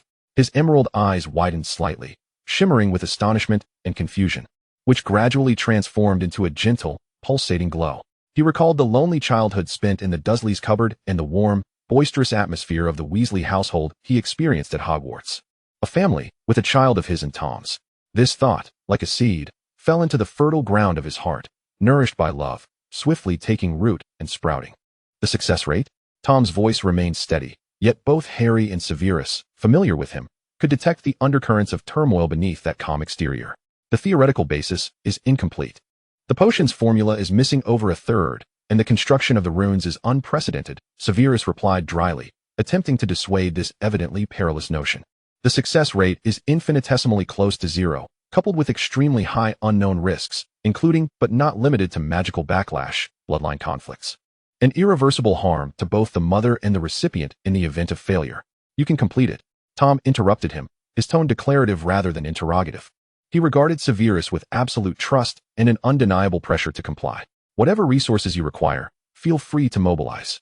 I want to see a comprehensive, viable plan. Severus felt a twist in his stomach. He knew it. Once this knowledge was possessed by Tom, it would undoubtedly escalate to this point. Godfather, this is too, Severus. Harry interjected softly, yet with an unusual resolve, stepping closer to Tom and taking his hand, looking at Severus. We wish to know, if it is possible. We want to try? He observed Severus's astonished expression and smiled gently, his starry eyes shimmering with warmth and hope. A love child with Tom's eyes, or my hair sounds rather delightful, does it not? Tom's icy aura softened instantly at Harry's proactive closeness and support. He grasped Harry's hand firmly in return, issuing his final command to Severus, proceed. Severus Snape, master of potions, former spy, now a central figure in the Shadow Court, and Harry Potter's godfather, let out a long, silent sigh within. He understood that the days ahead would be wholly consumed by this absurd, dangerous, and immensely stressful SS-level top-secret task. For the next 6 months, Severus resided almost exclusively in his potion laboratory and library. Tom mobilized every resource at his disposal, from unique tomes in the restricted section of Hogwarts to forbidden texts circulating in black markets worldwide, even employing some ancient knowledge from the spirit realm. Harry, leveraging his starry-eyed sensitivity to energy, assisted Severus in analyzing the stability of complex rune combinations. The process was exceedingly arduous and fraught with setbacks. There were no fewer than 10 explosions, and the rare materials consumed could have purchased all of Diagon Alley. It seemed Severus's already sparse hair had thinned even further. Yet ultimately, on a night where starlight and shadows intertwined, a vial shimmering with an extraordinary luminescence, within which nebulae and shadows appeared to swirl, was presented to Tom and Harry by Severus's slightly trembling hands. Beside the potion lay 2 sheets of parchment, dizzyingly intricate with ancient magical runes. Theoretically, it is complete. Severus's voice bore the weight of extreme fatigue, alongside a barely perceptible pride inherent to a creator. The potion can restructure certain organ functions within the recipient, creating a temporary cradle for life.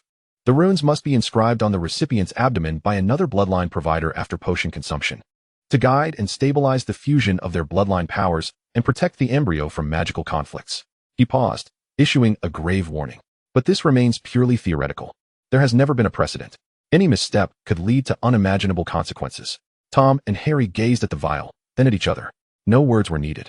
They saw the same determination and hope reflected in each other's eyes. Who will go first? Tom raised an eyebrow, his intrinsic desire for the unknown, for creation and control, fully ignited. Harry, however, smiled, seizing one of the vials and a sheet of rune parchment. Of course, I shall go first. I cannot trust your meticulousness in rune drawing. What if you make a mistake? His tone was light, as if merely deciding who would bathe first. Tom regarded him without objection. He understood that Harry wished to first bear the unknown risks with his own body, without any grand ceremony, in the quiet room adjacent to their bedroom. Fortified with the strongest protective charms, Harry drank the vial containing the indescribably flavored potion, feeling a warm and potent force flow and reshape within him. Then he reclined, as Tom took a specially crafted magical pen infused with his own shadow magic, and dipped it into a medium composed of their mingled blood and magic, beginning to meticulously and slowly inscribe the complex runes upon Harry's pale abdomen, each stroke accompanied by a gentle hum of magic and flickering light. Tom's expression was one of unprecedented focus and reverence, as though he were conducting the most sacred of rituals. Harry could feel that the runes were not merely inscribed upon his skin. They seemed to be directly imprinted upon his core of magic and soul contract, intricately intertwined with Tom's power. The entire process lasted nearly an hour. When the final stroke was completed, the runes suddenly illuminated, harmoniously swirling with starlight and shadow. Until the radiance subsided, the runes pulsing as if alive, and then gradually sank beneath Harry's skin, leaving behind faint, nearly invisible traces of silver and dark intertwining. Immediately thereafter, a peculiar, faint life force, accompanied by an indescribable sense of connection stemming from their shared bloodlines, distinctly coursed through the soul contract into Tom's consciousness, simultaneously taking root within Harry. We have succeeded. A wave of immense joy and disbelief overwhelmed both of them. Tom embraced Harry tightly, his arms trembling with excitement, his dark eyes sparkling with near-ecstatic brilliance. Harry returned the embrace, tears of happiness glistening in his eyes as he felt the quiet budding of a life miracle that belonged to both of them within him.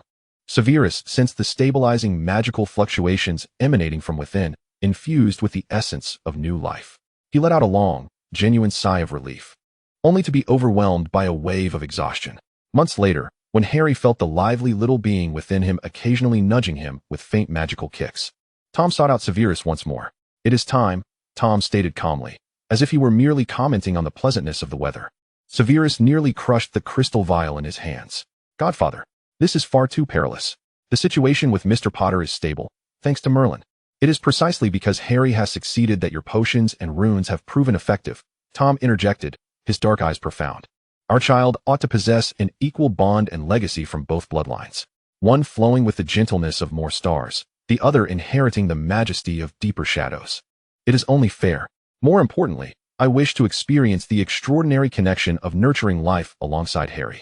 He longed to forge the most direct and profound bond with their little star. Thus, under Harry's bemused gaze, a blend of concern and amusement, imagine the Dark Lord in a state of pregnancy. Tom Riddle, the once dreaded sovereign of shadows, consumed the potion for fatherhood, allowing Harry, with his starlit magic, to inscribe upon Tom's taut abdomen another ancient rune, one that embodied life and love. As Tom distinctly felt the nascent sprout within him, tethered to his lineage, an unprecedented, strange yet tender emotion flooded his heart, so accustomed to cold calculation. In the days that followed, the residence of the highest leader of the Shadow Court fell into a uniquely delicate atmosphere. Harry's pregnancy symptoms were mild, primarily an insatiable appetite, particularly for fruits and desserts, while his starry gaze seemed to grow even warmer and brighter. Tom, on the other hand, manifested the characteristics of his lineage and personality throughout his pregnancy. He experienced little in the way of nausea, but exhibited extreme emotional volatility. At times, he would emanate a low-pressure aura due to a report's imprecise wording, causing subordinates reporting to him to break into a cold sweat. Other times, he would suddenly express intense aversion to a specific scent, almost obliterating a bottle of antique perfume with magic. More often than not, he became exceedingly clingy. Especially after attending to official duties, he felt compelled to find Harry immediately, enveloping him in an embrace to find solace. Harry, both amused and exasperated, would munch on a green apple while soothingly patting his partner, who radiated an aura of discontent yet craved affection. All right, I know you've been through a lot. Severus had become the resident healer of the estate, routinely checking on both expectant fathers and monitoring the magical development of their offspring.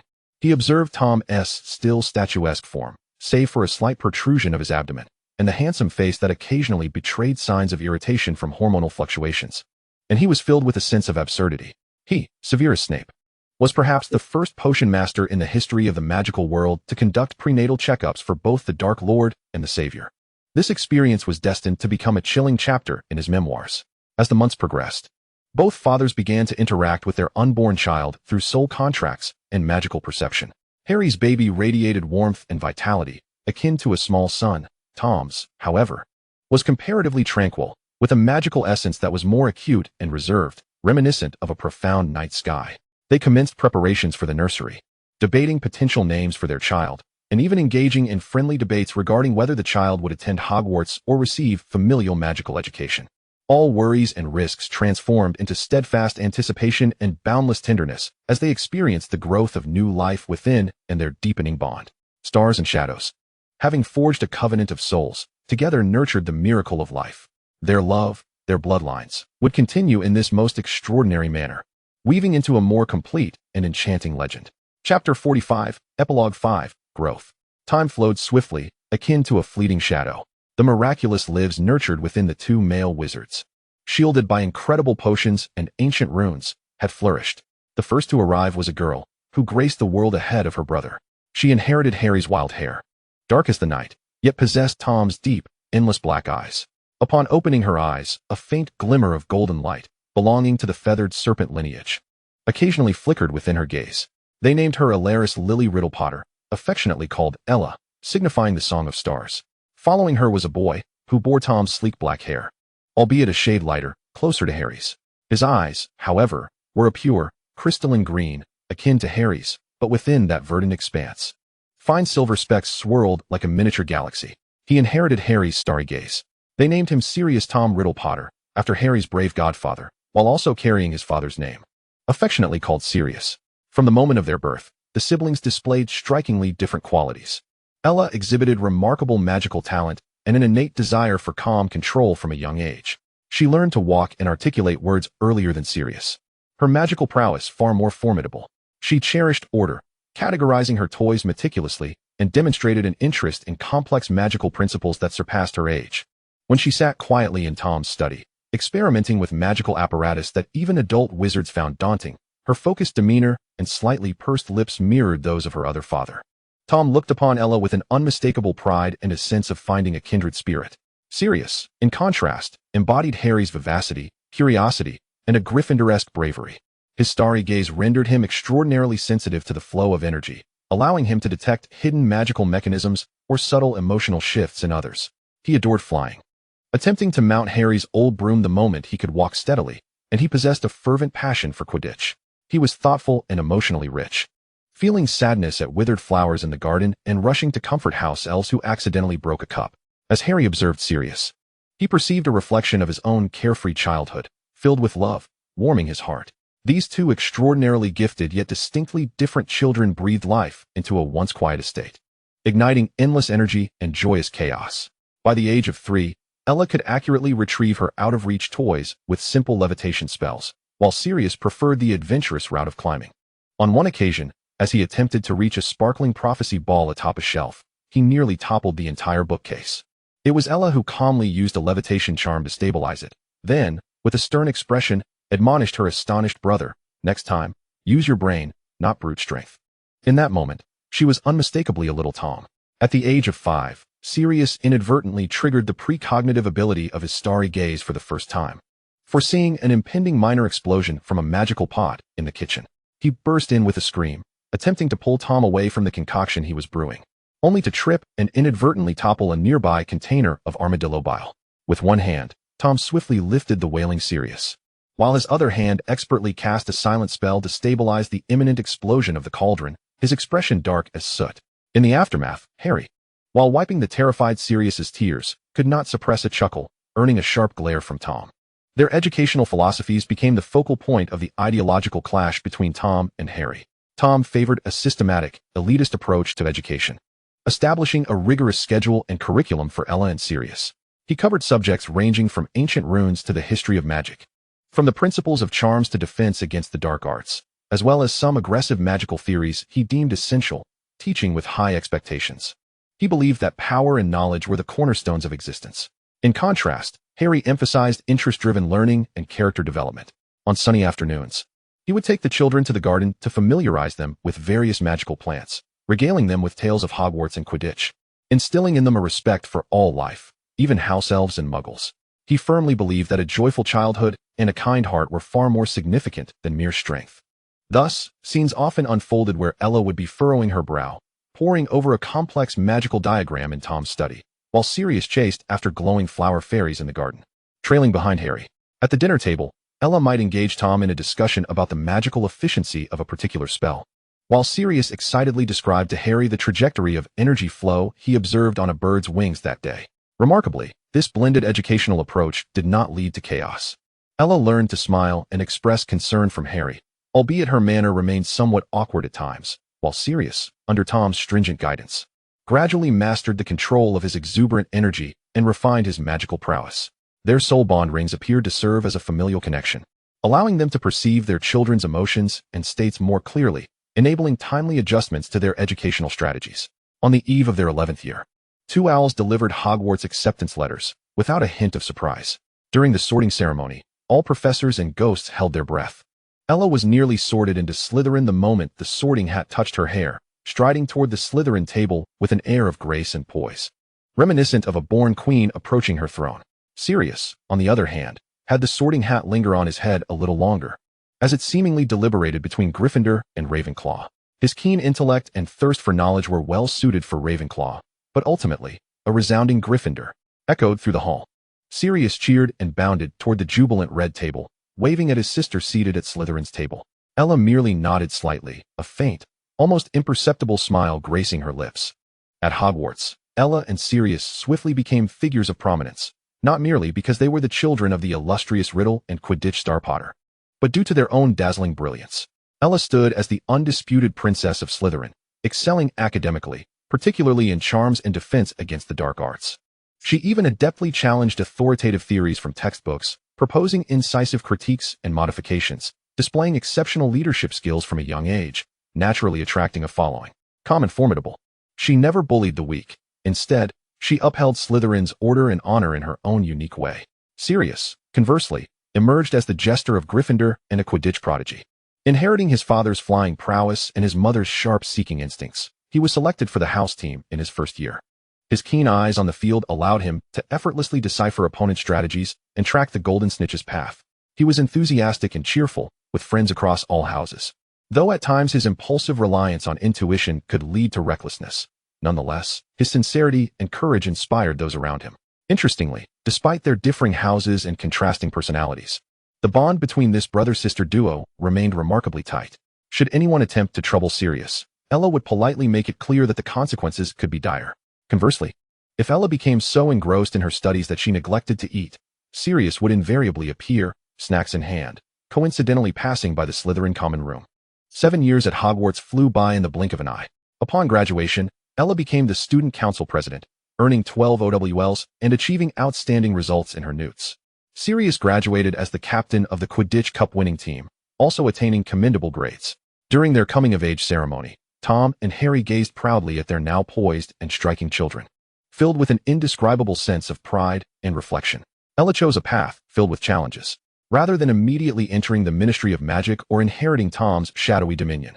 She opted for distant travels to explore the realm of the spirit world, the very world where her parents first met. She harbored a profound interest in the knowledge Tom had brought back from the spirit realm, aspiring to integrate and innovate it within the wizarding world's magical framework. "Father, you have established an order in this world," she told Tom. "I wish to explore the possibilities of other worlds." Recognizing the familiar thirst for knowledge and power in her eyes, Tom ultimately nodded, entrusting her with all his notes and artifacts regarding the spirit realm.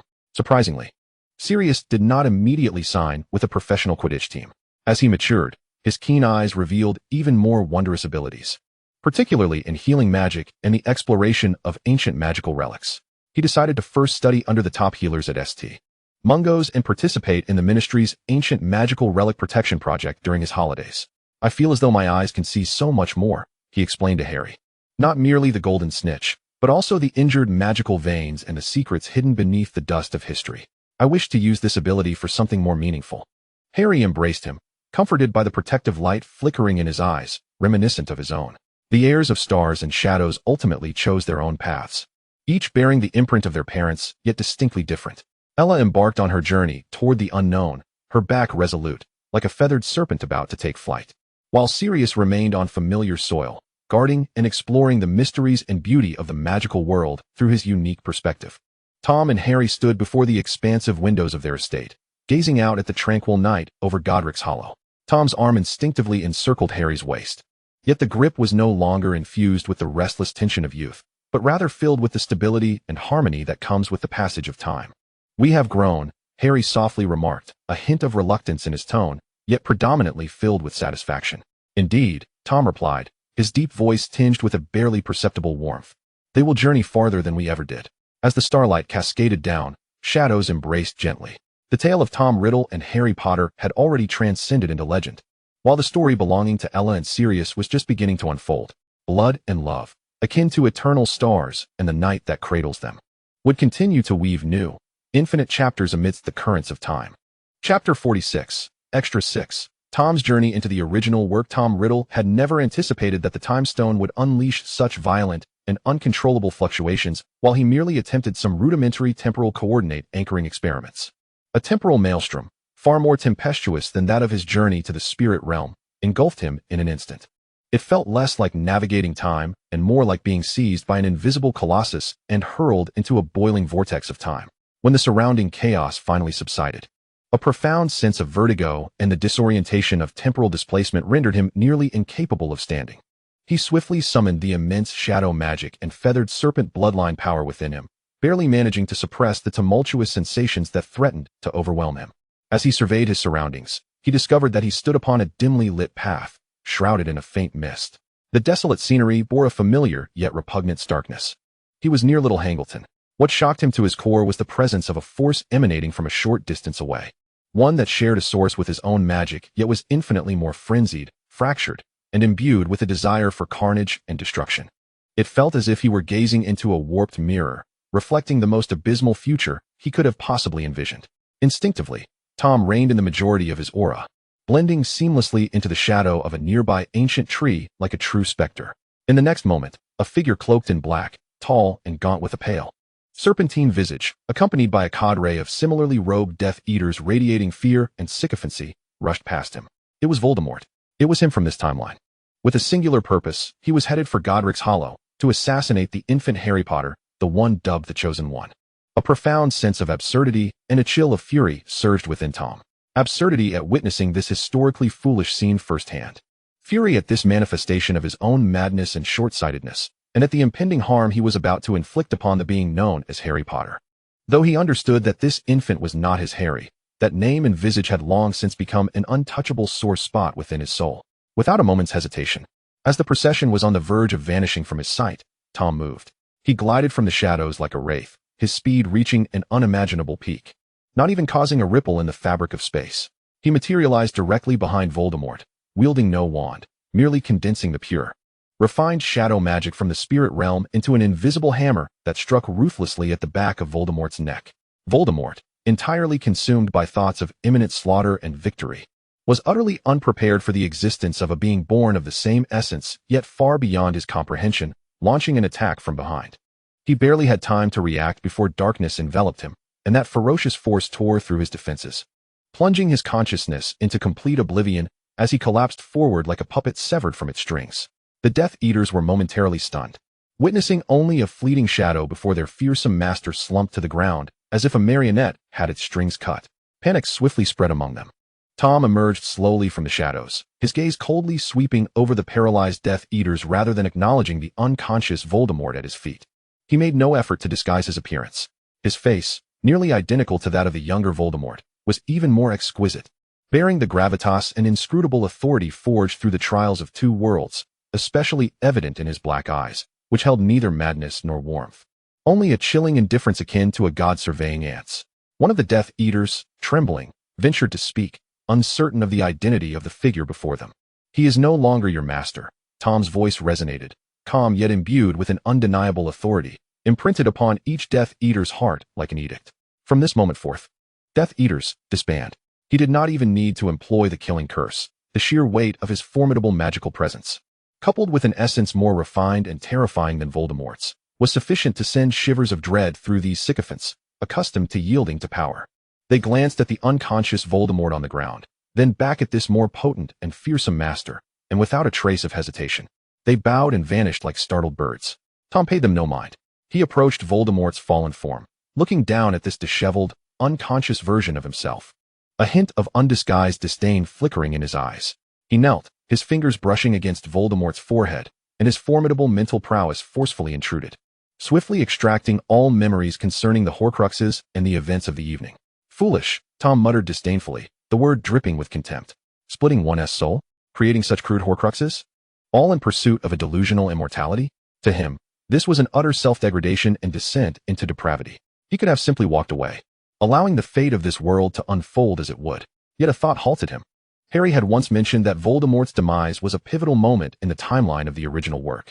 Should he choose to stand idly by and allow this Voldemort to perish as fate intended, would it not incite unpredictable temporal paradoxes, potentially jeopardizing the stability of the world he inhabited, particularly the stability concerning his Harry? Troubling.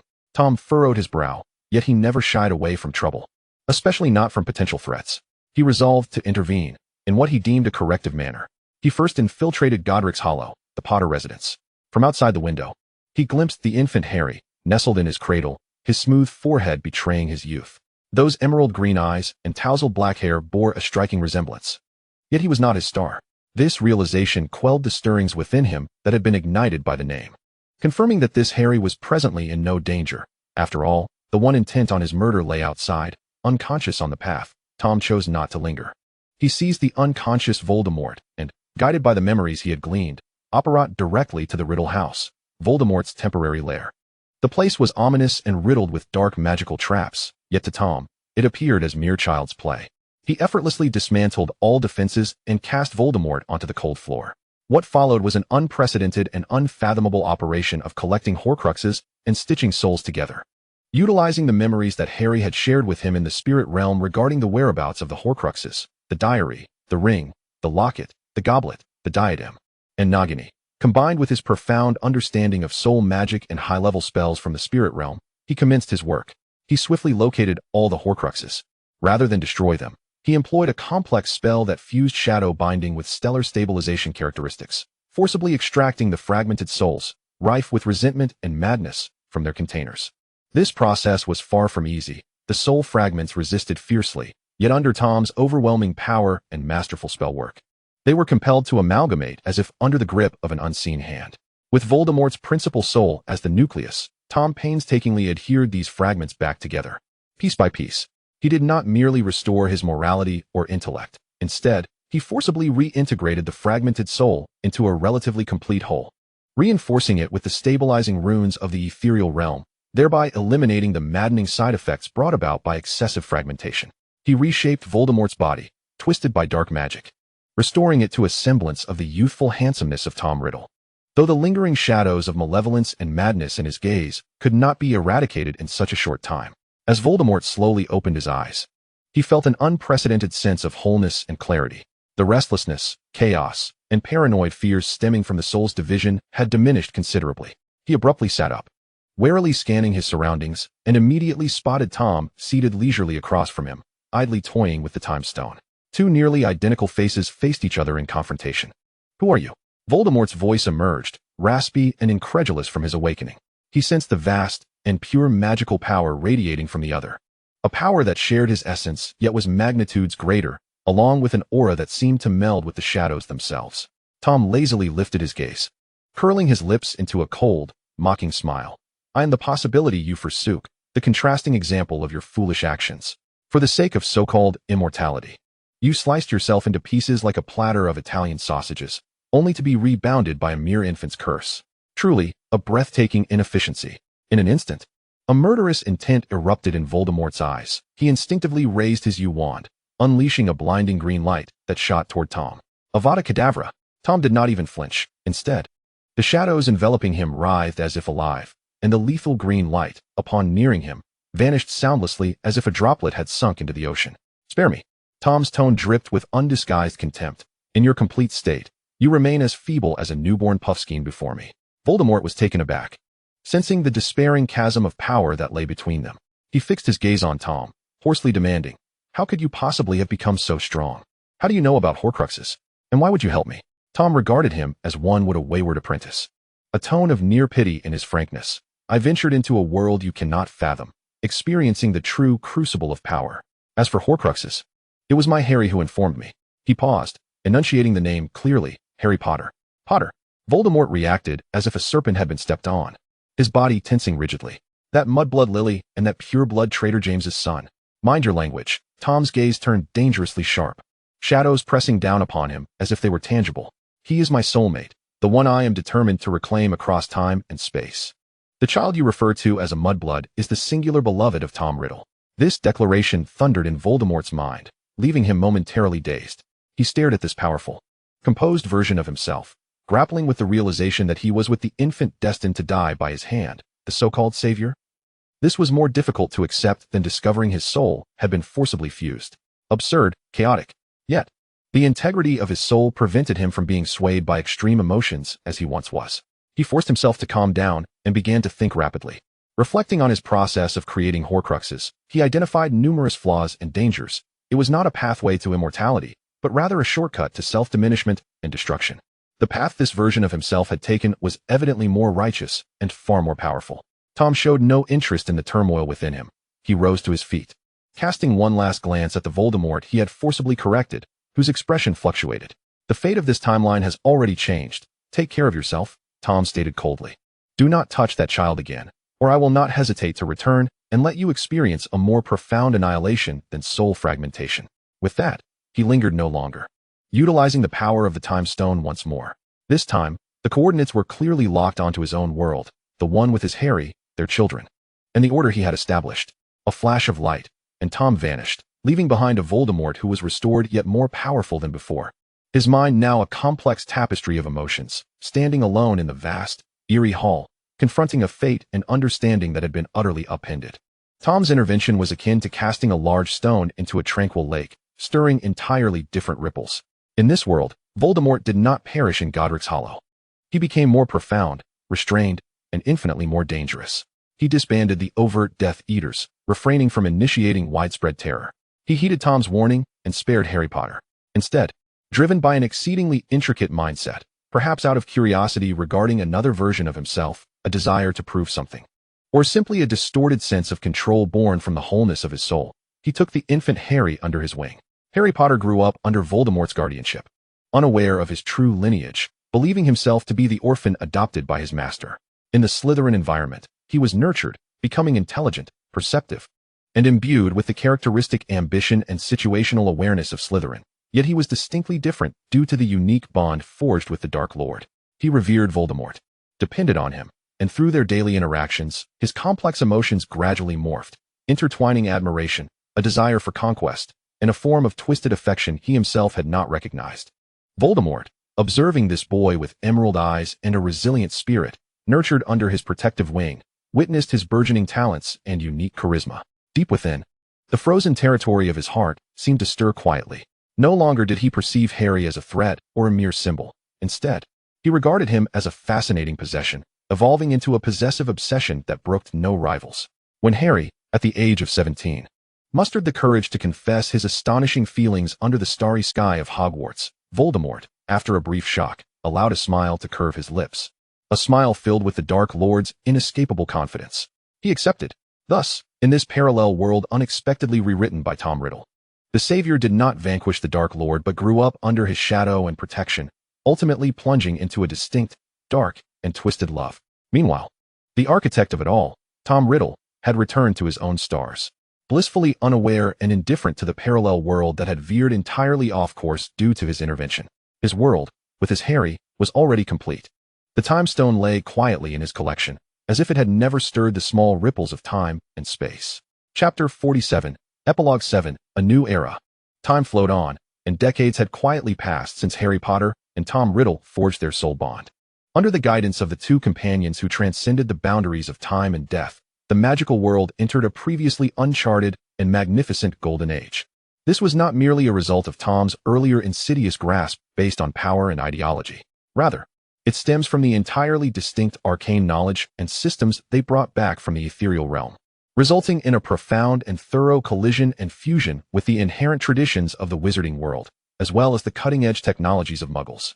The prelude to this transformation did not commence with some dazzling new spell or wondrous artifact. It began with the very essence of magic itself. Both Harry and Tom recognized with clarity that the magical environment of the wizarding world appeared languid and sparse in comparison to that of the ethereal realm.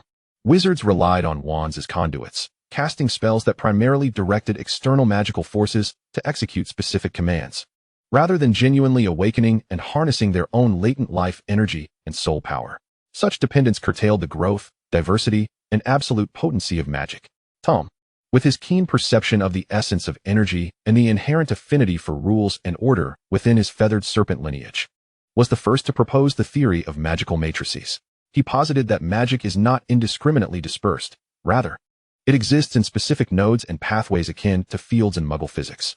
The natural magical nodes of the wizarding world, such as Hogwarts Castle, ancient family estates, and the heart of the Forbidden Forest, had long remained in a state of semi-slumber or inefficient utilization. Thus, an ambitious endeavor spanning several decades was initiated. Under Tom's overarching design and Harry's precise calibration of stellar magic, they commenced the establishment of a foundational magical resonance matrix, with Hogwarts as the initial pilot site, aimed at covering all of Great Britain. The core technology of this matrix amalgamated rune engravings from the ethereal realm, energy guiding formations, and Tom's exquisite mastery over shadow and spatial forces. Harry contributed his ability to visualize the flow of energy inherited from the Star-Eye Guardian lineage, allowing him to discern the obstructions and enhancement points within the magical flow, akin to a masterful surgeon directing the layout of the matrix's veins and nerves. They selected several ancient magical relics, dragon habitats, and even the depths of the Ministry of Magic's Department of Mysteries as secondary nodes, employing specially crafted, magic-conducting metal pillars infused with stellar magic and shadowy iron powder as anchor points, interconnected through subterranean passages woven with protective magical runes. This process, however, was far from smooth. Initially, the intense energy fluctuations triggered localized disturbances in the ley lines, resulting in unusual weather patterns and the malfunctioning of magical artifacts in certain areas. Detractors, particularly remnants of traditional pureblood families, condemned it as a desecration of ancient magic and a disruption of the natural balance. Nevertheless, Tom's iron-fisted resolve ensured the project's advancement. When the first regional matrix was preliminarily completed and interconnected in the Scottish Highlands, the effects were nothing short of astonishing. Wizards residing within the matrix's coverage felt the air around them invigorate. Their spellcasting became smoother and less taxing, and the speed of magical recovery significantly accelerated. Some exceptionally gifted young wizards even began to exhibit nascent affinities akin to those found in the ethereal realm, demonstrating extraordinary sensitivity and control over flames, water, plants, and the earth. Hogwarts emerged as the epicenter of magical concentration. The portraits within the castle became notably more animated, with nearly headless Nick momentarily materializing for a few minutes due to an overflow of energy. The magical creatures in the Forbidden Forest appeared more vibrant, with unicorn horns shimmering with an unprecedented purity, and centaurs, while observing the stars, proclaimed that starlight penetrated the mists that had not dispersed for a millennium. Concurrently, a theoretical revolution was quietly underway.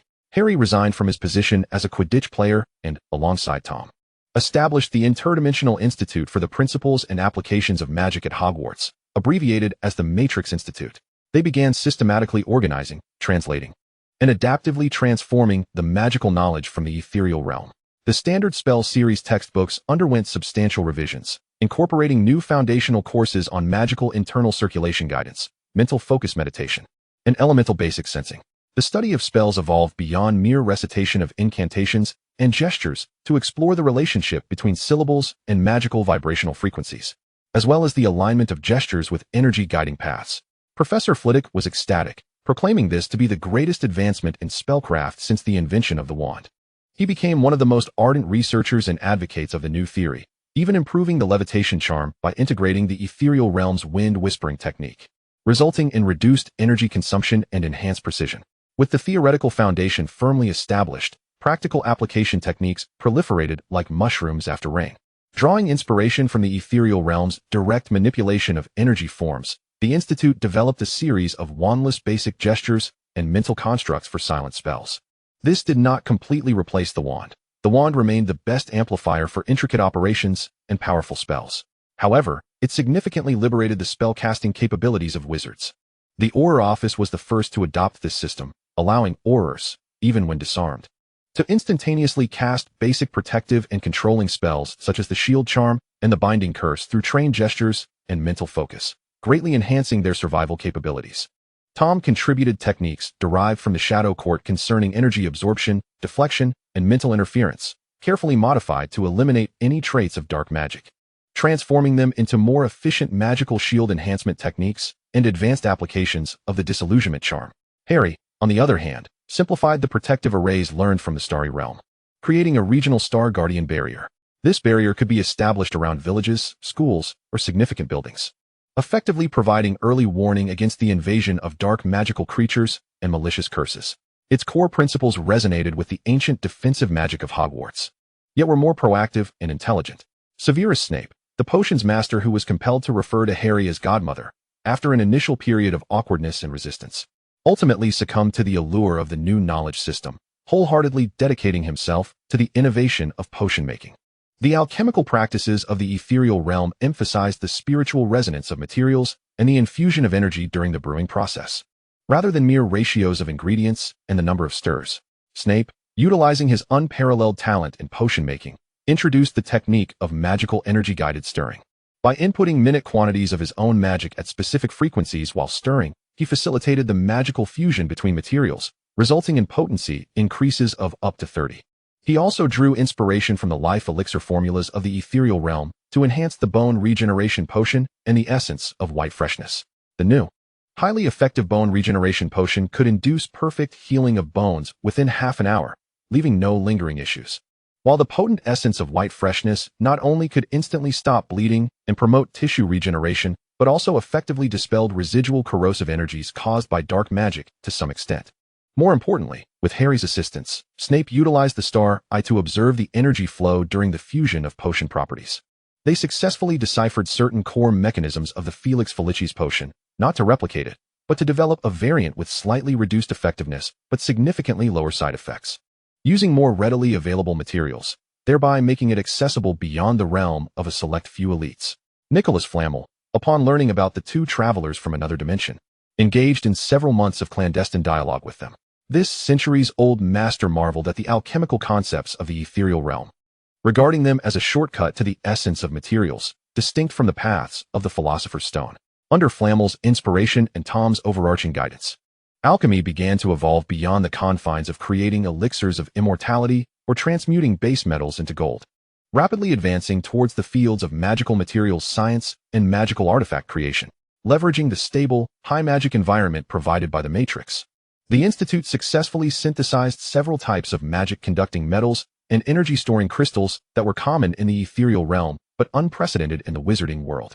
These innovative materials have been extensively utilized in the crafting of wands, leading to the emergence of energy wands embedded with miniature energy storage crystals, capable of temporarily unleashing greater magical potency. Self-repairing walls, temperature-regulating magical structures, and advancements in communication have also been developed. The fusion of alchemy and spellcraft has birthed the technology of solidified spells, simple illumination spells, waterproof and moisture-resistant spells, and temperature control spells can now be permanently embedded in specific alchemical items, resulting in everlasting street lamps, self-drying and cleaning garments, and tints that can withstand extreme climates. This has significantly enhanced the daily lives of ordinary wizards. If the knowledge from the spirit realm infused the wizarding world with intrinsic power, then the introduction and transformation of Muggle technology has equipped it with wings for ascension. In this regard, Mr. Arthur Weasley, a wizard with a profound interest in Muggle artifacts, has finally realized his dream. With the support of Tom and Harry, the Ministry of Magic established the Department for the Adaptation of Muggle Technology, which Arthur Weasley oversees entirely. This department no longer operates in secrecy like the former Department for the Misuse of Muggle Artifacts. Instead, it has openly established channels for technological exchange with the Muggle government and has hired a cadre of top-tier Muggle scientists curious about the magical world as consultants, each having signed the most stringent confidentiality agreements. Arthur's once fanciful ideas for transformation have now come to fruition through the collaborative efforts of alchemists at the Matrix Research Institute and Muggle engineers. By integrating principles of Muggle mobile communication with magical apparition coordinates and the information transmission characteristics of the Patronus charm, the department has developed an upgraded version of the dual mirror system, the instant communication mirror. It is no longer limited to one-on-one contact. Rather, it relies on a nationwide magical matrix to construct a localized magical internet. Wizards can use a palm-sized, specially designed mirror to conduct visual calls, send short messages, and even disseminate public information within a limited scope. This has revolutionized the formerly inefficient and uncertain means of communication reliant on owls, patronuses, or the flu network. Arthur further proposed a bold idea. Why not filter and introduce Muggle internet information into the magical realm? Under the strong magical contract protections provided by Harry and Tom, a secure information platform for the magical community was established, accessible solely within the wizarding world. Wizards can utilize this platform to access news, acquire knowledge, and even engage in remote transactions of magical items. The flu network has been optimized, with more stable nodes, significantly reducing discomfort during long-distance travel. However, the most revolutionary changes have occurred in the transformation of broomsticks and magical vehicles, drawing inspiration from fighter jet aerodynamics and Muggle magnetic levitation technology, and integrating permanently solidified and miniaturized floating and acceleration charms. A new generation of magically powered personal flying devices has been birthed, no longer resembling mere brooms. These devices take on a streamlined, aerodynamic shape, boasting enhanced speed, stability, and safety, equipped with emergency cushioning barriers and automatic navigation and obstacle avoidance systems. Quidditch matches have also adopted new models, resulting in a faster pace and greater spectator appeal. Magical cars have completely shed the crude image of the flying Ford Anglia. They are constructed from lightweight yet sturdy alchemical materials, powered by miniaturized magical engines, combining the energy conversion arrays from the spirit realm with Muggle electric motor principles. These vehicles can safely traverse designated aerial lanes in the magical realm, achieving speeds that far surpass Muggle supercars, all while ensuring zero pollution. St. Mungo's Hospital has introduced diagnostic devices that synergize magic with Muggle technology. For instance, a full-body magical energy flow scanner can precisely display the flow of magical energy within a wizard's body, akin to a Muggle CT scanner, quickly pinpointing blockages, residual curses, or anomalies related to bloodline awakenings. Healers, utilizing new potions and spells, can treat various magical injuries and perplexing ailments with greater precision. Muggle electrical systems have also been ingeniously integrated into wizarding households. Rather than directly wiring electricity, a small environmental magical energy converter transforms the ambient magical energy into stable electricity, powering refrigerators, washing machines, and most importantly, magical televisions and computers, significantly enriching the entertainment and lives of wizards. Arthur Weasley's home has become the first experiential center for these new products. His garage is filled with various semi-finished magical technological creations, and the walls are adorned with blueprints, both intricate magical diagrams and detailed engineering schematics. He revels in a joy akin to a festival every day, proclaiming this to be the greatest era in a millennium. This transformation led by Harry and Tom did not occur overnight.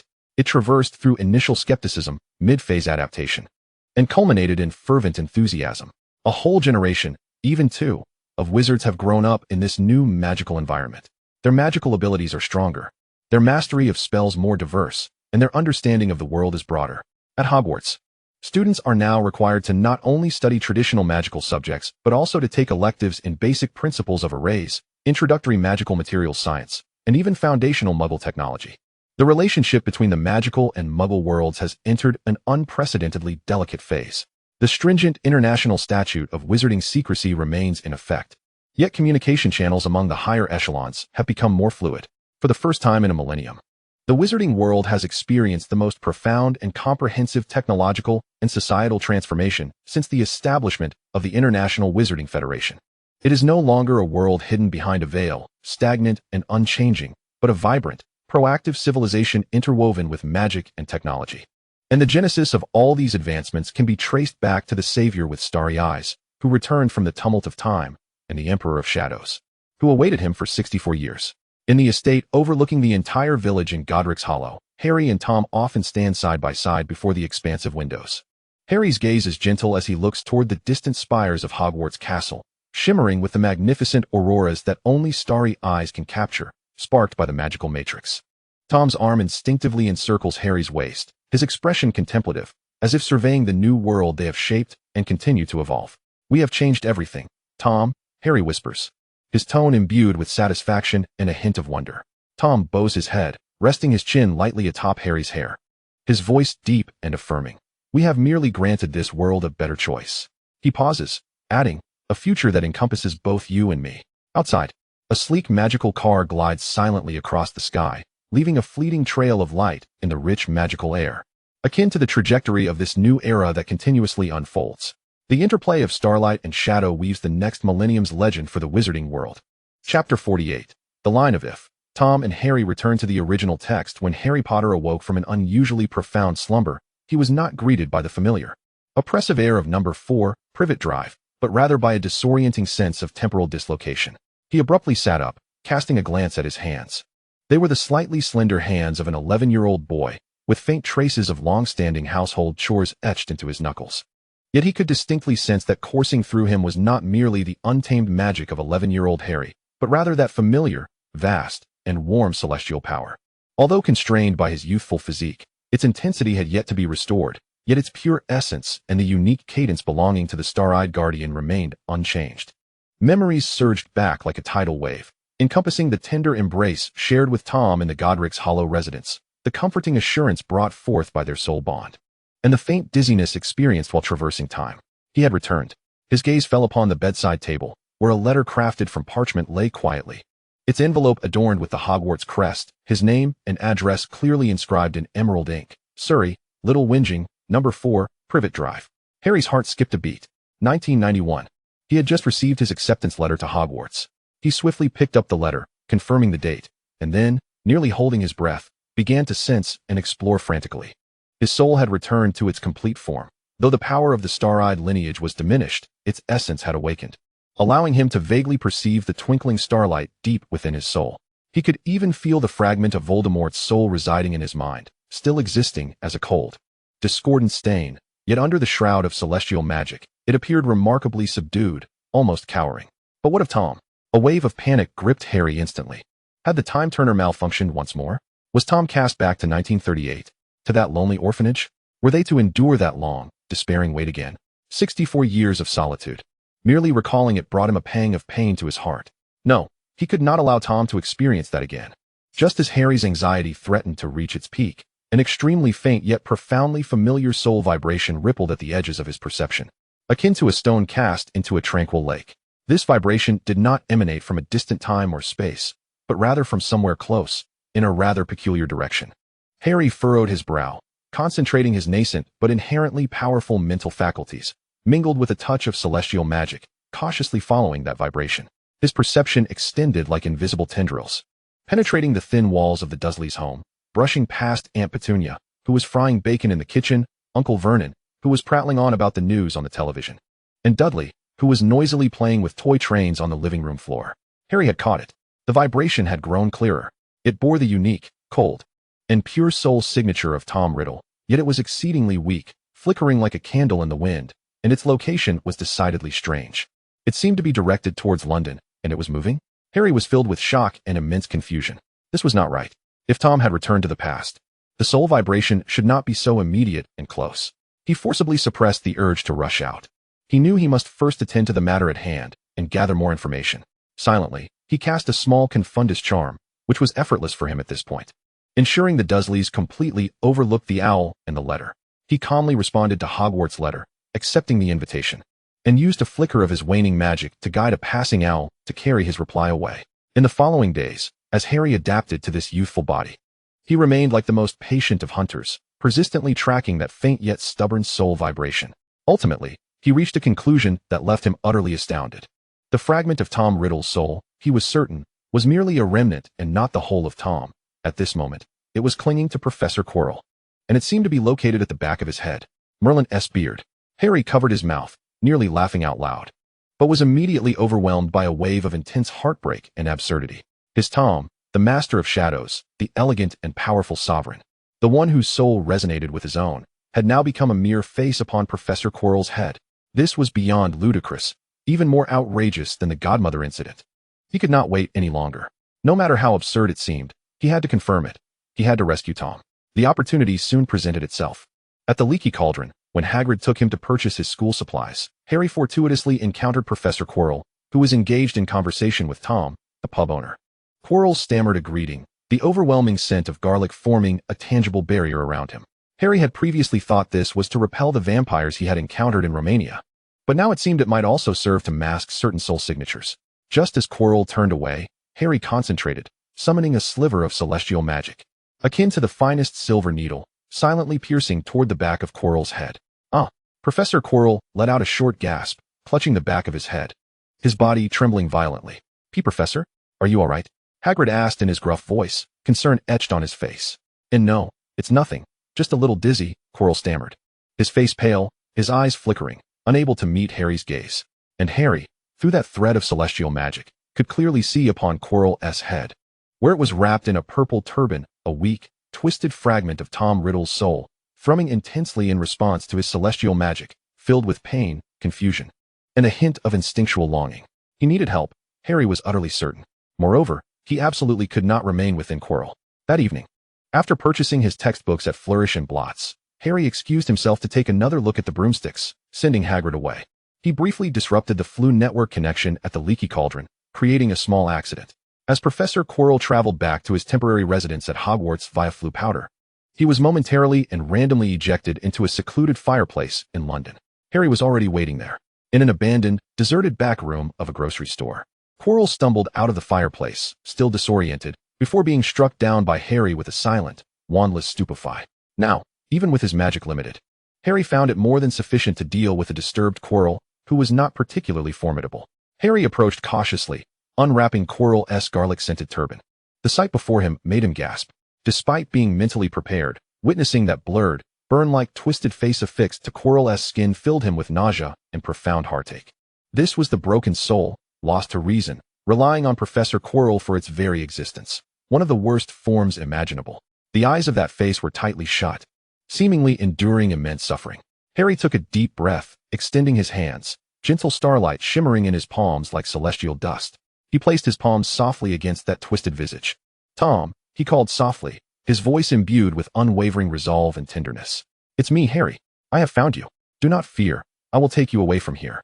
The celestial magic flowed like the most delicate stream, gradually infusing that shattered fragment of the soul. There was no rejection, no resistance. The fragments appeared as parched earth encountering a refreshing downpour, instinctively and greedily absorbing the warmth of the purifying and protective energy that originated from the same source. The contorted visage seemed to soften slightly, and the tightly shut eyes quivered ever so slightly. This process persisted for several minutes. Harry meticulously enveloped the fragment of the lingering soul with celestial magic, akin to wrapping a fragile seed, and then gently, yet resolutely pried it from Quirrell's nape. Deprived of the support from the shattered soul, Quirrell remained unconscious, yet his breathing had notably steadied, leaving behind a peculiar scar devoid of magical fluctuations. Harry gazed at the flickering fragment of Tom's soul, suspended in his palm and cloaked in gentle starlight, and exhaled a sigh of relief, although his heart remained heavy. This was merely a remnant of a soul, frail and chaotic. What should he do next? Should he simply place it in a container? No, that would be far too perilous.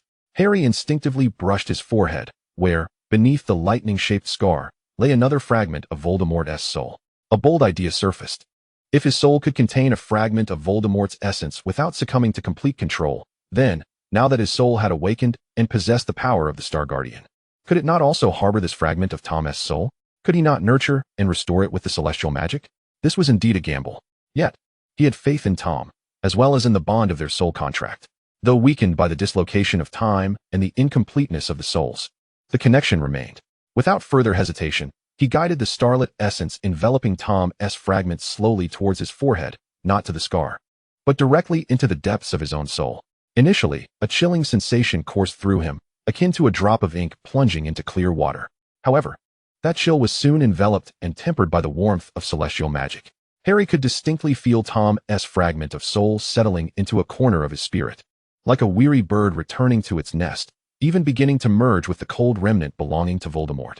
The amalgamated essence of Tom's soul was meticulously nourished by the rich power of the stars. Then, a faint voice, laden with disbelief and profound fatigue, resonated in his mind. Like a whisper, "Harry, where's this? Your soul?" It worked. Harry was nearly overwhelmed with joy. He endeavored to calm his exhilaration and responded within his mind, "Yes. Tom, it is I. You are within my soul. You are safe now. How did you end up in Quirrell's nape?"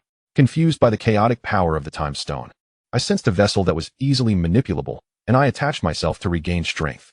Tom's voice was fragmented, brimming with frailty and an undeniable embarrassment. "This form is grotesque." Harry could not suppress a laugh, though his eyes were slightly damp. "Indeed, it is rather unique. But fret not. Once you have fully recovered, we shall find you a more suitable abode, or," he paused, a hint of mischief in his tone, "you may remain here, which would be quite agreeable too."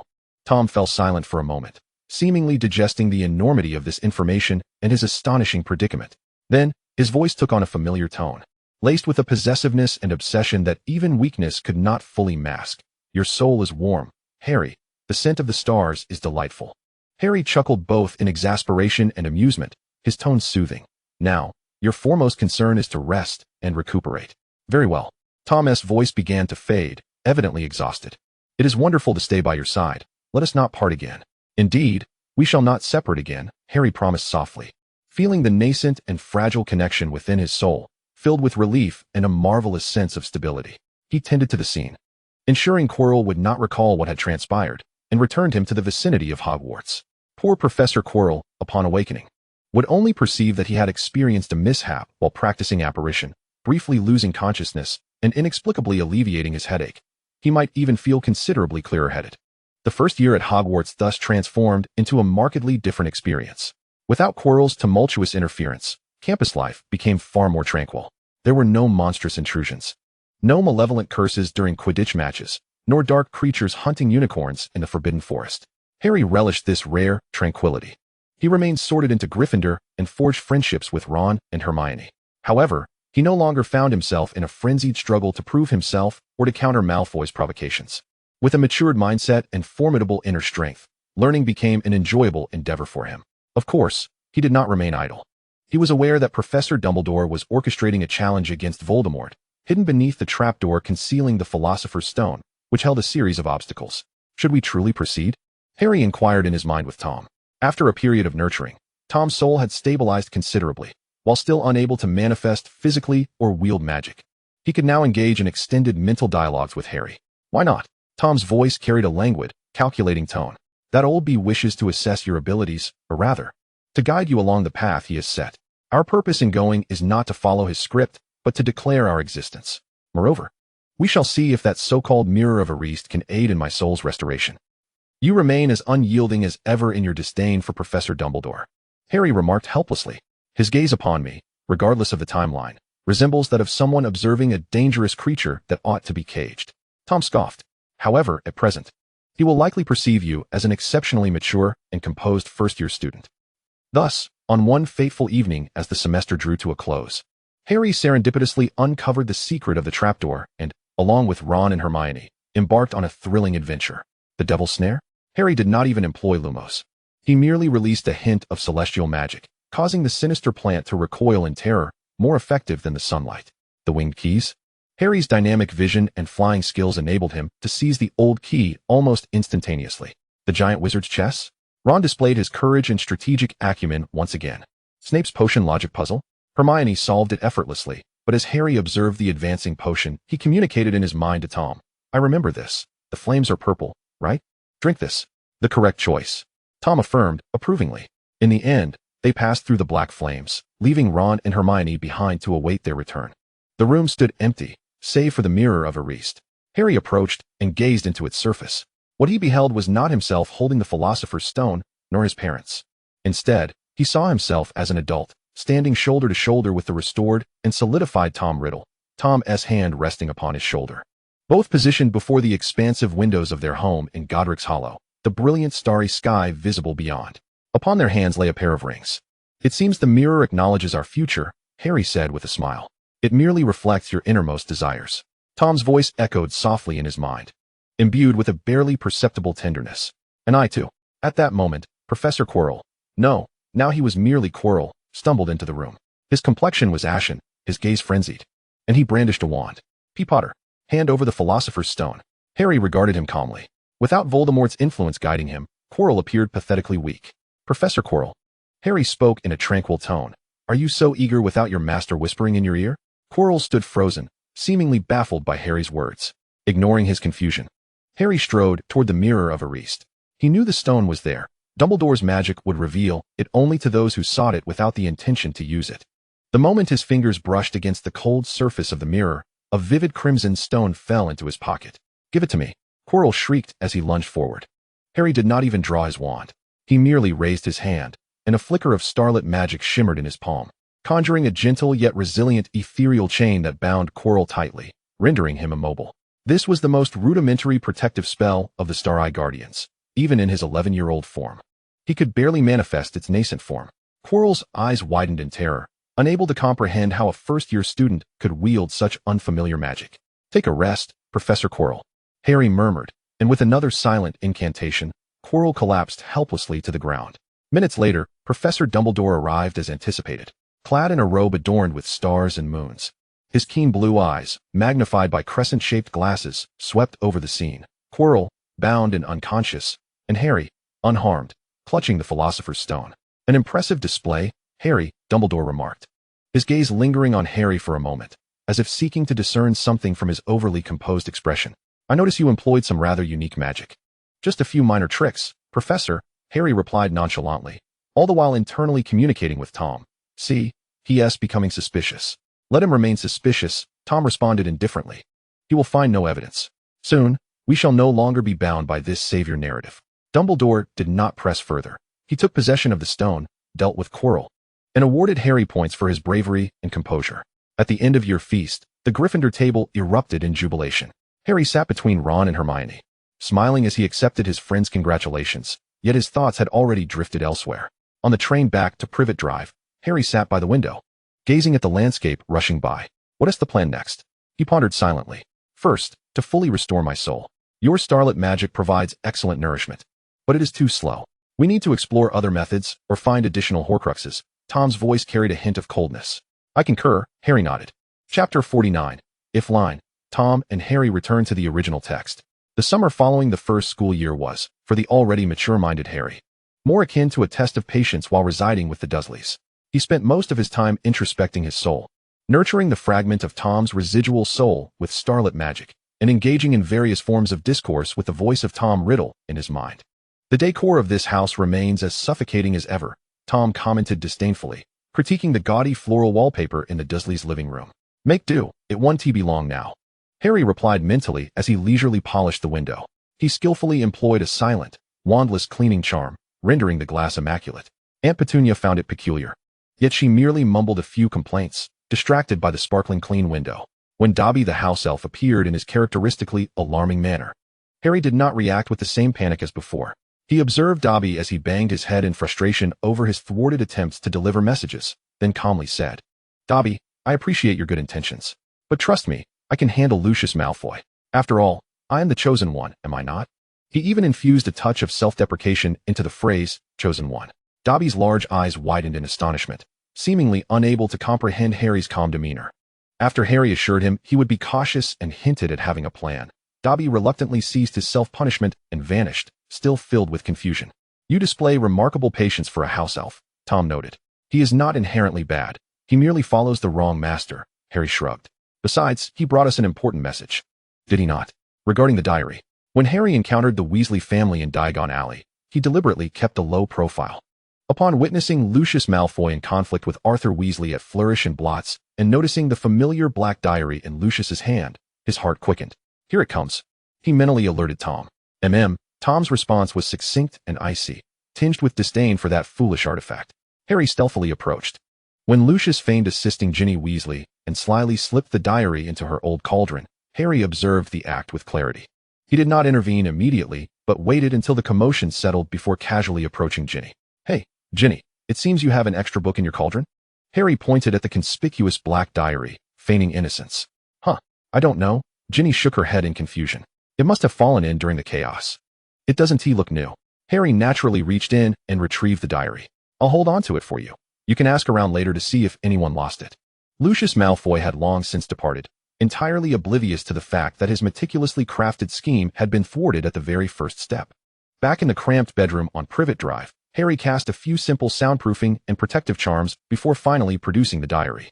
He could sense the faint, cold pulses of dark magic emanating from it, alongside Tom's soul exhibiting clear signs of agitation in his mind.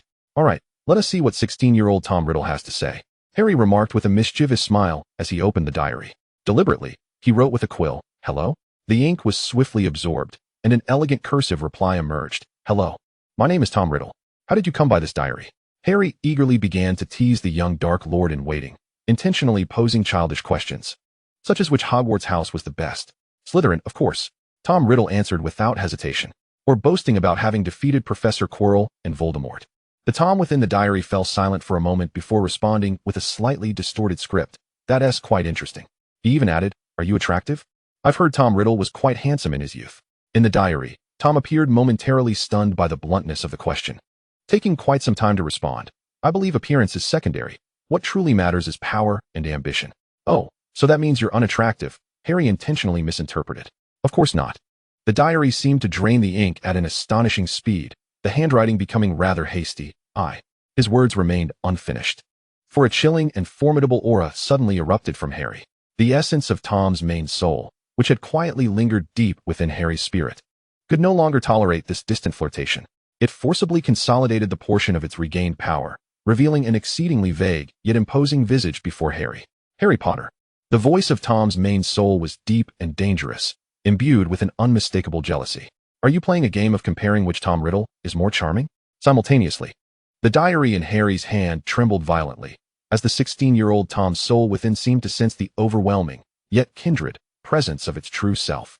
Emitting a silent scream of terror, Harry gazed at the jealous apparition before him, then glanced at the quivering diary in his hand, and finally couldn't hold back, bursting into laughter. What are you laughing at? The apparition of the main soul Tom grew darker. I just find it amusing, Harry replied, his green eyes sparkling with mirth. Are you really jealous of your own jealousy? He is not me.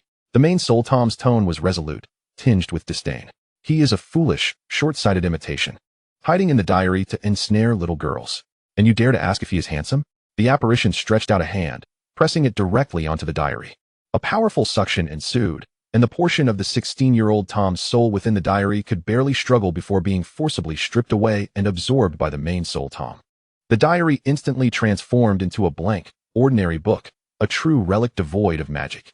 The apparition of the main soul Tom seemed to solidify slightly, looking at Harry with a tone still laced with displeasure, yet more so with the satisfaction of ownership. Now, tell me, Harry, do you love this complete version of me? The one who has waited 64 years for you, or that foolish 16-year-old who can only write in cursive? Harry looked at the seemingly domineering apparition, which was clearly very concerned, and felt an overwhelming softness in his heart, finding it utterly amusing. He stepped closer, though unable to physically touch the apparition. He mimicked a gesture of embrace, with starlit magic gently enveloping around. Of course it's you, Tom. His voice carried both laughter and undeniable sincerity. Only you. Whether at 16, 74, or in fragmented soul form, as long as it's you, I love you. However, next time you feel jealous, do remember to give me a heads up. You nearly frightened away the spoils I had so painstakingly obtained. Tom's apparition huffed, yet the frigid aura surrounding him noticeably softened, even leaning into Harry's encircling starlit magic. Now that's more like it. During the summer of his second year, Harry embarked on his grand endeavor of collecting soul fragments. With the experience gained from the diary and the precise navigation provided by Tom's soul radar in his mind, the process was astonishingly smooth. The resurrection stone ring from the Gaunt residence?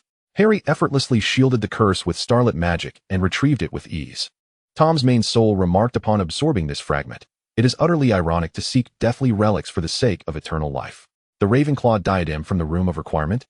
Harry stealthily infiltrated at night, pinpointing it amidst a mountain of rubbish. Tom disdainfully commented upon absorption. To be sullied by such filth is a grave insult to Salazar's lineage. As for the Hufflepuff cup hidden in Bellatrix Lestrange's vault at Gringotts, it required a bit more effort. Harry, utilizing the Christmas holiday, persuaded Bill Weasley for a friendly visit. With the clever interference of starlit magic, both the duplication charm and the fiendfire curse proved ineffectual.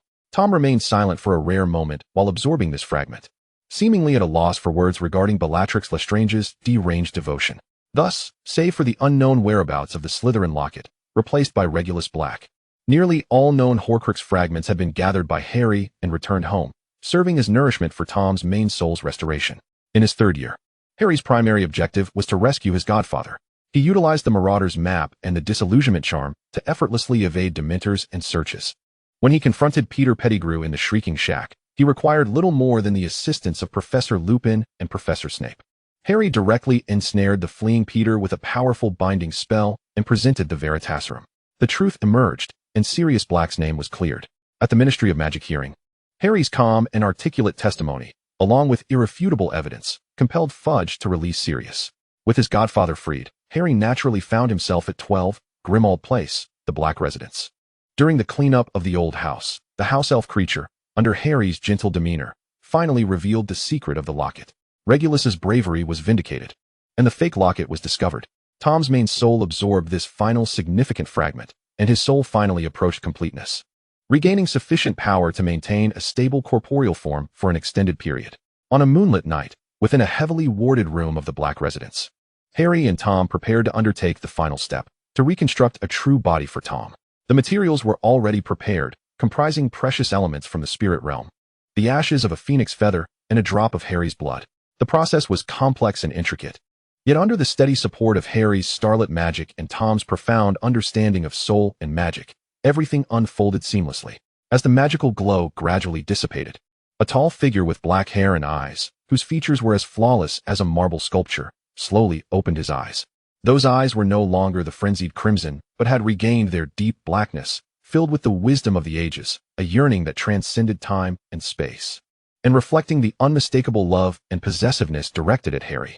He flexed his fingers, savoring the long-lost, powerful tactile sensation, then immediately fixed his gaze on Harry.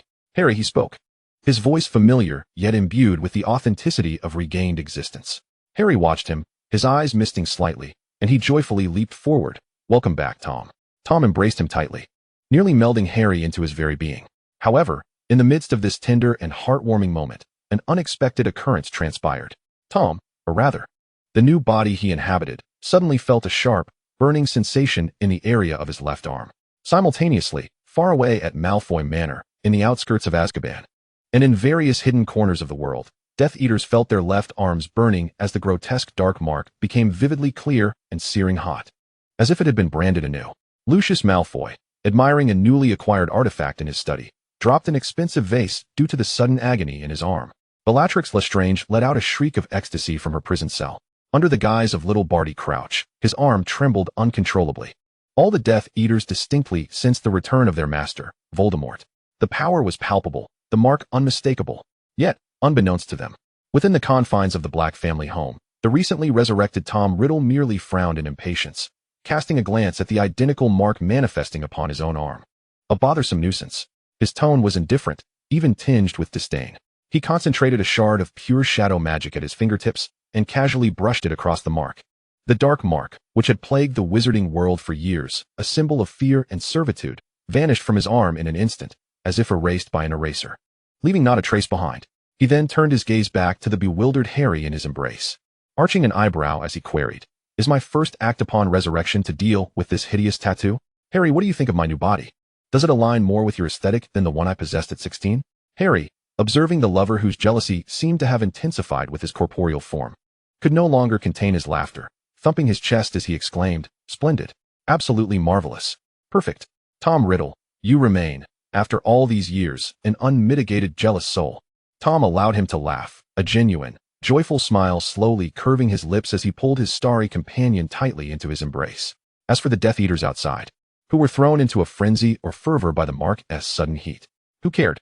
In this moment, His world contained only Harry and this reunion that transcended time and death, a true coming together at last. Chapter 50. If line, Tom and Harry return to the original text.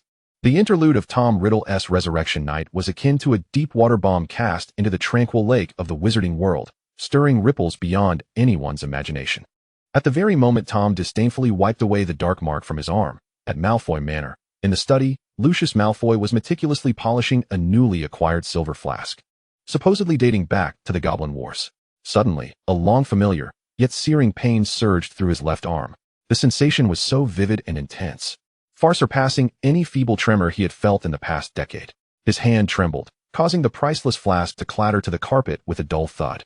He swiftly rolled up his sleeve, his pupils dilating in shock. The mark, which had previously faded into obscurity like a poor tattoo, now appeared ink-black. Its lines sharp and clear, even emanating an ominous heat, as if it had just been seared anew. Lucius's face paled, his lips quivering. Fear and a twisted expectation surged within him. He has returned. The power is overwhelming. The Mark's response was more intense than during Voldemort's heyday. The fate of the Malfoy family. He immediately began to scheme on how to regain his master's favor and how to explain the low profile he had maintained over the past years. In Azkaban, deep within the prison cell, Bellatrix Lestrange curled up on the cold stone floor, her filthy face bearing a mad, hollow expression. Suddenly, she shot upright, letting out a sharp, piercing cackle that sent shivers down the spine of the prisoner in the adjacent cell. Master! It is the Master! She caressed the clear, burning mark on her arm. Her eyes filled with a fervor that seemed ready to ignite. He has summoned us. He has returned. I knew it. I knew it. She began to bang her head against the iron bars, producing a series of thuds, mumbling incoherently about slaughter and oaths of loyalty. At Hogwarts, in the potions office, Severus Snape was preparing to handle a batch of sleeping draughts. Suddenly, a fierce burning pain radiated from the mark on his left arm, nearly causing him to crush the crystal pestle in his grip. His complexion turned a waxy shade, even paler than usual, his body stiffening beneath his black robes. He quickly set down his work, rolled up his sleeve, and fixed his gaze upon the mark, now astonishingly clear. He has returned, so soon? Such a powerful surge of magical energy. Images of Lily's eyes, and that boy with the same emerald gaze, Harry Potter, flashed through his mind. Dumbledore's plan must be communicated to him immediately. Across the globe, in every corner. All those who had once borne the dark mark felt an unmistakable summons at that moment, whether disguised as upstanding citizens or lurking in shadowy corners. Panic, fervor, scheming, various emotions surged through the undercurrents. Beneath the seemingly calm surface of the wizarding world, a tempest brewed instantaneously. The next morning, Severus Snape appeared in Dumbledore's office. Dumbledore. Snape's voice was taut, more strained than usual, as he extended his left arm, although the mark was concealed by his long sleeves. The residual heat and clarity of the pattern felt as if it were still burning upon his skin. He has returned. The mark is clearer than ever. Dumbledore, feeding Fawkes a nut, paused at the sound, his sharp blue eyes peering towards Snape's arm, even though he could see nothing. Are you certain, Severus? Without a doubt. Snape's tone was grave, the sensation of that power unmistakable. He has restored himself, perhaps even stronger. Dumbledore fell into contemplation, lightly tapping his fingers on the desk. Strange. Too strange, he murmured. No signs, no attack, no declaration, only the reactivation of the mark. This is not in Tom's character. He revels in theatrics. In the spread of fear. Perhaps he is concocting a grander scheme. Snape speculated, or perhaps he is waiting for us to falter. Dumbledore nodded, then shook his head.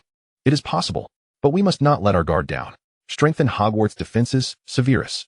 Simultaneously, keep a close watch on the Ministry's movements, and on Harry. Potter? Snape frowned. Do you believe he would target Potter? He is the adversary entwined with Tom's fate. Dumbledore's gaze was far-reaching. We must be prepared. However, a day passed, then a week, then a month. Nothing transpired. No attacks, no disappearances, no dark marks shining in the sky. The wizarding world was as tense as a taut bowstring. The Daily Prophet was filled with reports of various suspected Death Eater activities, while the Ministry was on high alert. And Aurors worked overtime. Yet Voldemort himself seemed to have evaporated into thin air. Within the ranks of the Death Eaters, chaos reigned. As the initial fervor and fear cooled, they were left with immense confusion and unease. They attempted to reach their master through the mark, but their calls fell silent. They gathered to deliberate. Yet their lack of a guiding force led to incessant bickering. What does the master mean? A masked Death Eater anxiously inquired during a secret meeting. The mark has illuminated. Yet he does not summon us. Is this a test of our loyalty? Perhaps the master has devised a new plan? Another speculated, uncertainty lacing their tone. Or perhaps this is a trap, a means to expose us? A skeptic murmured. Distrust and apprehension flourished. Without Voldemort's ironclad control, this already treacherous assembly rapidly devolved into disarray. Meanwhile, what are the architects of this chaos up to? Number 12, Grimmauld Place. So, you simply erased it in passing? Harry sat at the dining table, spreading a generous layer of raspberry jam on his toast while listening to Tom recount last night's escapades in a nonchalant tone. An unsightly and utterly useless mark. Left to be a nuisance. Tom leisurely sipped his black coffee, clad in a well-fitted dark morning robe, his demeanor elegant, starkly contrasting with the tumultuous atmosphere of the magical world outside. Do you wish for it to remain? Certainly not. Harry hastily denied, taking a large bite of toast, surprised by the immediate effect of his words. Sirius had received an urgent owl this morning, stating that the Ministry of Magic was now so tense that even a mere fox could be treated as a dark wizard threat. Tom scoffed, inefficient and overly reactive. As always, Professor Dumbledore has certainly noticed. He is likely contemplating the grand conspiracy you intend to execute. Let him ponder at his leisure. Tom set down his coffee cup and turned to Harry, his gaze laced with a hint of mockery. More than that, I am curious about where you wish to honeymoon next.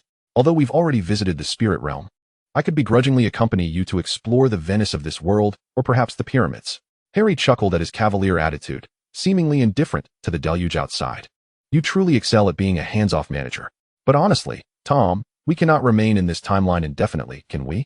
Tom's relaxed demeanor softened slightly.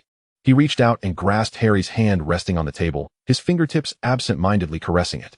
Indeed, this place does not belong to us. Our true home lies elsewhere.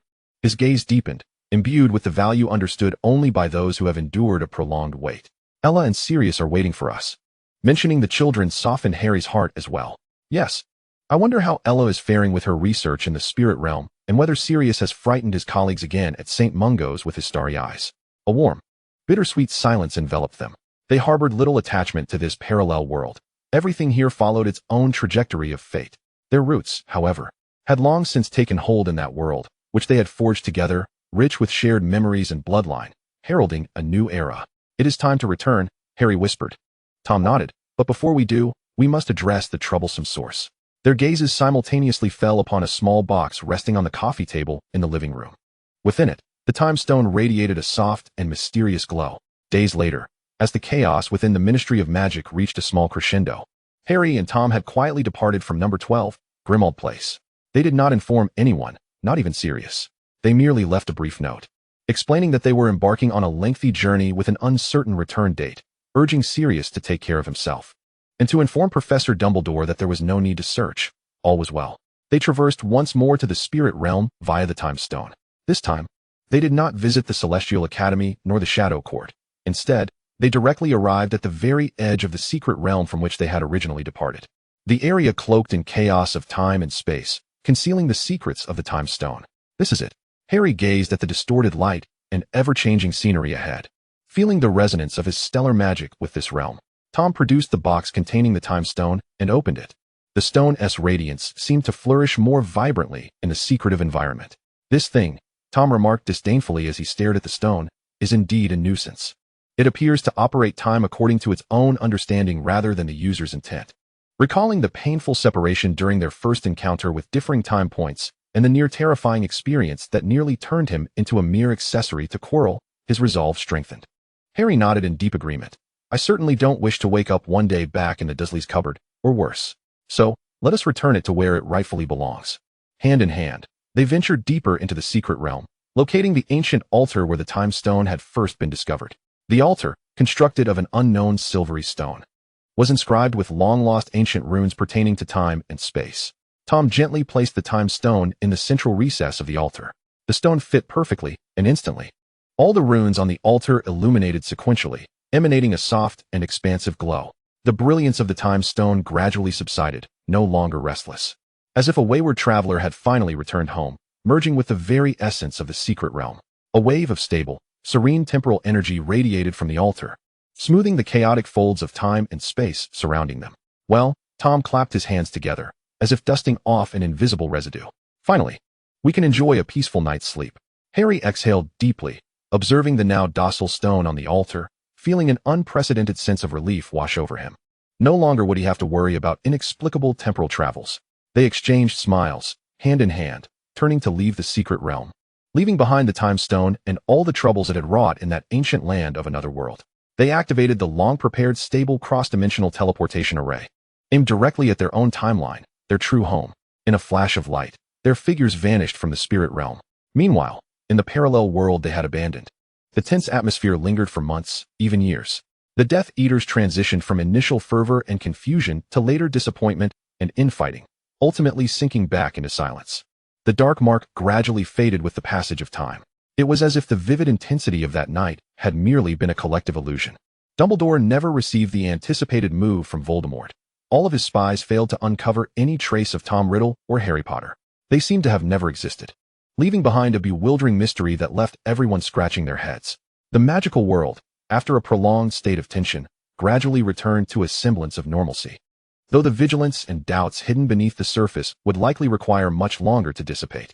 Godric's Hollow, in the master bedroom. Harry awoke enveloped in a familiar, warmly fragrant embrace. The sun shone brightly outside, birds chirping melodiously, presenting the comforting scene of his bedroom. He shifted slightly, and the arms around his waist tightened immediately. He mumbled a greeting, attempting to turn. "Don't move." Tom's deep, husky voice whispered beside him, laced with a languorous authority. Burying his face deeper into the nape of Harry's neck, inhaling the scent that belonged solely to Harry. 10 more minutes. Harry chuckled, surrendering to the embrace. He felt the warmth of the person beside him, the rhythmic beat of his heart, the tranquil waves of their soul bond, and the faint sounds of the children's laughter drifting through the door. Everything had returned to its rightful course. No temporal turbulence, no disjointed timelines, no shards of souls to collect, nor paranoid Death Eaters questioning their sanity due to the mark's warmth. Just the gentle warmth of sunlight, the embrace of a beloved, the laughter of children, and the serene, blissful cadence of daily life. With a contented sigh, Harry nestled into a more comfortable position in Tom's embrace, gently closing his eyes once more. Very well, just 10 more minutes. This time, they could finally be assured that upon awakening, they would still reside within the world they had painstakingly crafted and safeguarded. The legend of stars and shadows, on their own timeline, had ushered in a genuine tranquility, sweetness, and an ending that would endure for eternity. The end. If you enjoyed this, please like, comment, and subscribe. Your support is greatly appreciated.